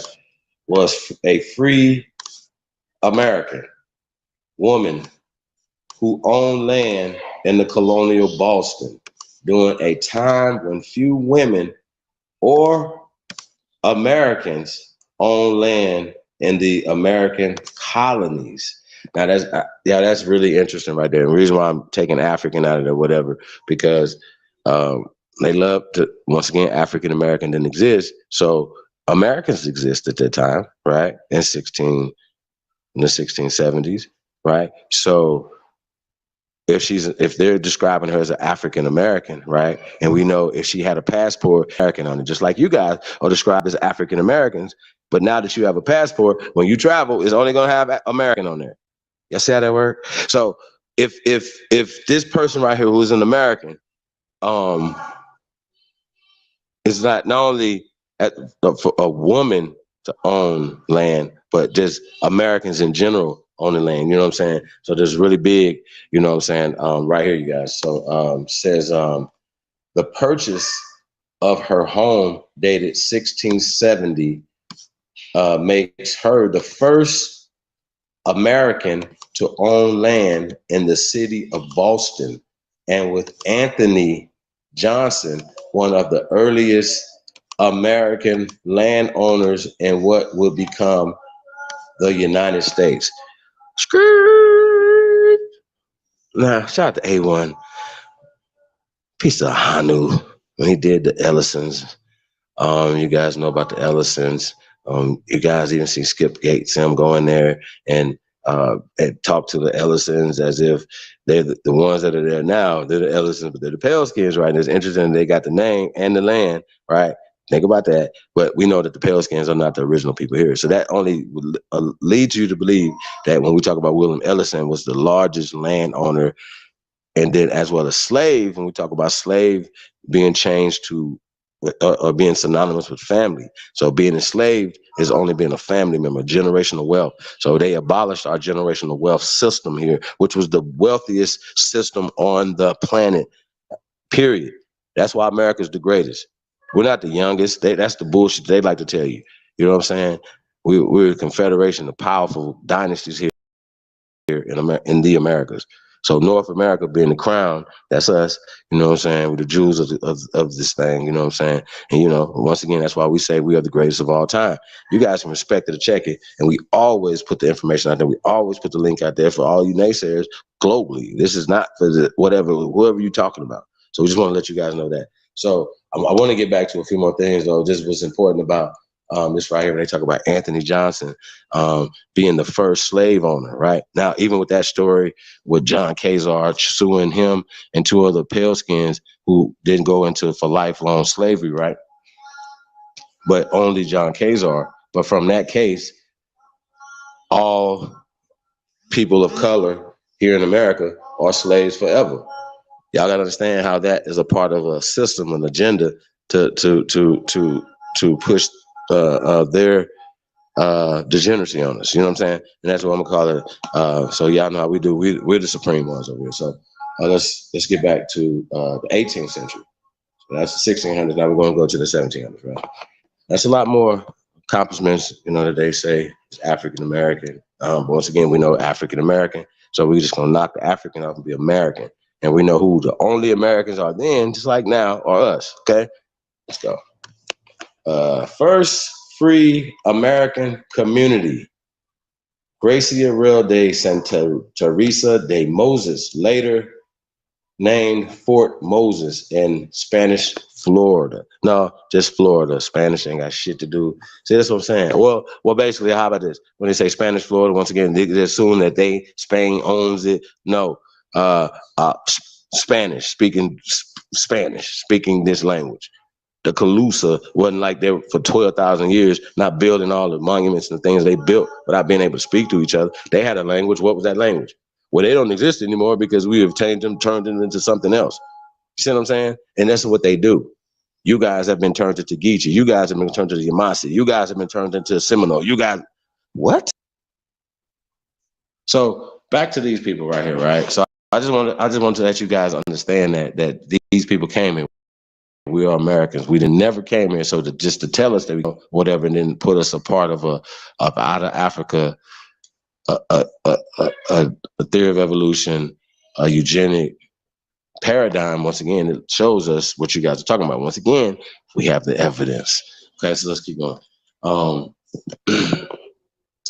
It says, I'll check this one out. So the first American land. The first American, hold on, what the fuck? The first known American and slave to compose a work of literature, Lucy Terry, with her poem, Bars Fight, right? Composed in 1746, right? And it says, and first published in 1855 in Josiah Holland's History of Western Massachusetts, okay? Okay, 1760.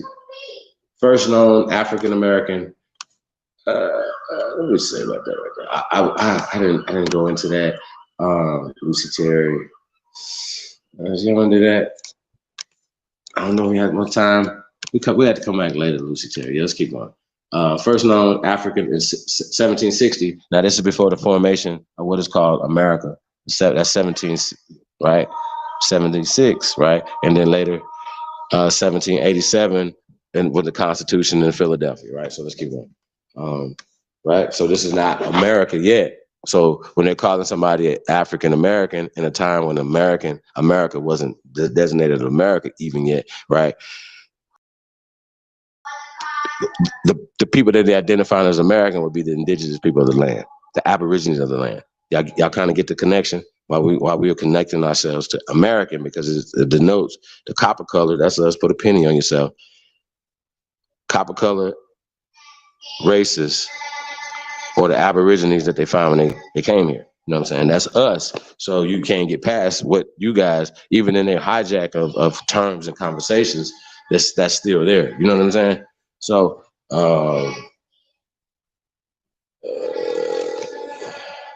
did I?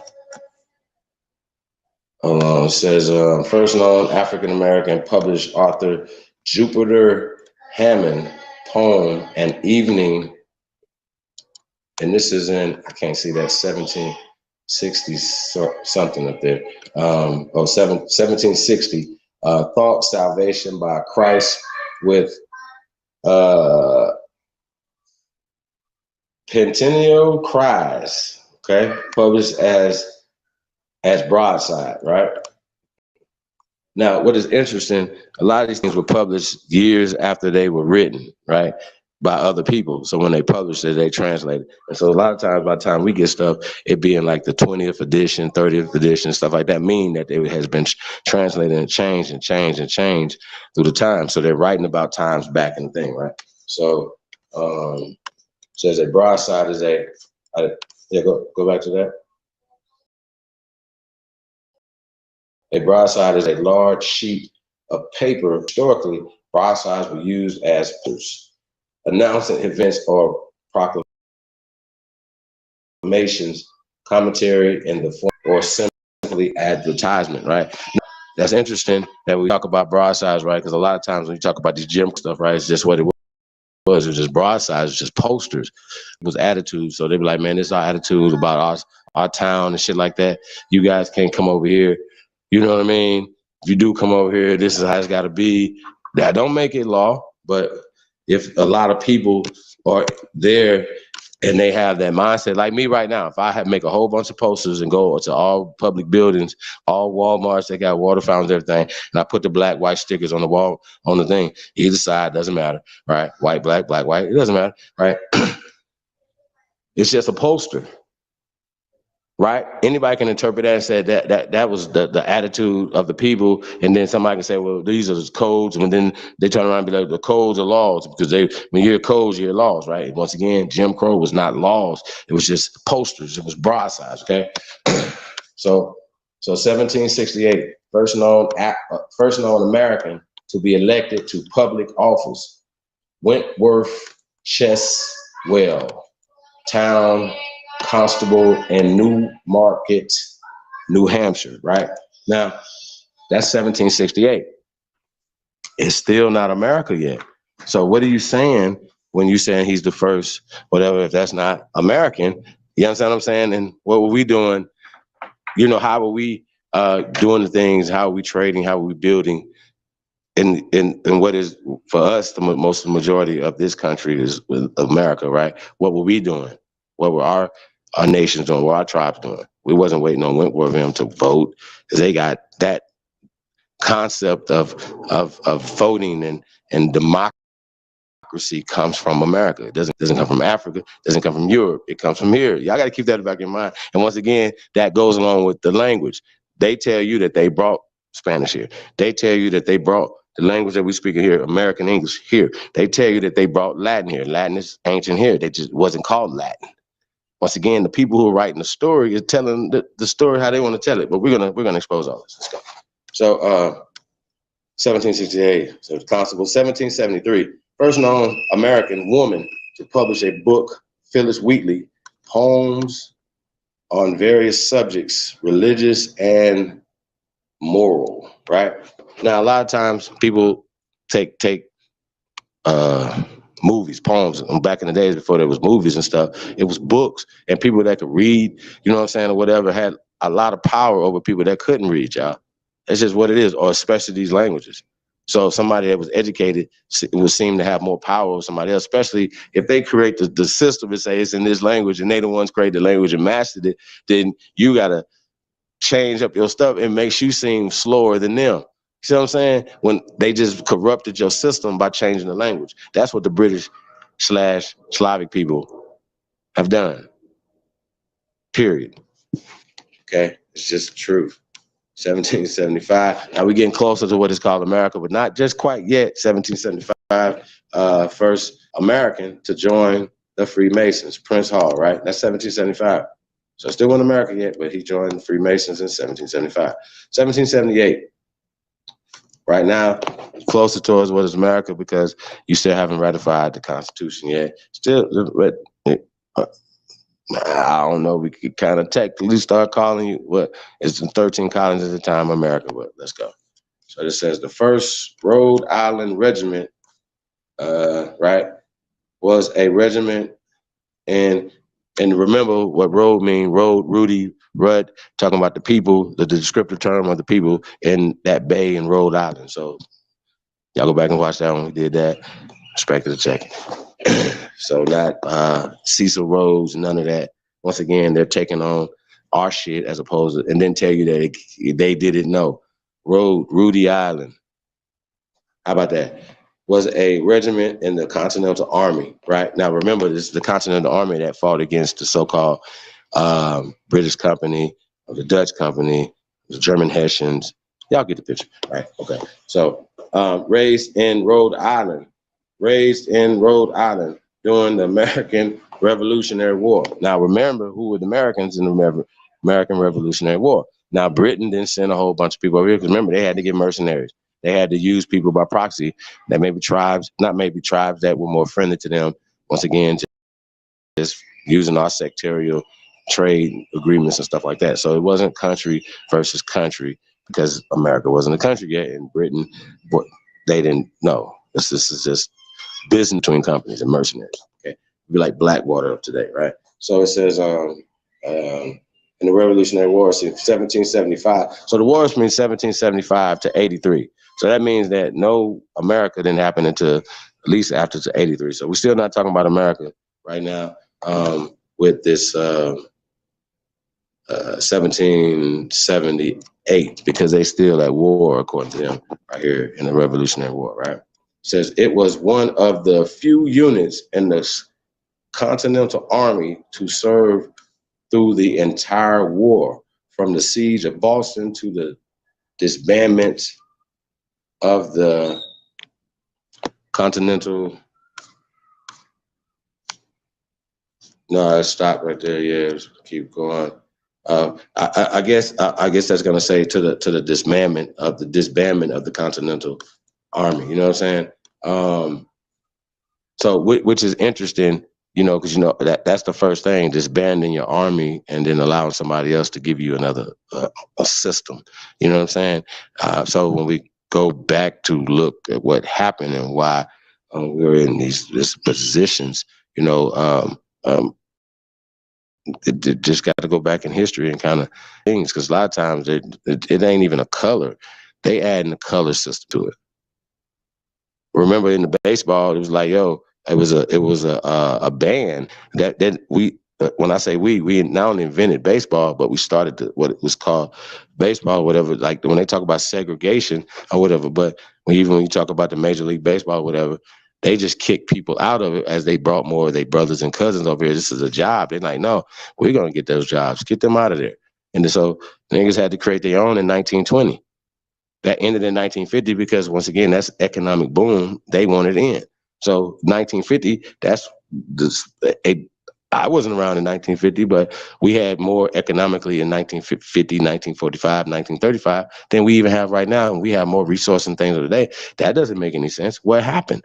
Okay, well, we said that, well, their baseball league is better than ours. Well, who's selling the popcorn now? Who's creating the clothes? Who's doing this? Who's doing this? You understand what I'm saying? When these are the things that we had, these stadiums in our communities, we had racetracks in our community for horses.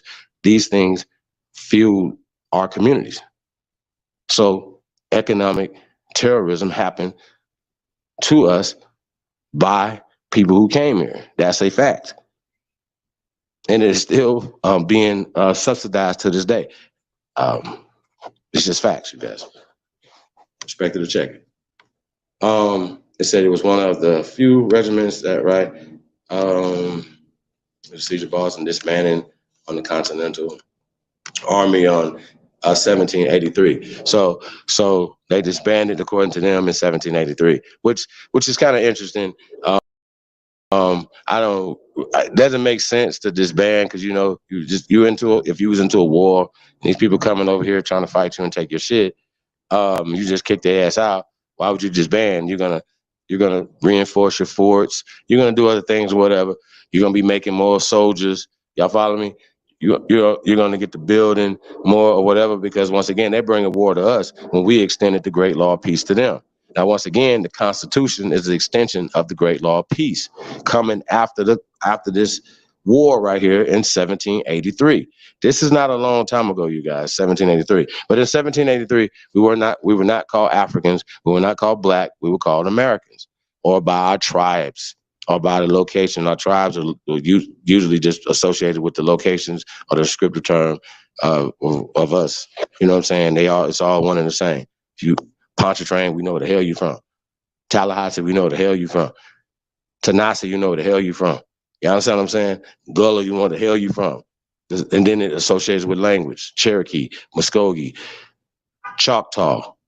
You understand what I'm saying? But these languages are all interchangeable. Seneca, they all interchangeable, and they all are Latin based. Latin is indigenous to America. You know what I'm saying? Y'all respect the check. So it says 1785, first American ordained as a Christian minister in the United States, Reverend Lemuel Haynes. No, we ain't even go to his ass. Was ordained in the Congregational Church, which became the United States Church of Christ. Not the African or the Black United, right? None of that. It was the United, right? The United that later became the United Church of Christ, which is kind of interesting, right? United Church of Christ. We're not gonna get into that either. Let's keep going. I'm trying to, hold on. Did I fast 7 up? My bad. Y'all, 1783, y'all. This is the end of the Revolutionary War. It says the first American to formally practice medicine. That means to them, medicine was James Durham, who did not hold a medical degree. Okay. 1847. I just did that in Church of God. 1792, first major American back to Africa movement. 3,000 Black loyalists, slaves Black loyal to slaves. Now think about this. That means that who are they loyal to? They're loyal to them. They're not loyal to us. When we talk about who loyalists, if they loyal to the soil, then they're not going nowhere. If they loyalists to them, then they're going somewhere. So it says loyalists were people of, they say African descent. Well, we know, once again, the out of Africa hypothesis wasn't back then. So we know in 1792, we're not talking about people who would consider themselves Africans or Black. Okay, so were people of African descent who sided with the loyalists during the American Revolutionary War. That means that you was turncoats and traitors, that you was working with them. But that doesn't mean that you wasn't Gullah. That means that you wasn't Geechee. That means you wasn't Arawak. That don't mean that you wasn't Taino, Kalinago. You understand what I'm saying? Pequot. That doesn't mean that you wasn't Choctaw. That doesn't mean that none of that sided with these people. We know still to this day, people are siding, your niggas is loyalists and not loyal to your people. That's the problem. You know what I'm saying? Let's get these crowns off of here. Okay. Hold on a second. They said they were loyal during the Revolutionary War, right? They said in particular, the term refers to men who escaped enslavement by patriot masters and served on the loyalist side because of the crown's guarantee of freedom. Now, right there, right? Then we're talking about the patriots, right? A lot of times we say, Chief, how can you be revolutionary at the same time? But once again, they have turned patriots into revolutionaries. But once again, because we're right. Like when you watch the movie Red Dawn, like we are the Americans fighting on our own soil. Like people have came here, so that's not an imaginary thing. You know what I'm saying? It says 1792, the first American back to Africa. Now they went to okay, so they were promised after the Revolutionary War. They were promised of freedom. Were located to Nova Scotia, that's Canada, and given land later. 1,200 chose to migrate to West Africa and settle in the new British colony of Settlertown, which is present-day Sierra Leone. Now, what is interesting about these people right here, they would have taken their culture there, correct? right? They take their culture there.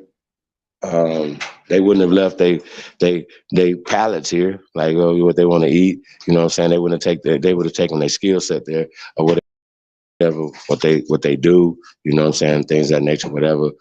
So and apparently they didn't have airplanes, so somebody's selling. So you know, when they say slaves, once again, we know now this is before the American Colonization Society, according to them. Right now, these are people leaving North America, going and setting up what is called Sierra Leone today, what is called Settlers Town then.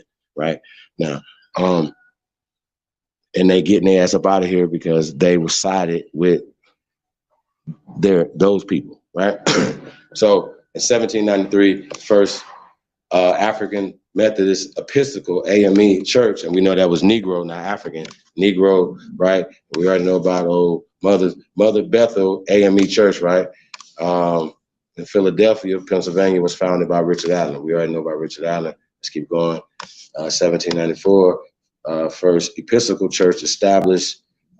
Absalom Jones founded African Episcopal Church of St. Thomas, and that's in Philadelphia, Pennsylvania, right? So that's just okay. We get to the 19th century. We're gonna get out of this too. I want to get to the other stuff. I don't want to get bogged down. This is so much stuff. Just wanted to kind of just give you guys, you know, what's going on. I show Absalom Jones, those other people, distinguished gentlemen. John Boston, Alexander Twilight, James. Okay, let's get out of that.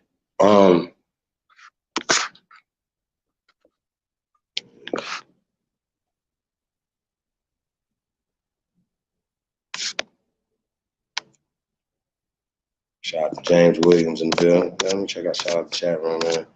I've been in there in a minute. Y'all want to pull the next one up? Tony Furlow in the building. He Who Is, Princess High, John Oakes.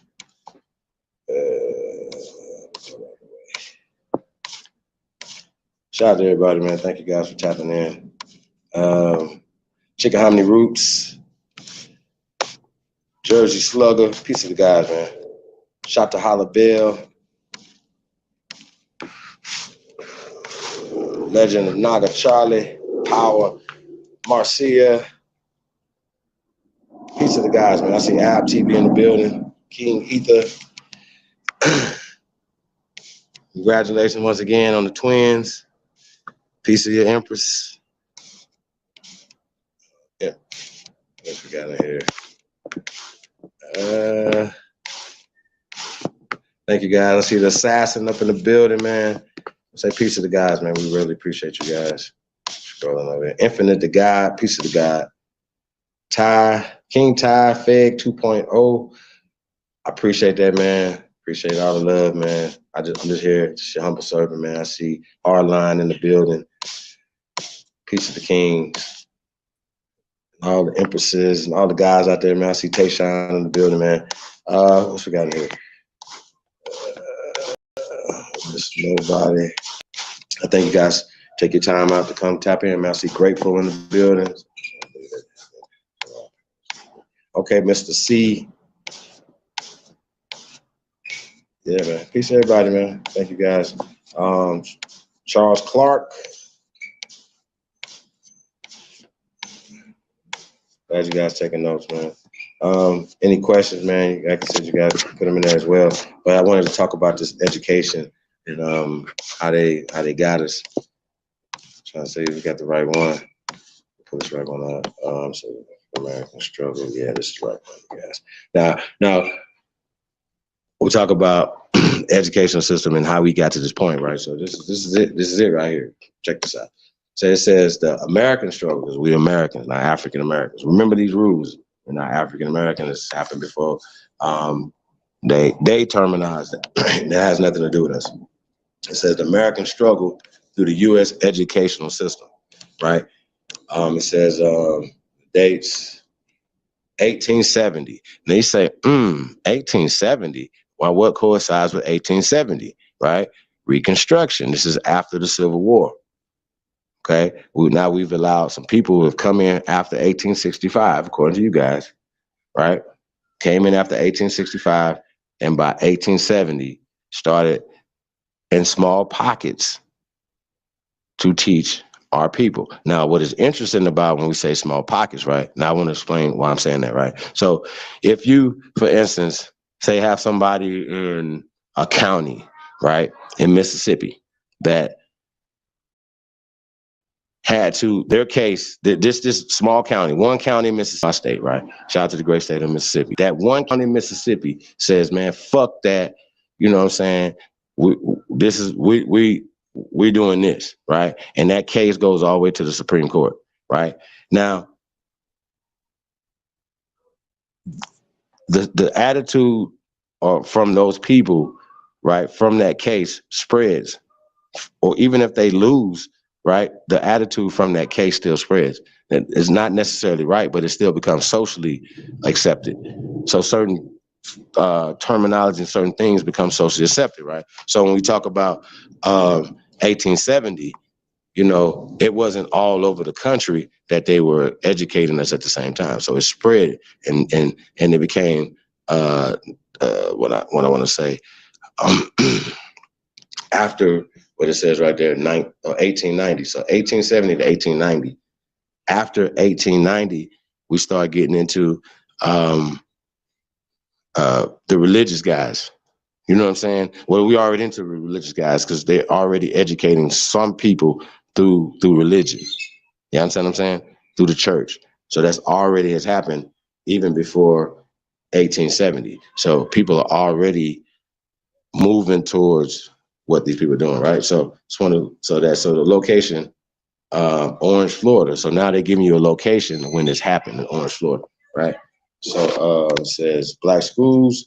Once again, that's a concept, educational system, African Americans, Plessy versus Ferguson, right? To Brown versus Board of Education, right? So this is what we're gonna get into. Course, this is history 240, African American History 1, Rollins College. Now, what is interesting about African American history, this will have to be, when it's done, this will have to be after the 1990s, right? Because once again, wasn't African American then. And before what is called African American History and Studies, it was called Black Studies, okay?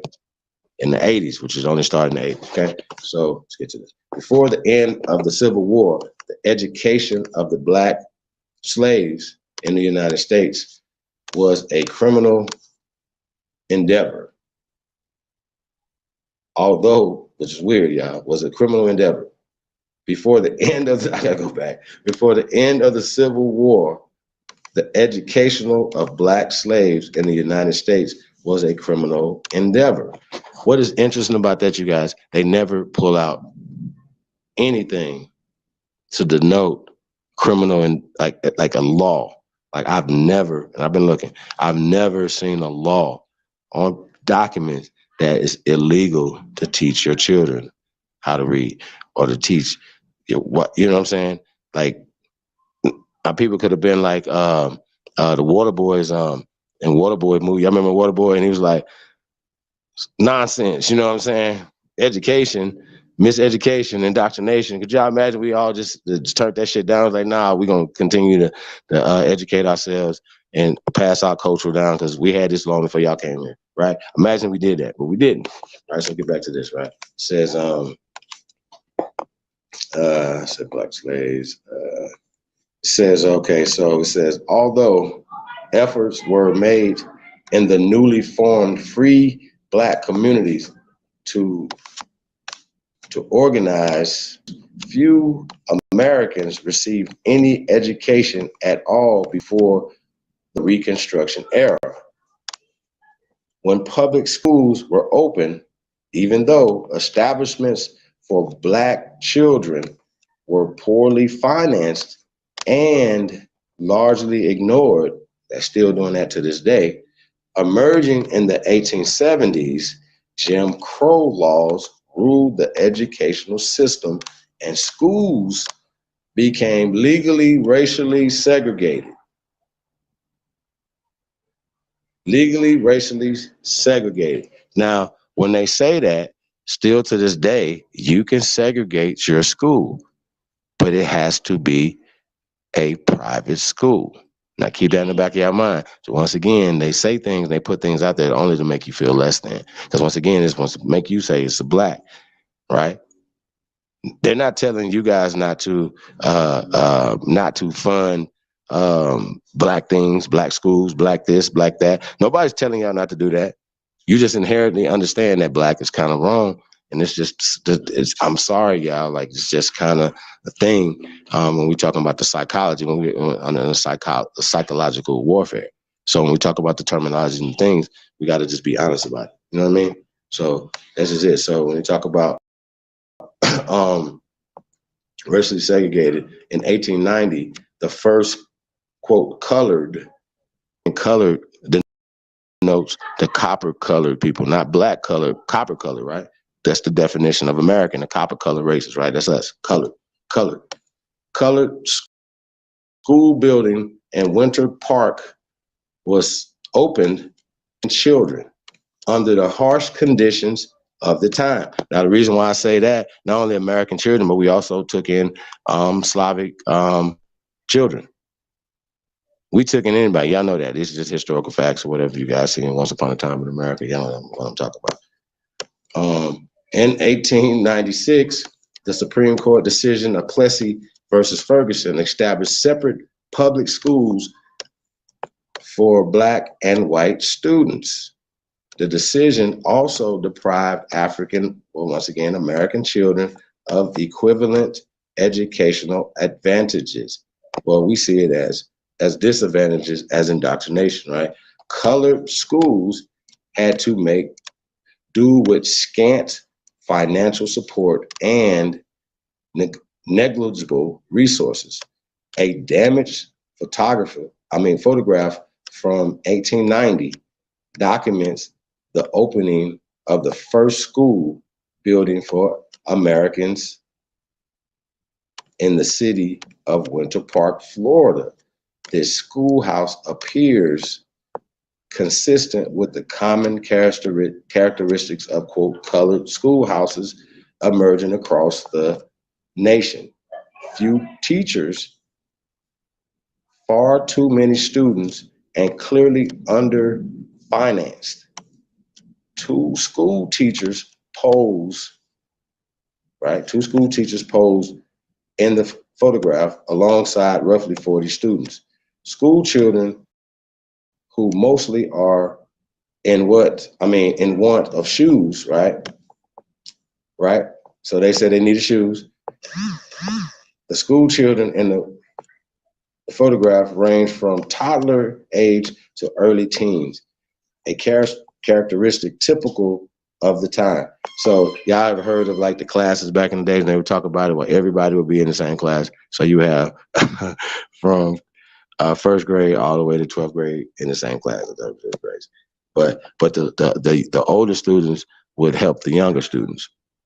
You see how that worked? How much more advanced the younger students would be every time, and how sharp the older students would be teaching as well as helping teach the younger students. So now you have a built-in teacher's aid, built-in teachers teaching the younger generations.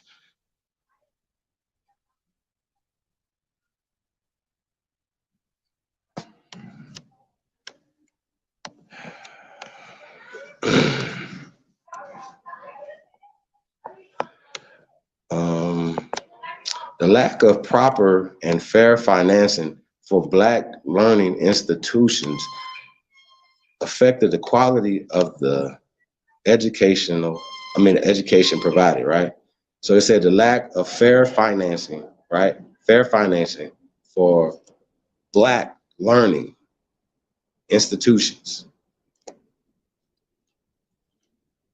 Now, once again, if they have this program, right? Not if they got a program called the Black program, right? And it's like, I know Trump was like close to 100 billion. So I know Biden's probably got like a $200 billion budget for his ass. Why not invest that money in the safety and the security and the prosperity of Americans?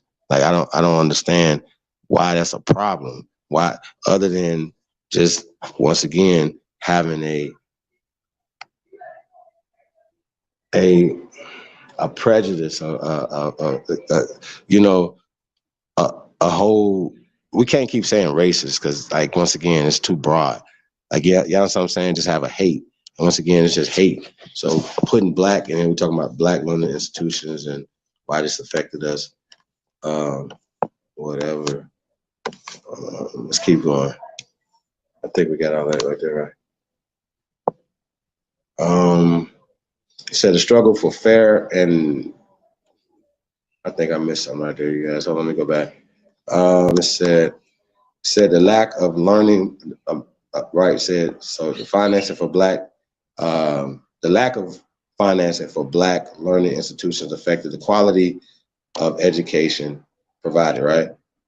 Teachers could not give pupils ample individual attention, and therefore, students were made to work exponentially harder in order to succeed. What? Does that make sense? When we think of all the people that came out of that era and all the things that they invented and that made this country great, that they came from the South and came up to the North, made all these places great based off of all the hard work. So we cannot shit on our ancestors and the hard work that they did. Once again, this is these people right here minimizing it by once again, this their narrative that they're spinning for it. See what I'm saying? This is the shit I'm talking about. That's why your Sahib's here, whatever, to decipher this shit. But this right here is the problem I have with these people. You know what I'm saying? And why we have to start once again when I'm Googling stuff, when I start seeing our stuff pop up, that's what we're talking about. When we start seeing our books pop up, our movies pop up, our thing, y'all understand art. This is a movie right now. People say, when the movie coming, Chief? When you buying it? Fuck, when you supporting it? When you supporting the movement? See what I'm saying? See, that's the whole problem right there. Everybody got all this mouth of what they doing. And once again, I'm doing my job right now.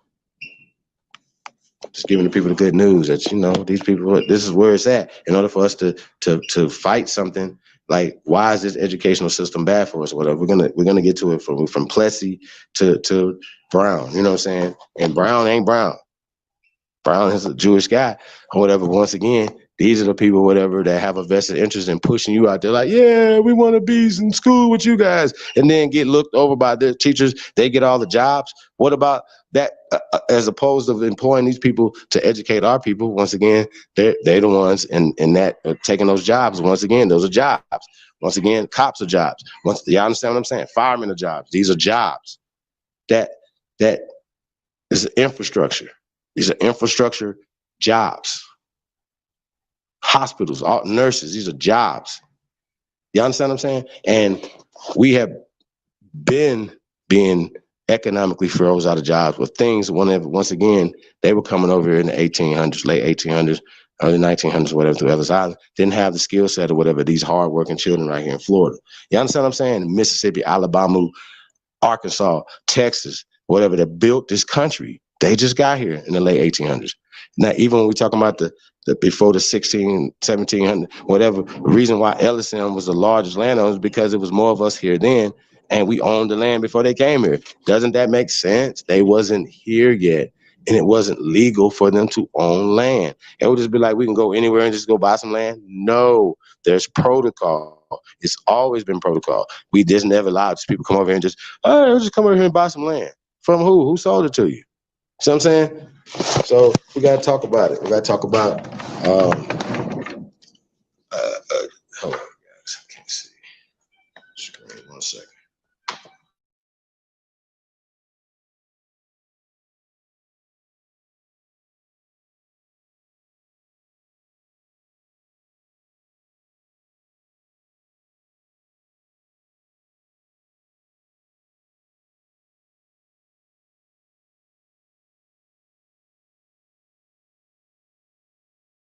Okay. Let me get back to this. All right. So it says, let me get back to this. So So it talks about so the students had to work harder in order to succeed, right? Really? However, as in the 1890s, this photograph illustrates attendance was high and both students and teachers alike were proud of their new privilege. Once again, that's game. However tainted it may have been, right? So once again, they're talking about privileges and how tainted it may have been. I mean, once again, it's always like to push all accomplishment down, but once again, the hard work and to work so hard or whatever, attendance was high, people's spirit was high, whatever, but it's getting indoctrinated. Like once again, they can funnel the information, and even back in them days, they talk about the old books and things people would get, right? Well, who are you getting the books from? Well, we're gonna give them this right here. What do you mean? So that's a problem. It says, so the struggle for fair and equal education for Americans was long and hard, but much progress was made through the efforts of organizations such as the NAACP. Now, y'all know that's some bullshit. But once again, they don't have black. It's the advancements of colored people, right? Colored. And we know other people who put themselves into colored category, right? And individuals like Oliver Brown, right? Now, speaking of individuals that put themselves in the colored category, Oliver Brown is not colored. Oliver Brown is a Jewish descent, right? Right? Who pushed for fairness in the educational system. U.S. schools were legally desegregated in 1954 by Supreme Court decision of Brown versus Board of Education, which overturned Plessy versus Ferguson and state separate educational facilities, quote, separate educational facilities are inherently equal, end quote. Groups of American students like Little Rock Nine, began to previously, quote, all white schools, and thus began the long process of desegregation in American public schools. Though the U.S. school system still struggles with issues relating to fair education of American children, the nation has certainly come a long way since the founding of, quote, colored schoolhouse in 1890. Now, what is crazy about this, right? We're gonna keep going. What is crazy about this, right? Man, this is an agricultural society. So in an agricultural society, you definitely like education. Once again, education you what? Giving you a language. You have to learn this language. Once again, when we talk about the language that we're speaking now, yeah, even though it's similar to, not similar, majority of the language comes from us and it's mixed with them for trade. Once again, it's about trading. This is all business to educate us to work for them and build their shit. If I can teach you it as a child, no matter what, you're gonna work hard, excel at it or whatever. Just like other people that are just now, or say 100 years later in 1990, saying, man, we can work hard in this right here and excel in this system, right? But for us, we did all this 100 years ago and they did this, you know what I'm saying? And we don't want it no more, you know what I'm saying? We did all that and they basically they took it over. Our niggas just gave it away. Y'all dig what I'm saying? And so this is what we're talking about. Let's keep going. So it says the first colored school building, 1890 photograph was 1890 Rollins College art, and that comes from Rollins College archives, right? And that was in Florida. So once again, even when you got Ferguson versus Plessy, right? I don't know if we can pull that up real fast. Yeah, we got another 30 minutes. I guess we can go to that real fast. Can we pull that one up? Ferguson versus Plessy. We're just gonna run through this real fast, you guys. You guys can pull these things up to kind of confirm what I'm saying. Basically, with that, it wasn't all over the place. We're talking about Arkansas, right? If I'm not mistaken, it was in Arkansas. When we pull it up, we get right into it. But the one case that makes it to the Supreme Court, they'll be like, oh, that was the whole case for everybody. Basically, it says that even to this day, you could be segregated if it's private and it's not, you're not getting public funds. You understand what I'm saying? Meaning federal funds or even state funds, right? In some states, once again, once we get to Plessy, Ferguson versus Plessy, you guys can understand what I'm saying. It was like, fuck that. The whole state was like, nah. Or some clandestine people can get into power there or whatever. They would say, well, fuck it. The governor said it's the whole thing too. See what I'm saying? And so now y'all can use public funds to segregate your schools, right? So then they're saying, no, that doesn't work. And so 1954, they said you can't do that. So they overturned it with the Brown versus the Board of Education, right? But it was really their Trojan horse to come in and finish taking over and make it legal for them to educate us. Like, it's illegal for you to not be in the educational system, which should be illegal. It should not be their right to tell you how you should educate yourself or your children. It's just crazy. And we need a better system. Like I said, the older children would teach the younger children. They would, if you have taught them well. So if you're at a dojo and you have taught the older child, he has mastered a certain degree of stuff, of moves and stuff. The next children that come up, he's going to teach them. Otherwise, you're going to teach them, but now they can practice whichever, and he's going to be being able to teach them a little more, and so on and so forth, and they're just passing it down. It makes everybody stronger. That's just how that works. So yeah, let's pull this Plessy in real fast. You guys do this thing. Piece that there. Got over here. DJ Cut Attack. Peace, King.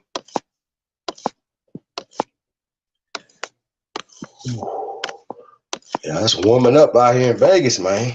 Sheesh. At that time. Peace to everybody, man. Make sure I got everybody. I hope you guys are doing well, man. You and your tribe are doing well. Yeah, man, do me a favor, man. Like, share, subscribe, man. If you haven't, share this on all your social media platforms, man. What you got in here? Lady Lindia Bartlett is in the building. Peace, Empress. Denise Rivers, South Carolina, got Penn Center, 1855. Got the Penn Center. Okay, that's what's up. Yeah, indoctrination is definitely a hell of a drug, infinite.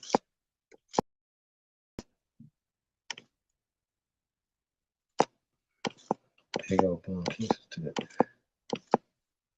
big old up in there. The hyena chief.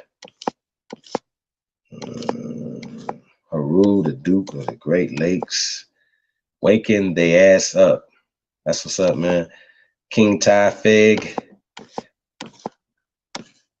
Lucky Guzman's in the building. Just put something in there. Hey, man, you guys definitely don't hesitate to share some stuff related to anything that we're talking about or anything else you think is relevant with the tribe, man.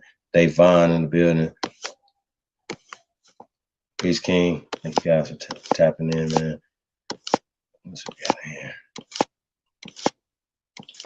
Greedy Vegan is in the building. Quadruple OG Wilmore Reed is in the building. Peace, Kings. What you got here, man? Full house tonight, man. Shout out to everybody, man. Really appreciate it, man. Like I said, man, this is gonna be Deep Locket. What up, though? Hey, man, where y'all tapped in from, man? Y'all already know. A lot of y'all been around, man. Hampton McNeil is in the building. That's right. I think he's saying vultures right there.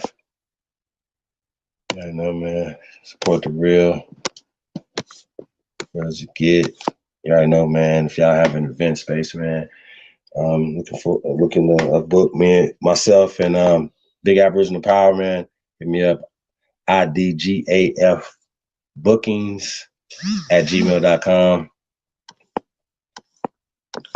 We're gonna be sliding through, man. Like I said, we're gonna be making some announcements real soon. If you guys haven't subscribed to I Don't Give a Fuck Sports News Entertainment, man. You already know, man. Tap in.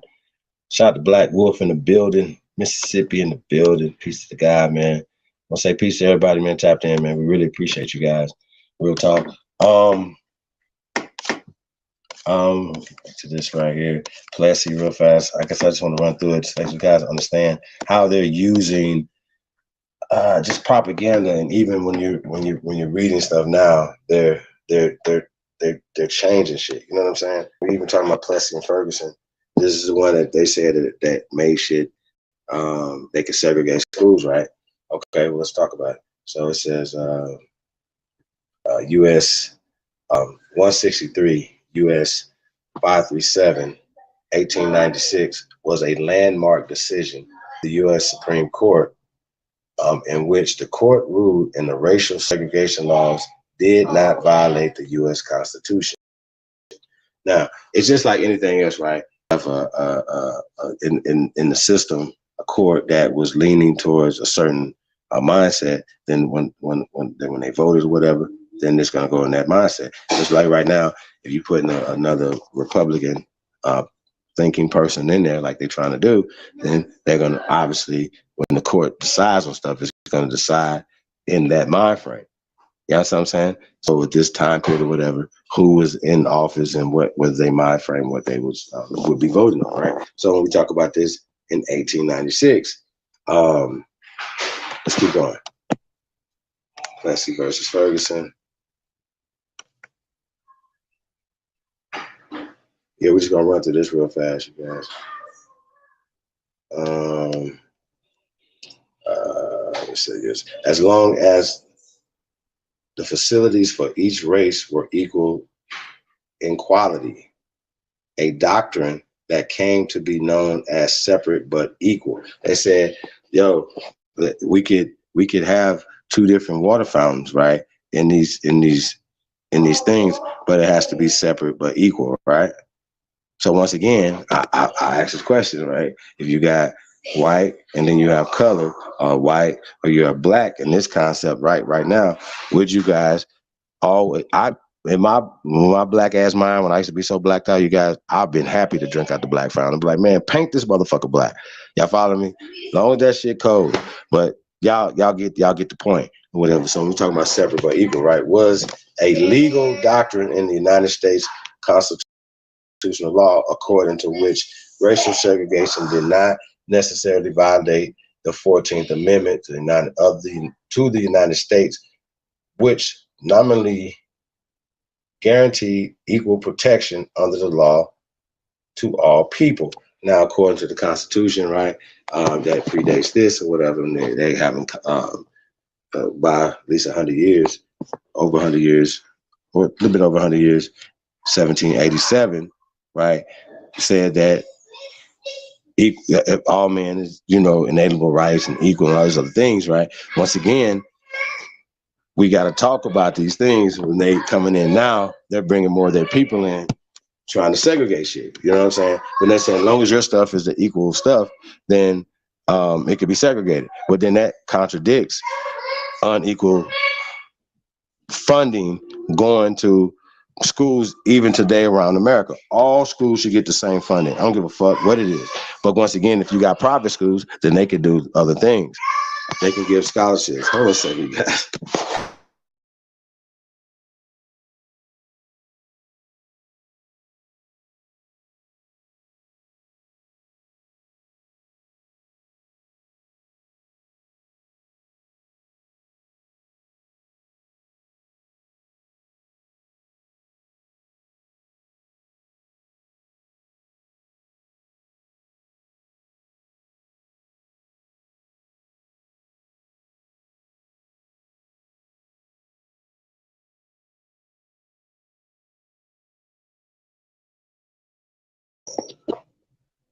Okay, let's get back to this. All right. So, you already know, man. He's excited. Says full case, Homer A. Plessy versus John, right? Those are the names. It says, get to those things right there. Decision, it's an opinion. I guess you guys can get the piece of the case history prior. This is Louisiana. If I'm not mistaken, that I'm remembering. This is in Louisiana, right? So it says right here, separate but equal decision legitimized the many state laws re-establishing racial segregation that had been passed in the American South after the end of Reconstruction, right? That's after 1865 to 1877, right? The underlining case began in 1892 when Homer Plessy, a mixed race resident of New Orleans, now who was he mixed with? Okay, we can talk about that. Deliberately violated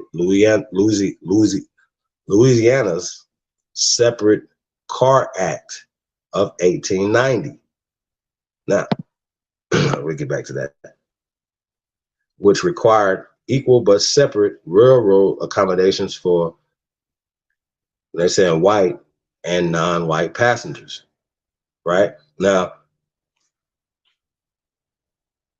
when we talk about the concept of white and the concept of even Aborigine, they made Aborigine bad because it was unequal treatment. And when we talk about after this time in Australia, they made people that was the Aborigines there say, okay, that we don't even want to be associated with that term. We want to be associated with the black fellas, because they made black popular, right? Remember they talking about in the clip earlier that we made black, us in America made black, nobody else. But who put that battery and that black battery in our back, and why did they do it? To push themselves up as whites, right? So Plessy, so I'm reading this as it is, but I'm trying to get you guys to understand how people can continue to oppress your mind even when they're writing stuff. When you reading and you researching stuff today, they're writing words and they're putting things in your mind today, or putting situations in your mind today. So it's just a gift that keeps giving. You know what I mean? So let's go. Separate Car Act of 1890, right? Which required equal but separate railroad accommodations for white and non-white passengers. Plessy was charged with boarding a whites-only car. Well, why didn't they make a mixed car for him, right? If you're gonna have this one and that one, then they should have made them say, okay, well, yeah, since we got mixed people, you have to have equal accommodations for people that are mixed, right? Now think about how expensive that is, or whatever. But once again, you can separate people by class on the train now. See how that work? So you travel on the train, you're not gonna sit with the people. That's called coach. You're gonna sit in the business class. Even on the plane, you can sit in the coach. They're sitting in the business class. They're sitting in the executive. Like, y'all follow me? He's kissing the pilot's ass right here. You feel me? So you're all on the same plane, eating the same peanuts.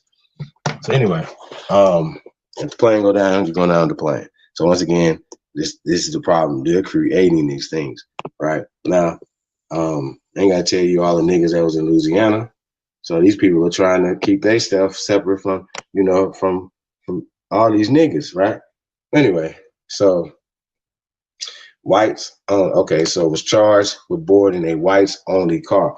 Now, if you guys seen something that says whites only, once again, y'all would be offended. You'll be getting to be crying and all this other stuff. But actually, if it's private, like a lot of those like private resorts or even private homes, it's like they could put whites only on their homes. Only white people can come in their house, according to them, right? You can't. There ain't no law against that.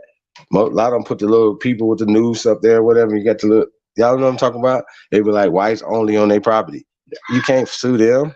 You can't be mad that it hurt your feelings because they got whites only, and you niggas are saying blacks only, which you're black. So it's an equal thing. You can't be mad. So that's the thing. But our black is a crutch. It's a handicap. It's a weapon that's being used against you.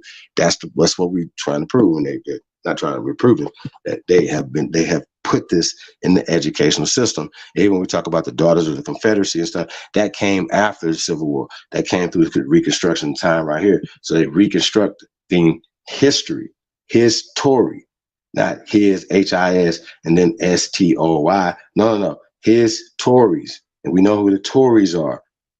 Look them up. The Tories. That political party is still, they just morph into other things. See what I'm saying? Into George Soros and the Democratic machine and all these other people or whatever, right? So we got to understand that. It says, and his lawyers petitioned Judge John Howard Ferguson to throw out the case on the grounds that the law was unconstitutional. Ferguson overruled Plessy's petition, and the Louisiana Supreme Court upheld Ferguson's ruling. Plessy then appealed to the U.S. Supreme Court. Now, I just want to point out to you guys that Ferguson versus Plessy has nothing to do with schools and education.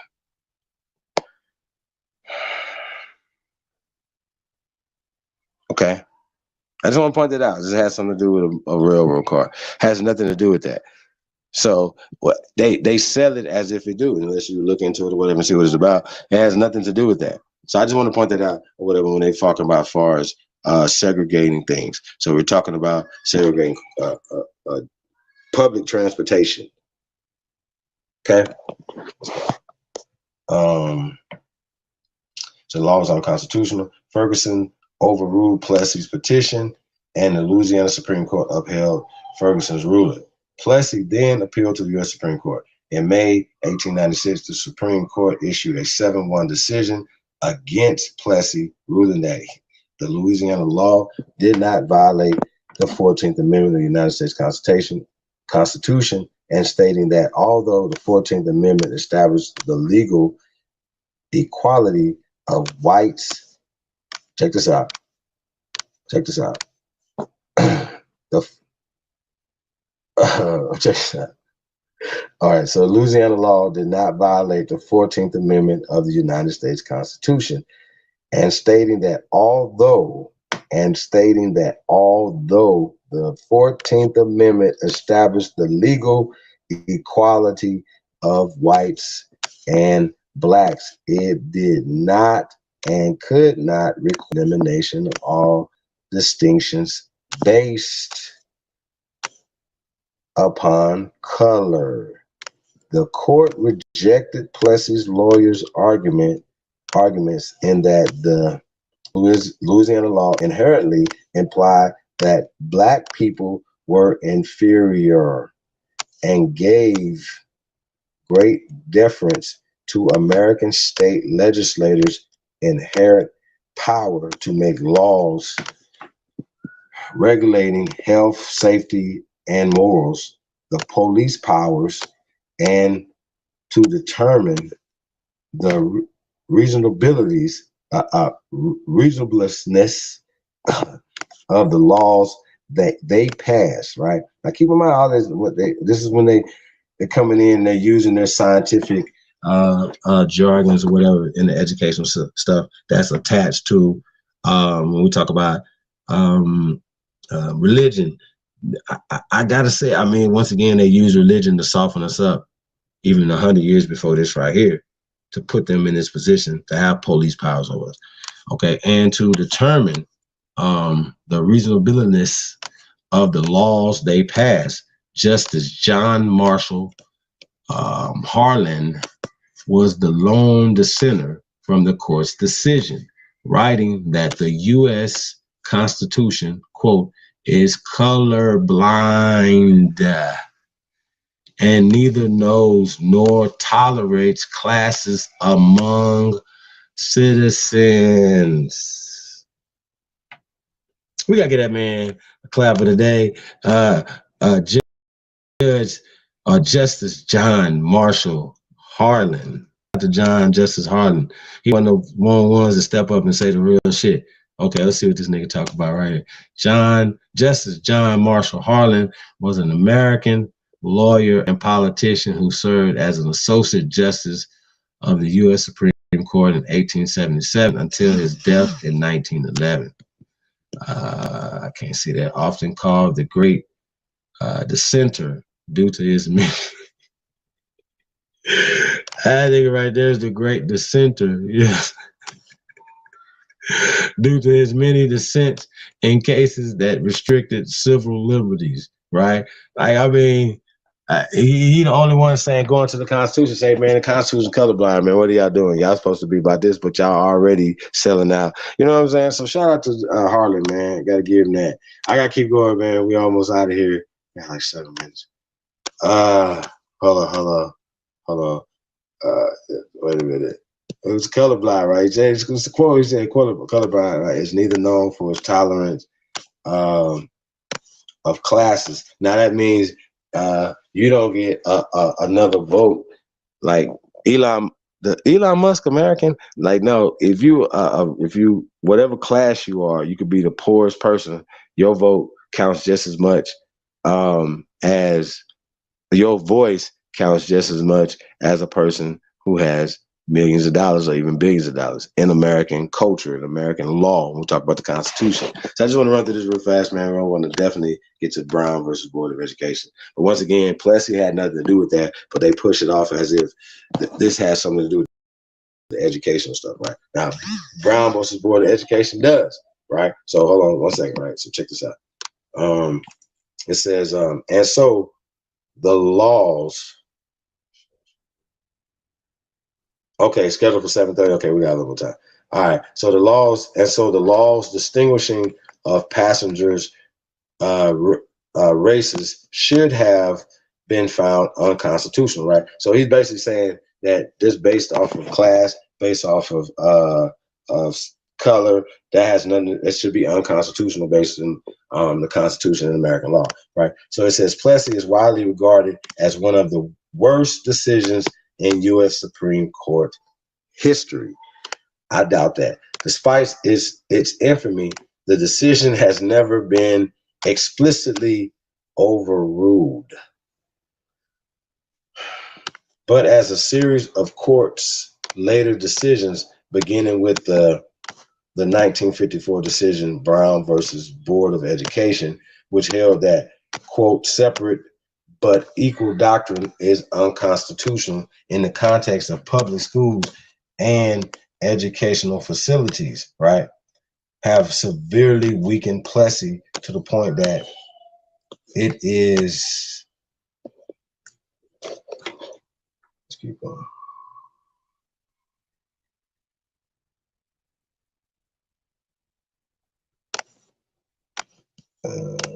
Weakened Plessy to the point that it is considered to have been de facto overruled.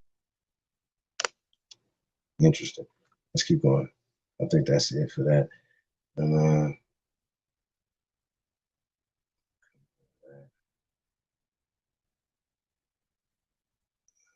we give a little background. So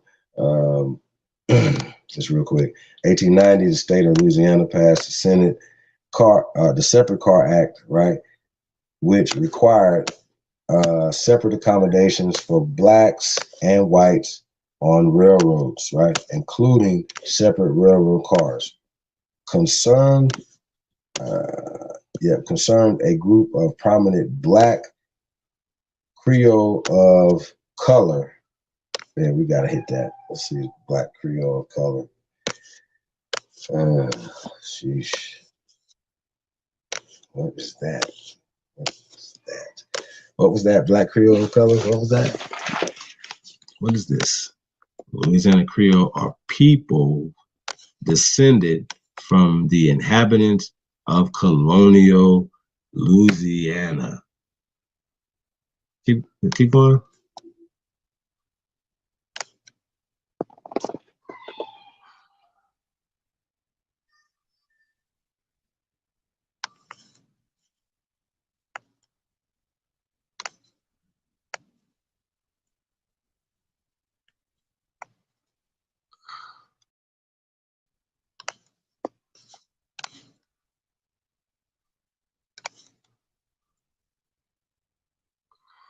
Yeah, you gotta keep scrolling up.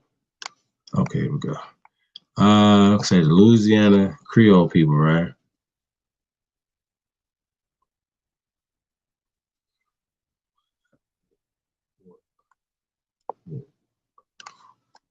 this past a whole bunch of stuff up there though. Okay, we ain't gotta get to that. We know that these are indigenous people, okay, of the land. Real quick, Creole de la Louisiana, right? Creoles of Louisiana, Spanish, Criollos de Louisiana are people descended from the inhabitants of the colonial Louisiana before it became a part of the U.S. during a period of both French and Spanish rule. French and Spanish rule. As an ethnic group, their ancestry is mainly of African, French, Spanish, and Native American origin. German, Irish, and Italian immigrants also married into these groups. Louisiana Creoles share cultural ties such as traditional use of French, Spanish, and Louisiana Creole. Now, Louisiana Creole. Okay, now it says ancestry is mainly of African, French, African, French. Go out of that for a second. I'm gonna say something real fast about this, and we'll come right back to that.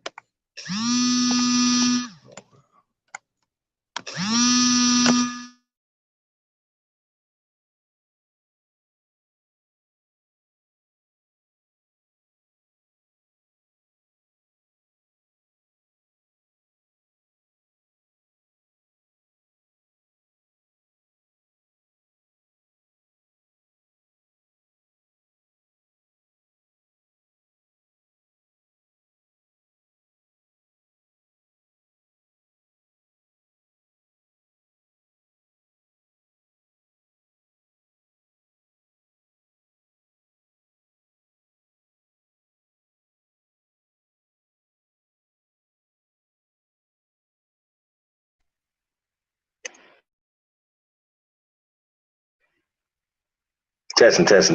Mic check. Okay, we're back. All right. So their ancestry, right? African, French, Spanish, and Native American. All right. So now we know Native American is the Aborigines, right? So these other groups created mixtures. Now I'm gonna ask you guys a simple question. Press go if you believe that the Americans, what they're calling Native Americans, would have been the majority in the admixture that they're calling Creole. If you believe that the Africans were the majority of the mixture, I don't know. Just let us know. If you believe French is the majority of it, if you believe Spanish, right? But the main, like, you understand what I'm saying? All of them couldn't have had the major mixture, right? But they also said that German, Irish, and Italian immigrants also married into these groups. Okay. Louisiana Creole share cultural ties such as traditional use of French, Spanish, and Louisiana Creole. All right, let's go to Louisiana Creole, see what that's talking about. Spanish is, no.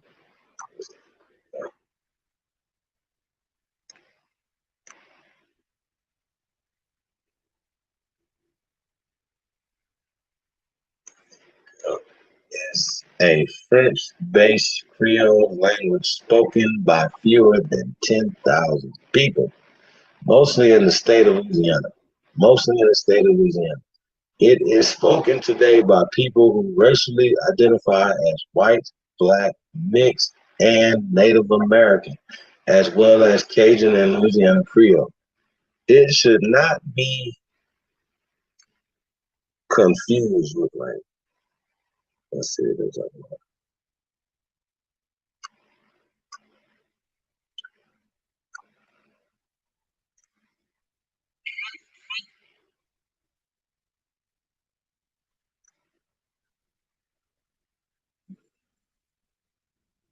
Confused with its sister language. Huh? Louisiana French, a dialect of French language. Louisiana French, a dialect of the French language.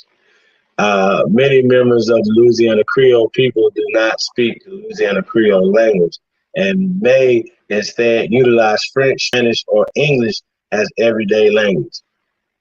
Oh, wow. Due to the rapidly shrinking, right? I got a little time, yeah. Rapidly shrinking number of speakers, right? Because more people speaking English because of the school system, right? Louisiana Creole is considered an endangered language. Terrible. Terrible, I say.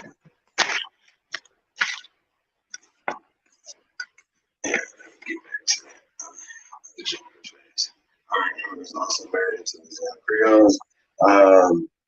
Share cultural, traditionally used and prominent practices of Catholicism. And once again, you get down with a religion, it takes over your culture because now your culture becomes your religion, right? Is that how it works? The term Creole was originally used by French settlers to distinguish people born in Louisiana from those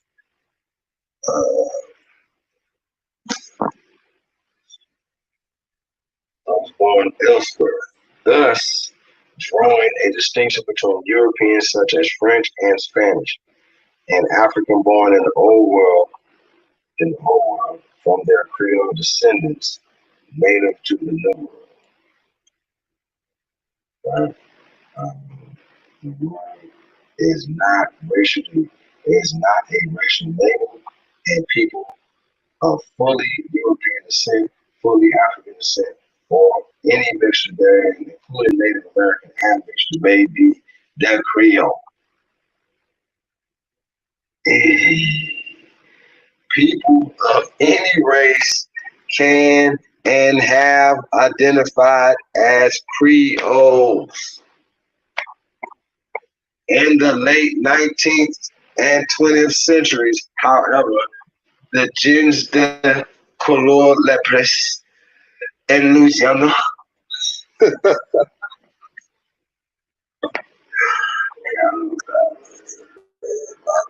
I'm sorry.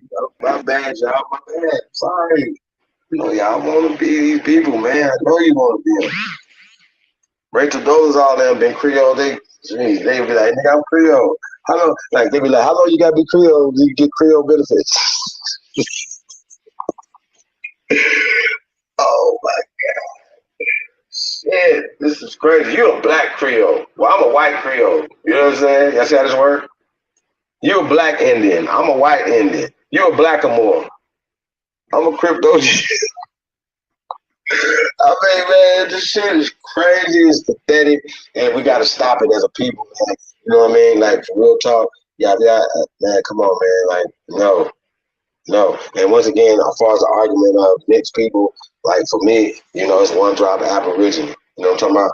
You are people. So I don't play that. It's your intentions. It's your heart. It's your drive. Hey, if you're a pale skin and you righteous and you about American business, you guys been here.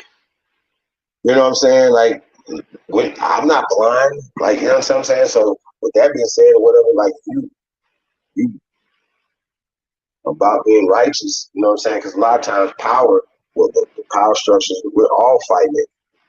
A lot of times people are just being used.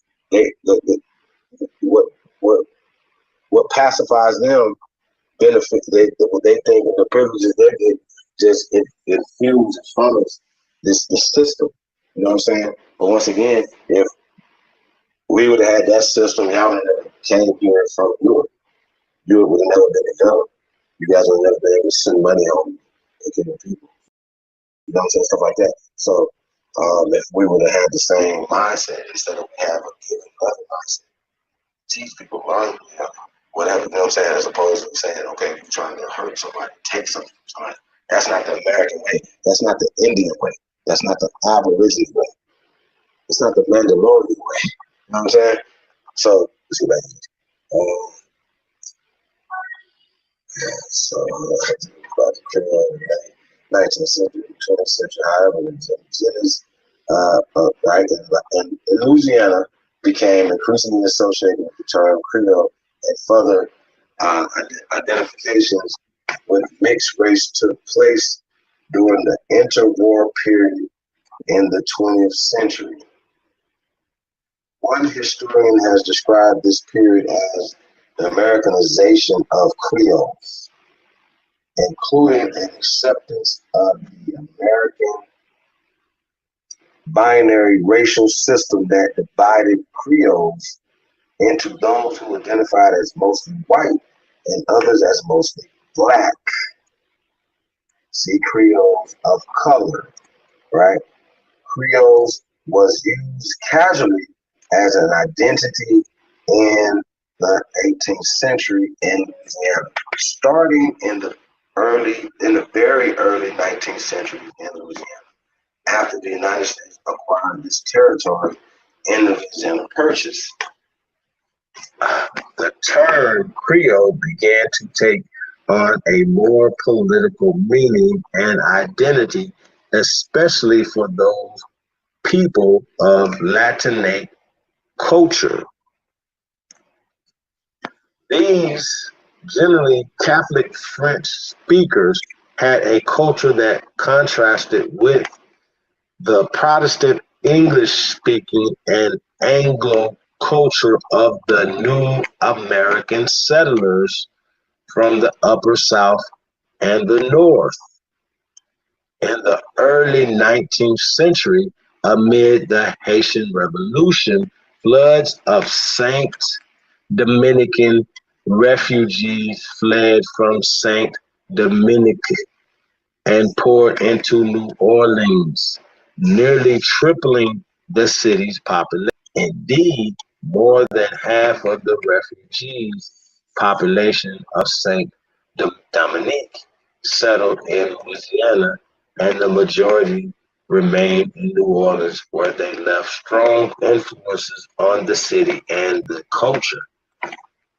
Later 19th century immigrants to New Orleans, such as Irish, later 19th century immigrants to New Orleans, such as Irish, Germans, and Italians, also married into the Creole group. Most of the new immigrants were Catholic. There was also a sizable German Creole group of full German descent. Just like you have full German descent Native Americans. Centering on the parishes of St. Charles and St. John the Baptist.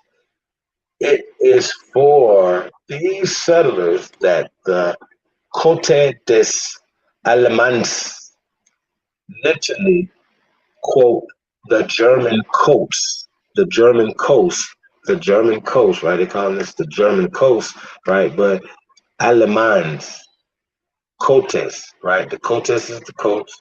Allemands. I'm gonna have to get into the Allemands. I'm gonna come back to the Allemands. Literally, the German coast, right, is named, right? Okay. Over time, many of these groups assimilated in part or completely into dominant Francophone Creole culture, right?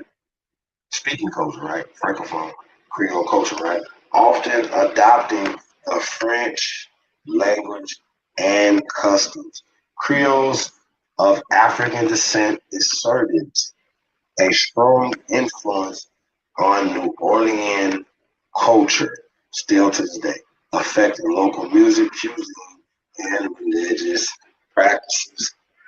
Although Cajuns are often presented in 21st century as a group distinct from the Creoles, this is not true. As people born in colonial Louisiana, people of Cajun ancestry were referred to as Creole. And until the early mid-20th century, Cajuns were considered a subcategory of Louisiana Creole rather than a wholly separate group. Some Louisianians identify only as either Cajun or Creole. Others embrace both identities. Creoles of French descent, including those of Course, Quebec, of Acadian lineage, have historically made up the majority of white Creoles in Louisiana. Remember, you have white Creoles, that means black Creoles.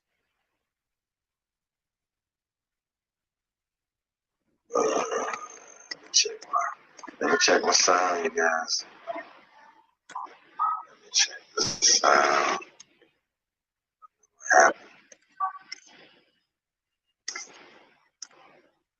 Fix my microphone. Mic check, mic check. 1 2 1 2 1 2 1 2. Yeah, I think that's gonna fix it. So, mic check, mic check. 1 2 1 2. All right. So, I don't know where it was weird at. I started there. Basically, getting back to the Quebecans, Creoles of French descent, including those of Quebecan and Acadian lineage, have historically made up majority of the white Creoles in Louisiana, right? Creoles are mostly Catholic, right? It says Louisiana Creoles are mostly Catholic in religion. Throughout the 19th century, most Creoles spoke French and were strongly connected to French colonial culture. Now, I have to tell you guys that they are also instilling in the CASA system, right? So we understand that that's a thing, but I submit that it didn't start out as a CASA system. That these people it was a cordial thing. You know what I'm saying? So it wasn't warfare, because remember, we went to war against the incursions of the Dutch and the British and these guys. See what I'm saying? So coming from our perspective, coming from the South. See what I'm saying? So we got to talk about, when we talk about these things, it definitely got to decode it, man. This is really interesting. And you know, when they get into it, they take over. So the sizable Spanish Creole communities of St. Bernard Parish and Galvestown spoke Spanish. The Malinos of New Ibina spoke Spanish as well. Well, my thing is, right, well, if they was there before, obviously, you know, since the early 1500s, well, and then colonizing to the late 1500s, going into the 1600s, right? According to them, their colonization's mindset. And by the way, they didn't, in 1870 is when they started colonizing Africa. So the same time that they're seizing power here in America after Reconstruction, after our Civil War, they got industrialized and then went into Africa for the first time with their industrialization. And then that was short-lived because they got pushed up out of there after that. So all these tales of going and getting Africans, well, you just went and got Africans, millions of Africans, but you didn't colonize there. That doesn't make any sense. So it's just a stupid conversation. When we talk about it, you know what I'm saying? So just decoding some of these things right here, man. So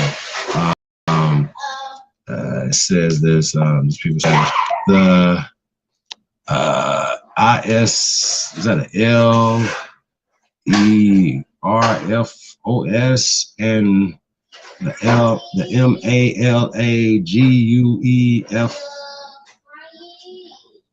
MALAGUEFLOS were Louisiana-born whites of Creole heritage. And remember, Creole's not a heritage; it's a club that anybody can join, right? Since the mid-20th century, however, the number of Spanish-speaking Creoles has declined in favor of English speakers. They have maintained cultural traditions from the Canary Islands, from which their immigrant ancestors came. Interesting. The different varieties of Louisiana Creoles shape the state's culture, particularly in the southern areas around New Orleans and the plantations districts. Louisiana is known as the Creole state. While the sophisticated Creole society, while the sophisticated Creole society of New Orleans has historically received much attention, the Cane River area in northwest Louisiana, populated chiefly by Creoles of color, also developed its own strong Creole culture. Other enclaves of Creole culture have been located in South and Southwest Louisiana. Frioul Cove, Bois Mallet, Grand Marias, Palomento, Martel, Soleil, man, these roads are terrible. Girardi, Prairie Laurent, and others. These communities have had a long history of cultural independence. Grand Marais was the largest and most well-known Creole community. Okay, New Orleans also has had a significant historical population of Creoles of color, a group that mostly consisted of free persons of mixed European, African, and once again, Native American descent. Many of these Creoles of color later assimilated into Black culture. Oh, whoa, no. Was that? That looked like Condoleezza Rice and the dashiki with a not a dashiki, but a goddamn is that Condoleezza Rice with the what is that right there, kente thing? Graduated head of her class, African American. Wait, I thought it was Black culture. Black culture, Black turned into African American culture refers to the contributions of niggas. Okay, my bad, y'all. African Americans to the culture of United States, either as part of or distinct from mainstream American culture. The distinct identity of African American culture is rooted in the historical experience of the African American people. Now, once again, we are the American people. Once again, that's the copper-colored races. Once again, we have a culture. American culture is Aborigine culture. I can say Black culture if you want some people to understand. They didn't bring cowboys and Indians here. They didn't bring music here. They didn't bring these things here. They didn't bring these inventions and things that were invented by air quote Black people. You know what I'm saying? Like, it's just crazy. But Black culture is African American culture, and African means in Africa, right? But it's like, oh, you know, everything they find here, all these pyramids, but that's African culture. No, it's not. Well, it says it is Egyptian. Well, no, that's just describing the culture. That has nothing to do with it's not indigenous. Egypt is not indigenous, just like Africa is not indigenous to Africa. Right? So while some chose to remain a separate yet inclusive subsection of the African American ethnic group, another area where many Creoles can be found is within the river parishes. St. Charles, St. John, and St. James, however, most Creoles are found in the greater New Orleans region or in the Cajun country. All right, we can put one out of that.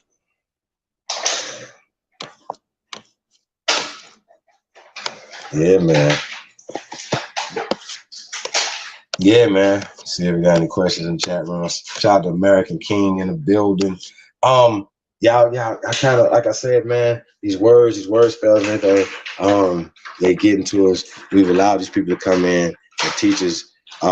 We definitely gonna be coming back, going over the Daughters of the Confederacy. Once again, We have to destroy all the indoctrination, the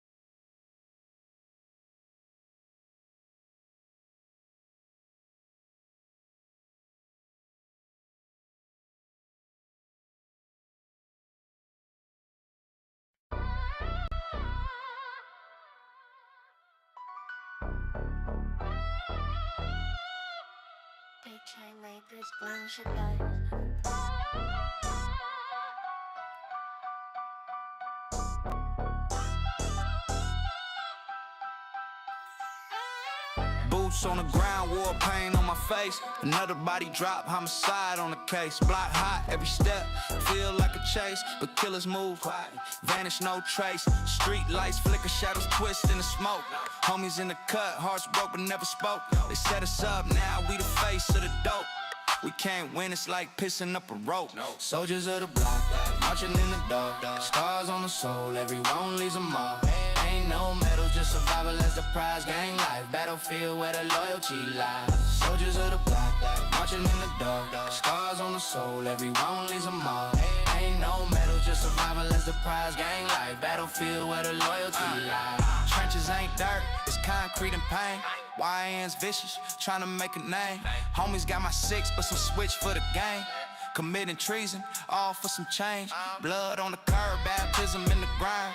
Cause in the hood, know it's pushing grind. Hands on the clock, spinning back with the time. Gotta be built for this, or you could lose your mind. Silent prayers in the alleys, cathedral. Cigarette smoke swirls, preachers lethal. Chain heavy, but the burden's heavier still. The battlefield's quiet, but the streets always kill. Soldiers of the block, marching in the dark. Scars on the soul, everyone leaves a mark.